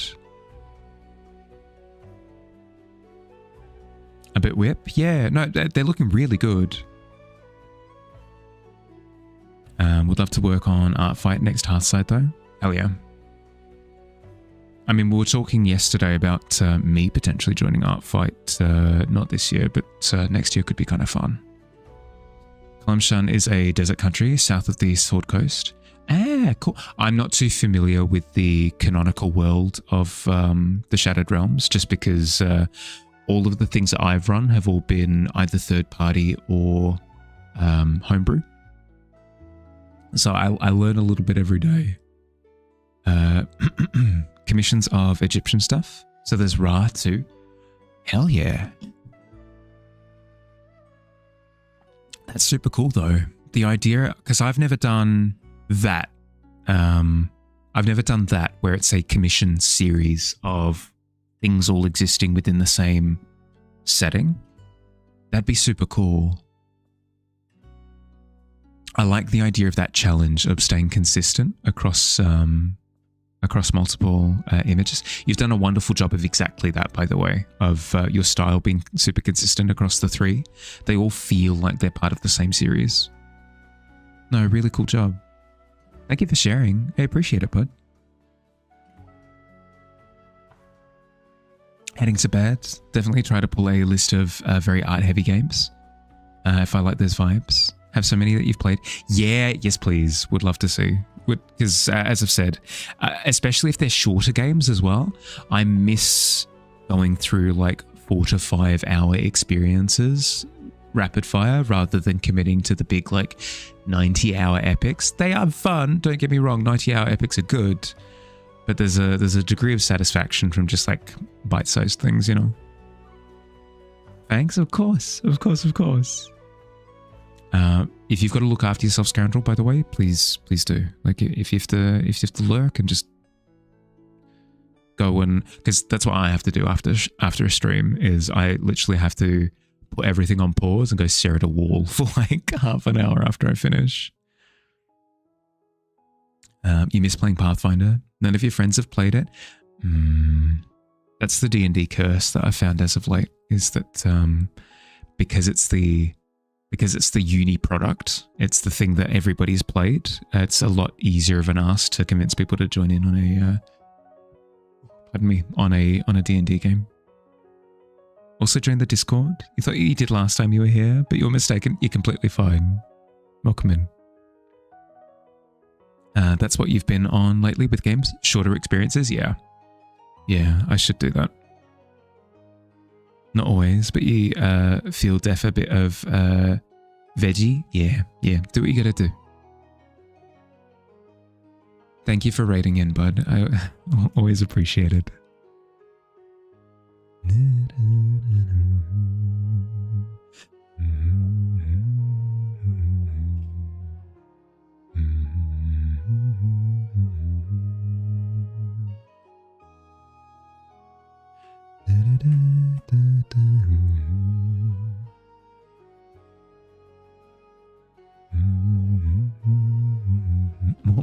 What is that emote?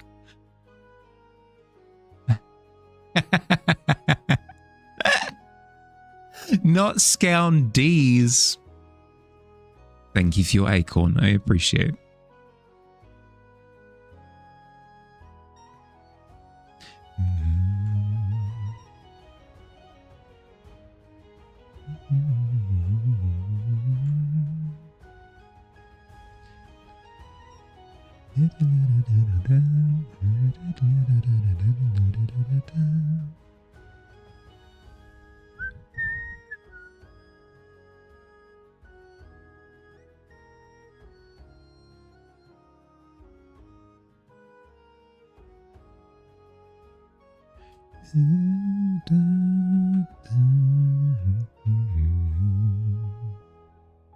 Just going to put a little shape there just to break up that form.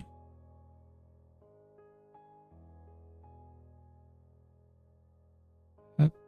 Something like this. There we go.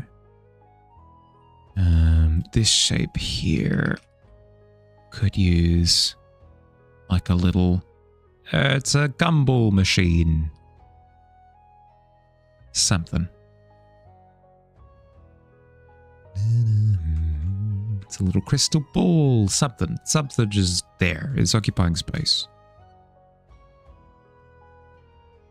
Hoping to get back into drawing once you get on your ADHD meds again. Helped with motivation and not getting burnout. I've had quite a few experiences of tangoing with burnout, and I've eventually ended up understanding how it comes about, so I can identify the minefield ahead of time. It's tough though. It's heckin' tough. Posted your D&D Art Nouveau take in the Discord for anyone. Ooh. I need to execute self-control. I'll wait until I take my next break in like 5 minutes or so. But then I'll absolutely have a look. Yes, please. The problem that I was consistently running into back in the day was that I wouldn't get anything done on stream. Because, sorry, when I say 5 minutes, did I actually mean 1 minute? I would never get anything done on stream because I spent the majority of stream just like browsing through Discord. It's not true, not the majority of stream, but like enough to the point where I was noticing that I wasn't getting stuff done. So at the very least I can binge during breaks. Never really had the issue until you started getting arthritis in your hands. Made it quite demoralizing.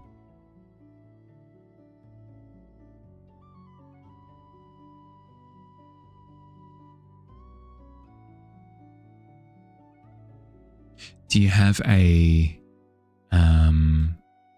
method of sort of quelling the arthritis a little bit? Does it? Do you have something that helps?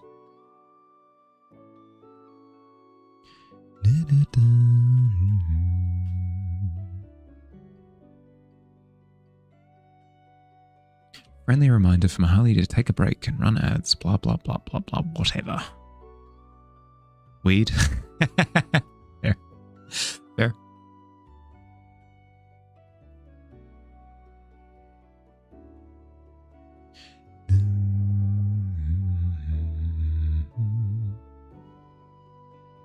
Drugs, tisk. No, I can't throw judgment around. We've all got our circumstances. Speaking of circumstances, though, now is a circumstance in which I should take a break. Exhibiting good form. I recommend that if you've been sat for the past hour, get up, move around, grab a drink, grab a snack if you're hungry. I'm going to run 3 minutes of ads while I'm away anyway, so we don't have to deal with pre-rolls for the rest of stream. I will see you soon. BRB.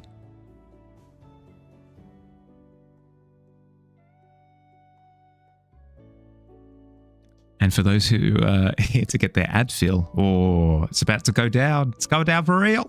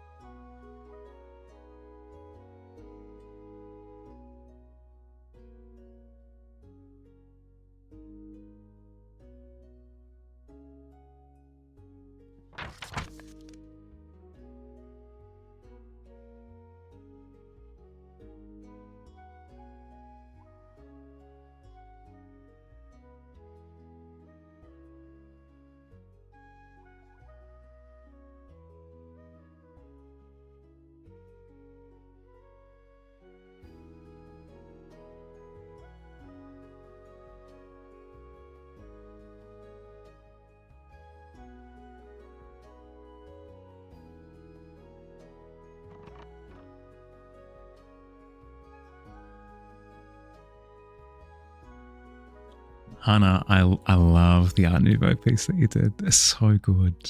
So good. I want to do that.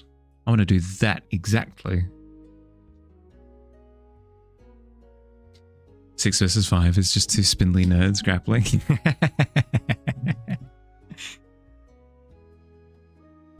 I might rain check what you find in your tankard, did you? If that's cool. I feel like I want to think about what the threshold of nightmares actually is, or at the very least, what it could be interacting with, what you might find. Let me have a think about it. I'll get back to you. Think Gollum and Frodo at the end of the Return of the King. No, you're going in the volcano. Frick you. Need my Twitch tech mentor. Your end stream credits broke. How do I do mine?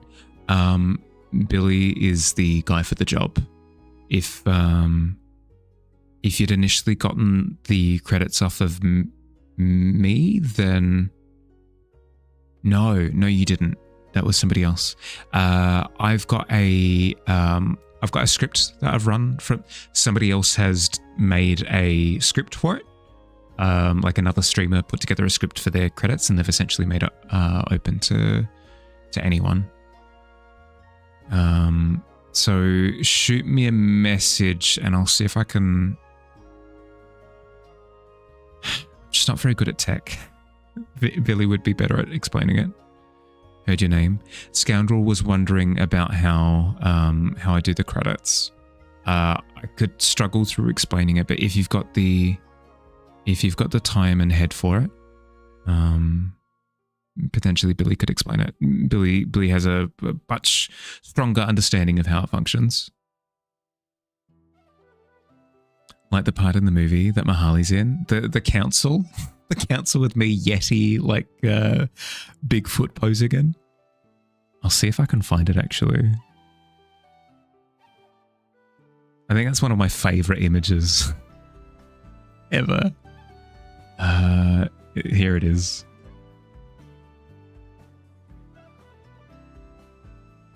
I think this is one of my favorite images, just hands down, of anything ever. I think it's very funny. I laugh every time whenever I see it.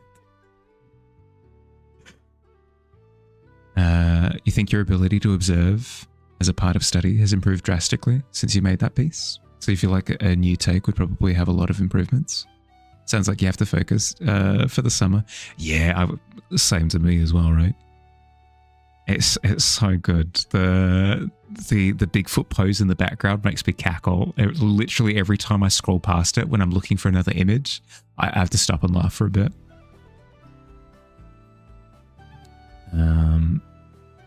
Had that from Bearded Ink. It took you broke after one time. Ugh. Hi Jinx, thank you for the follow. Welcome to the Tavern. Enjoy your stay. You did cast Mahali into Lord of the Rings. You did. How did this come about? Fields, what was the call to action? What? Was it something along the lines of, yeah, I remember seeing Mahali in Lord of the Rings, and I went, really? When? Show proof, and then you showed this? Gotta get ready for bed. Psych appointment tomorrow. Look after yourself, bud. Thanks for hanging out. Yeah, no, of course. If you want to keep running like iterations of the idea past me, I'm more than happy to provide whatever help I can. Back to Destiny with Mahali in your ears. All good. Asked what movie I would want to be in. Ah, that's right. And I said, yeah, as a background character. And I did say, well, no. You said, what movie would you want to be in? And I said, I'd want to be in Lord of the Rings, but specifically a background character. I would not want to be a main character in Lord of the Rings. I just want to be a guy just in the background for one. So just going, like as they walk past. And then I'm pretty sure, did you snapshot me pantomiming exactly what I would want to look like in said movie? You're a menace. Hidden Pippin, yeah. Absolutely, yeah. Keen. Absolute menace behavior. This is from the clip of me standing in the corner and apologizing. Yeah, no, I did do that, didn't I? Ugh. Such wonderful clips I have of me being stoic and cool. Just doing just incredible things. No. Goofy behavior.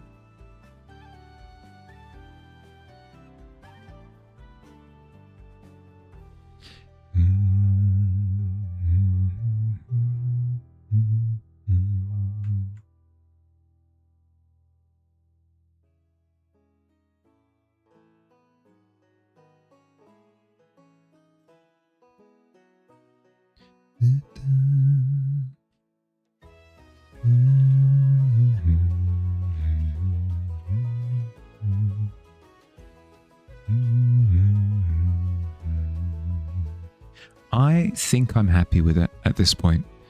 I could, in theory, spend years on this until the universe freezes over.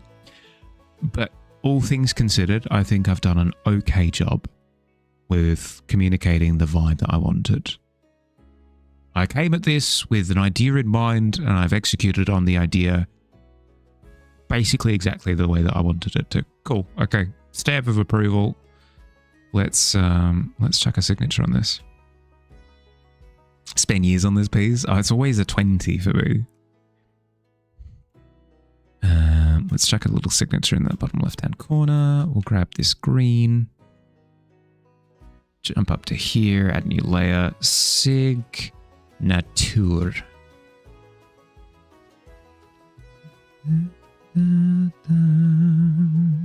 I'm done? Yeah.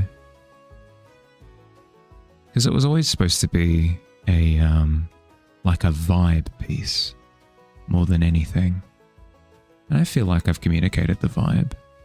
That signature is far too bright. Let's darken that a little bit.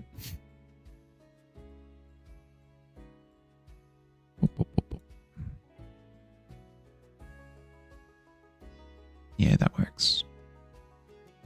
I'm finished. I'm finished with the piece. How much time do we have left? 20 minutes-ish? Yeah, we've got time to do stuff. This is so emotional. You've only ever been here while I was busy with Mr. Bone Collector. A new piece is on the horizon then. That's a good point. Actually, now that I have finished this one, I mean, we've got Community Canvas tomorrow, but next week we need to start on something new. It's not every day you get to see a painting be done. Yeah. Let's... I can save it later. New. So burpy today, goodness. Stop. Width 1920. Height. More than that, let's say 2300. Yeah, 2300 works. Lock it in. 5-minute scribble. I might actually I'll reimburse you on that one, did you? Just because I don't have any juice left in the tank for scribbles. Skull drawing reference.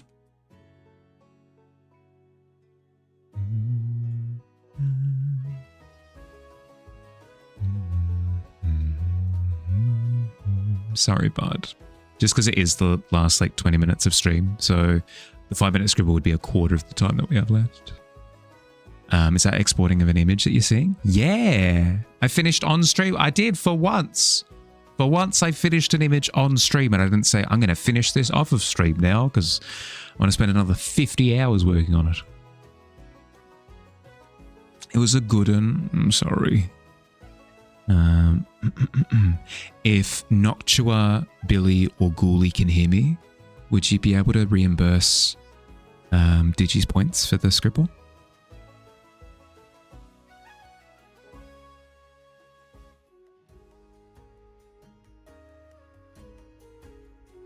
Photo.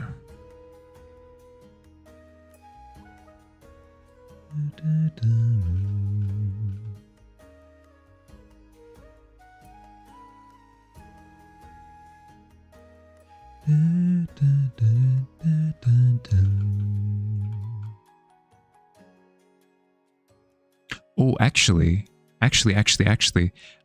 Davey, looking at it, thank you. Davey, if you can hear me, would you mind terribly if I used one of the skulls that you sent me yesterday for a quick study? Would that be cool?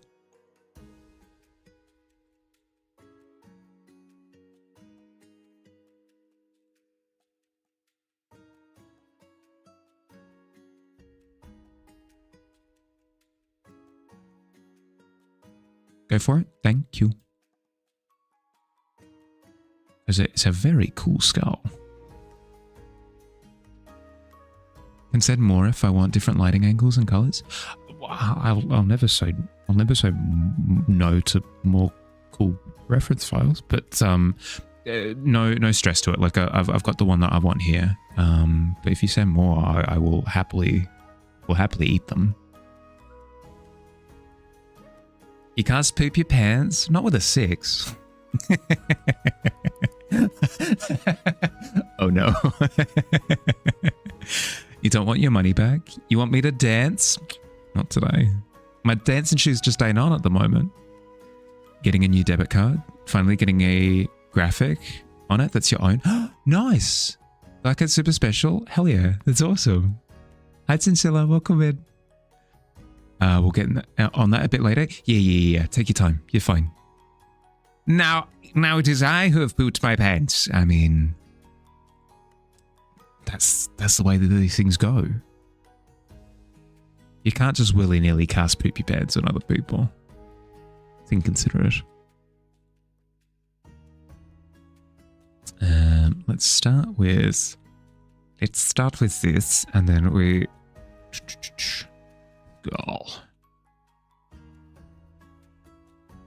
What tones do we have? We've got a lovely cyan and a lovely pink.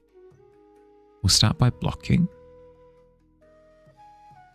It's closer to a blue, actually. Now that I pay attention to it, I'll block it in, and then we can focus on rendering the light correctly. Am I winning? Yeah, no, I am, because I just finished a piece. Huzzah! That's why we're shifting over to a study now. Is because we're finished. We did the thing. It is complete. The detail that. Oh my goodness. Perhaps the quarter. No. I'm loopy. Don't mind me. I finished. Love it. Thank you. I appreciate it. Devastation 11. What's the next piece?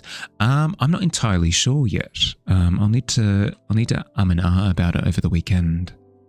I do like the idea of another tavern piece, but at the same time, I've had somebody who's wanted a commission for a little while now. I'll need to double check with them before Monday if they'd like for me to go ahead with it starting next week. If they don't, then whatever we like.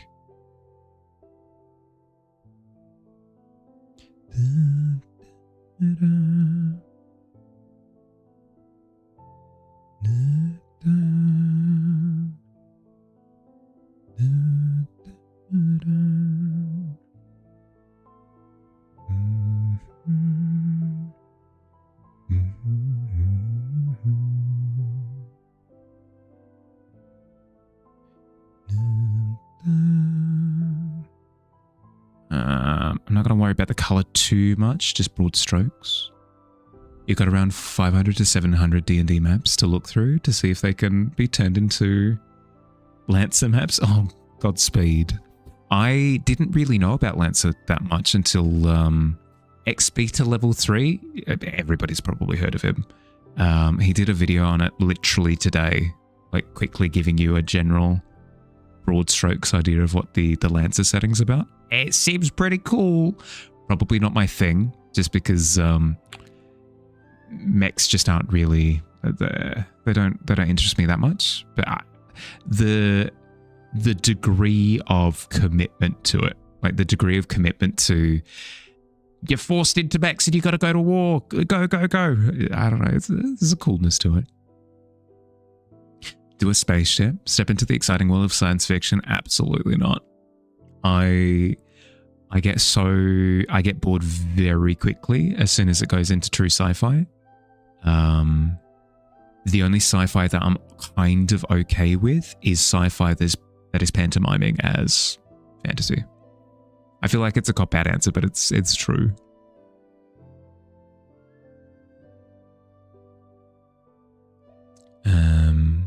You know it from 11 Dragon Kid and Zachtronics?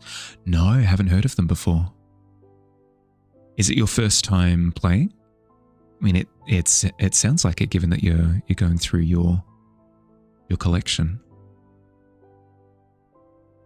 Played Lancer once a while back, was really fun. Yeah, I can imagine so. It seems like a similar degree of commit to the bit as like a Dark Heresy. Flavor. D-pants? No, I don't. Not in the middle of the tavern. I make you sad. Sorry, Digi. I don't do it on purpose, but I can't lie to you. I can't pretend to be interested in something. It's not who I am. Need to play the in Star Wars setting someday? Love the lore? That'd be kind of cool. I will admit though, I use tabletops as an excuse to like come up with new world building stuff. That's like a big chunk of it for me is is an excuse to world build.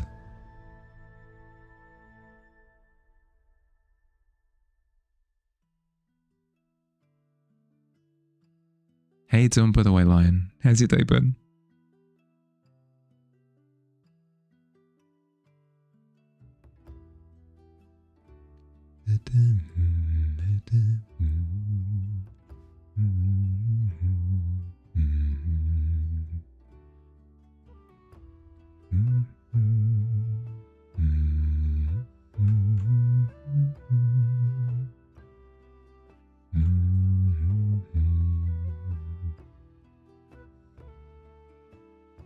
You've played a fair bit, currently working on setting up a living world game in it, inspired by Horizon Zero Dawn and Monster Hunter.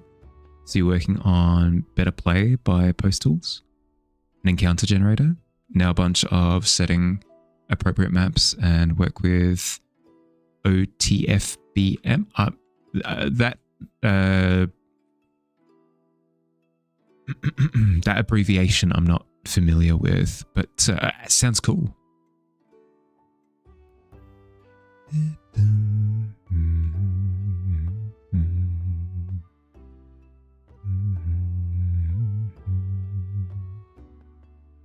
This is why I need to do more skeleton studies. One, because they're just cool, but two, it's the little, like, things in the skull that you wouldn't think of, like the little crook that you've got here in the eye socket. I just wouldn't think of doing that.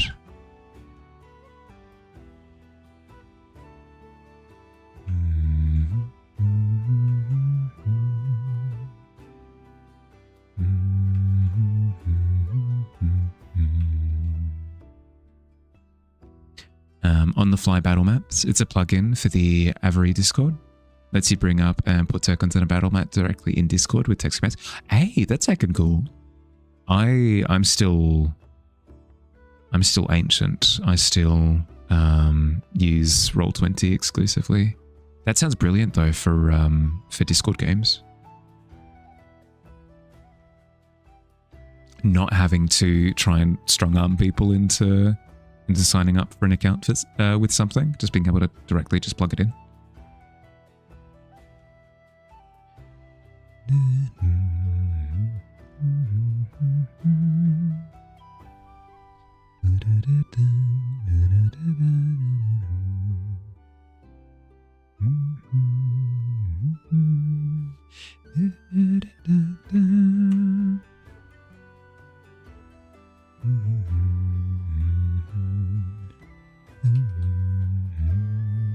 Pretty essential for the living world format.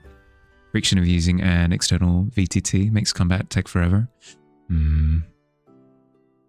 I mean, part of it I tend to find, it depends on how many players you've got. Depends on how many players you've got, how complicated the scenarios are, that sort of thing. I tend to find that theatre of the mind isn't too bad for smaller combat encounters. But as soon as you have lots of players, as soon as you have like even a small degree of complexity to the encounter, agreed. You're about to watch Project Hail Mary? It's so good. I really, really, really enjoyed Project Hail Mary. I will say, it doesn't like revolutionize storytelling for me. But it's just so well made, you know? It's just a really well made thing. Doesn't need to be? Yeah. It's so good, yeah. Lancer doesn't work with Theatre of the Mind, positioning and cover and terrain half the game. Yeah, that's fair. That's fair. Because that's the,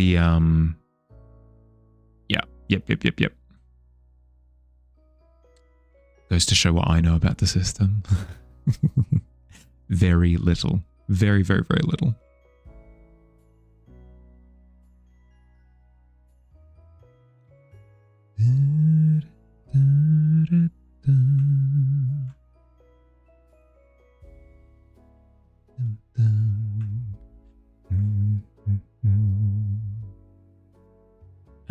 You enjoy it when people do things well, originality is overrated, then you will probably, I necessarily speak to. I can't promise. You'll probably then have a very good time with this movie. So, Cal.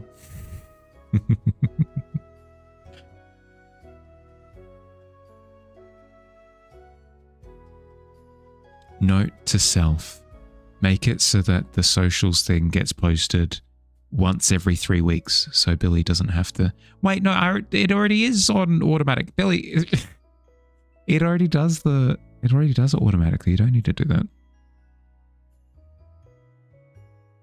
I think it's once every half hour or something. It's not bad. It doesn't do links. Ah, right. Finally lunchtime, you're starving? Yeah. Time for me to eat in a few minutes as well. Need to go grab foods. Just pick a thing and do that thing at a super high level. Yeah, yep. Literally an artist after my own heart.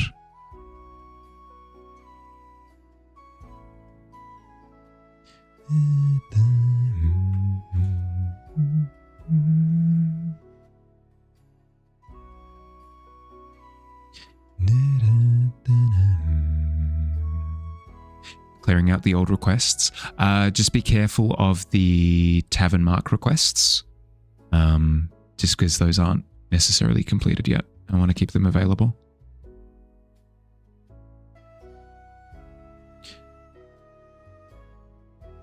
The different citrips are very particular about map layouts to ensure both sides have access to cover that supports making the combat objectives fun. D&D maps tend to be more open area brawls with terrain mostly being flavor. A lot of D&D tables don't even use the cover rules in your experience. You haven't played with me then. You prefer not using Theatre of the Mind solely because encounters tend to end up too easy because your DM kind of unintentionally leans towards the players. When I use Theatre of the Mind, it's almost exclusively for encounters where they don't really matter, where it's like intentionally easy, intentionally there is like, you've encountered this part of the world, like a little bit of a skirmish, anything that has a degree of seriousness to it. We start breaking out the battle maps at that point. Specifically doing the ones that do the thing immediately, like quill and flooding. Yeah, cool.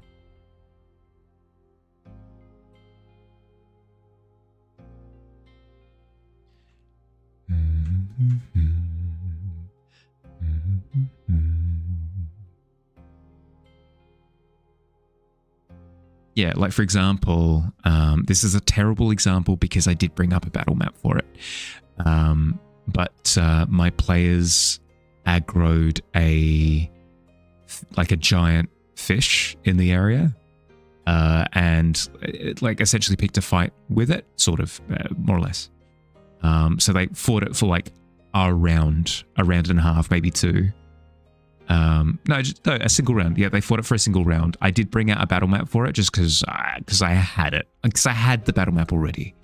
But that is an example of something where I just say, there's a fish, it's like 20 feet in front of you, it's swimming towards you, it's about to break the water. You can see its fin a bit, like you can just describe something like that.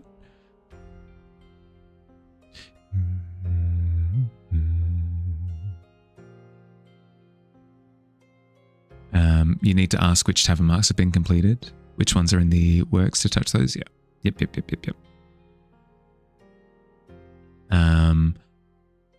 You can leave the tavern mark things to me because I'm the one who has to like plug them in anyway, so it makes more sense for me to not to imply that you were considering messing with the tavern marks, but just a reassurance. You don't have to worry about them. It's all good.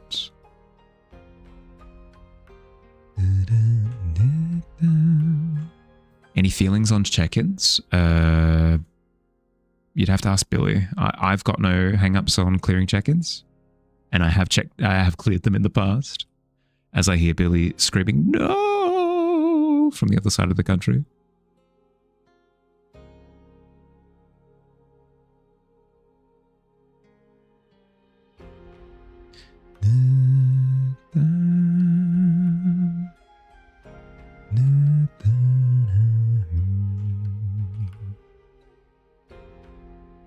Your DM let you play a gunslinger for your second character in Strat. After taking out an enemy that was not planned to be taken out, you started to realize it wasn't balanced in such a way you weren't having fun. Strad pulled up. He spent every last bullet trying to take him down. He did not. Yeah. Well, that's what I was saying the other day, is that I've played a character with a musket before, and that was maybe the most broken gaming in a tabletop that I've ever experienced. Guns are not meant to be in D&D the way that they are currently balanced.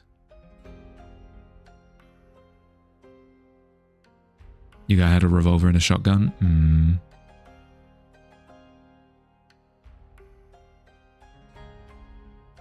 Unfortunately, the damage output is just, it's too easy. It's just too readily available. Bleh.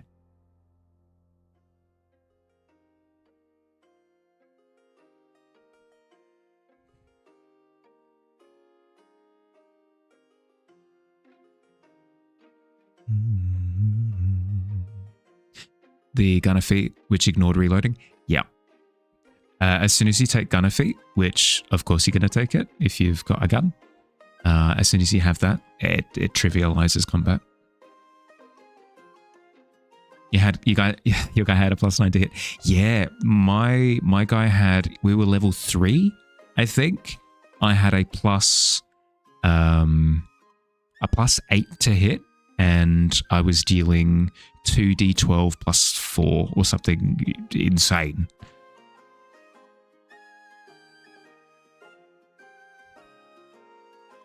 Three levels of fighter one. Yeah. Yep.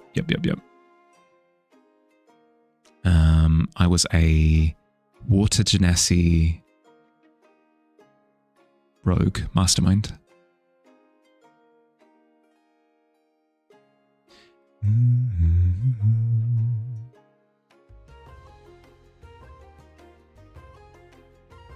I am enjoying this skull immensely.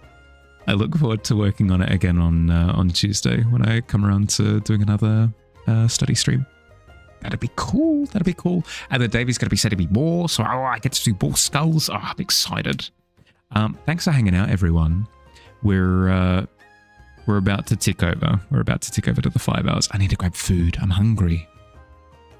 I hope you had fun.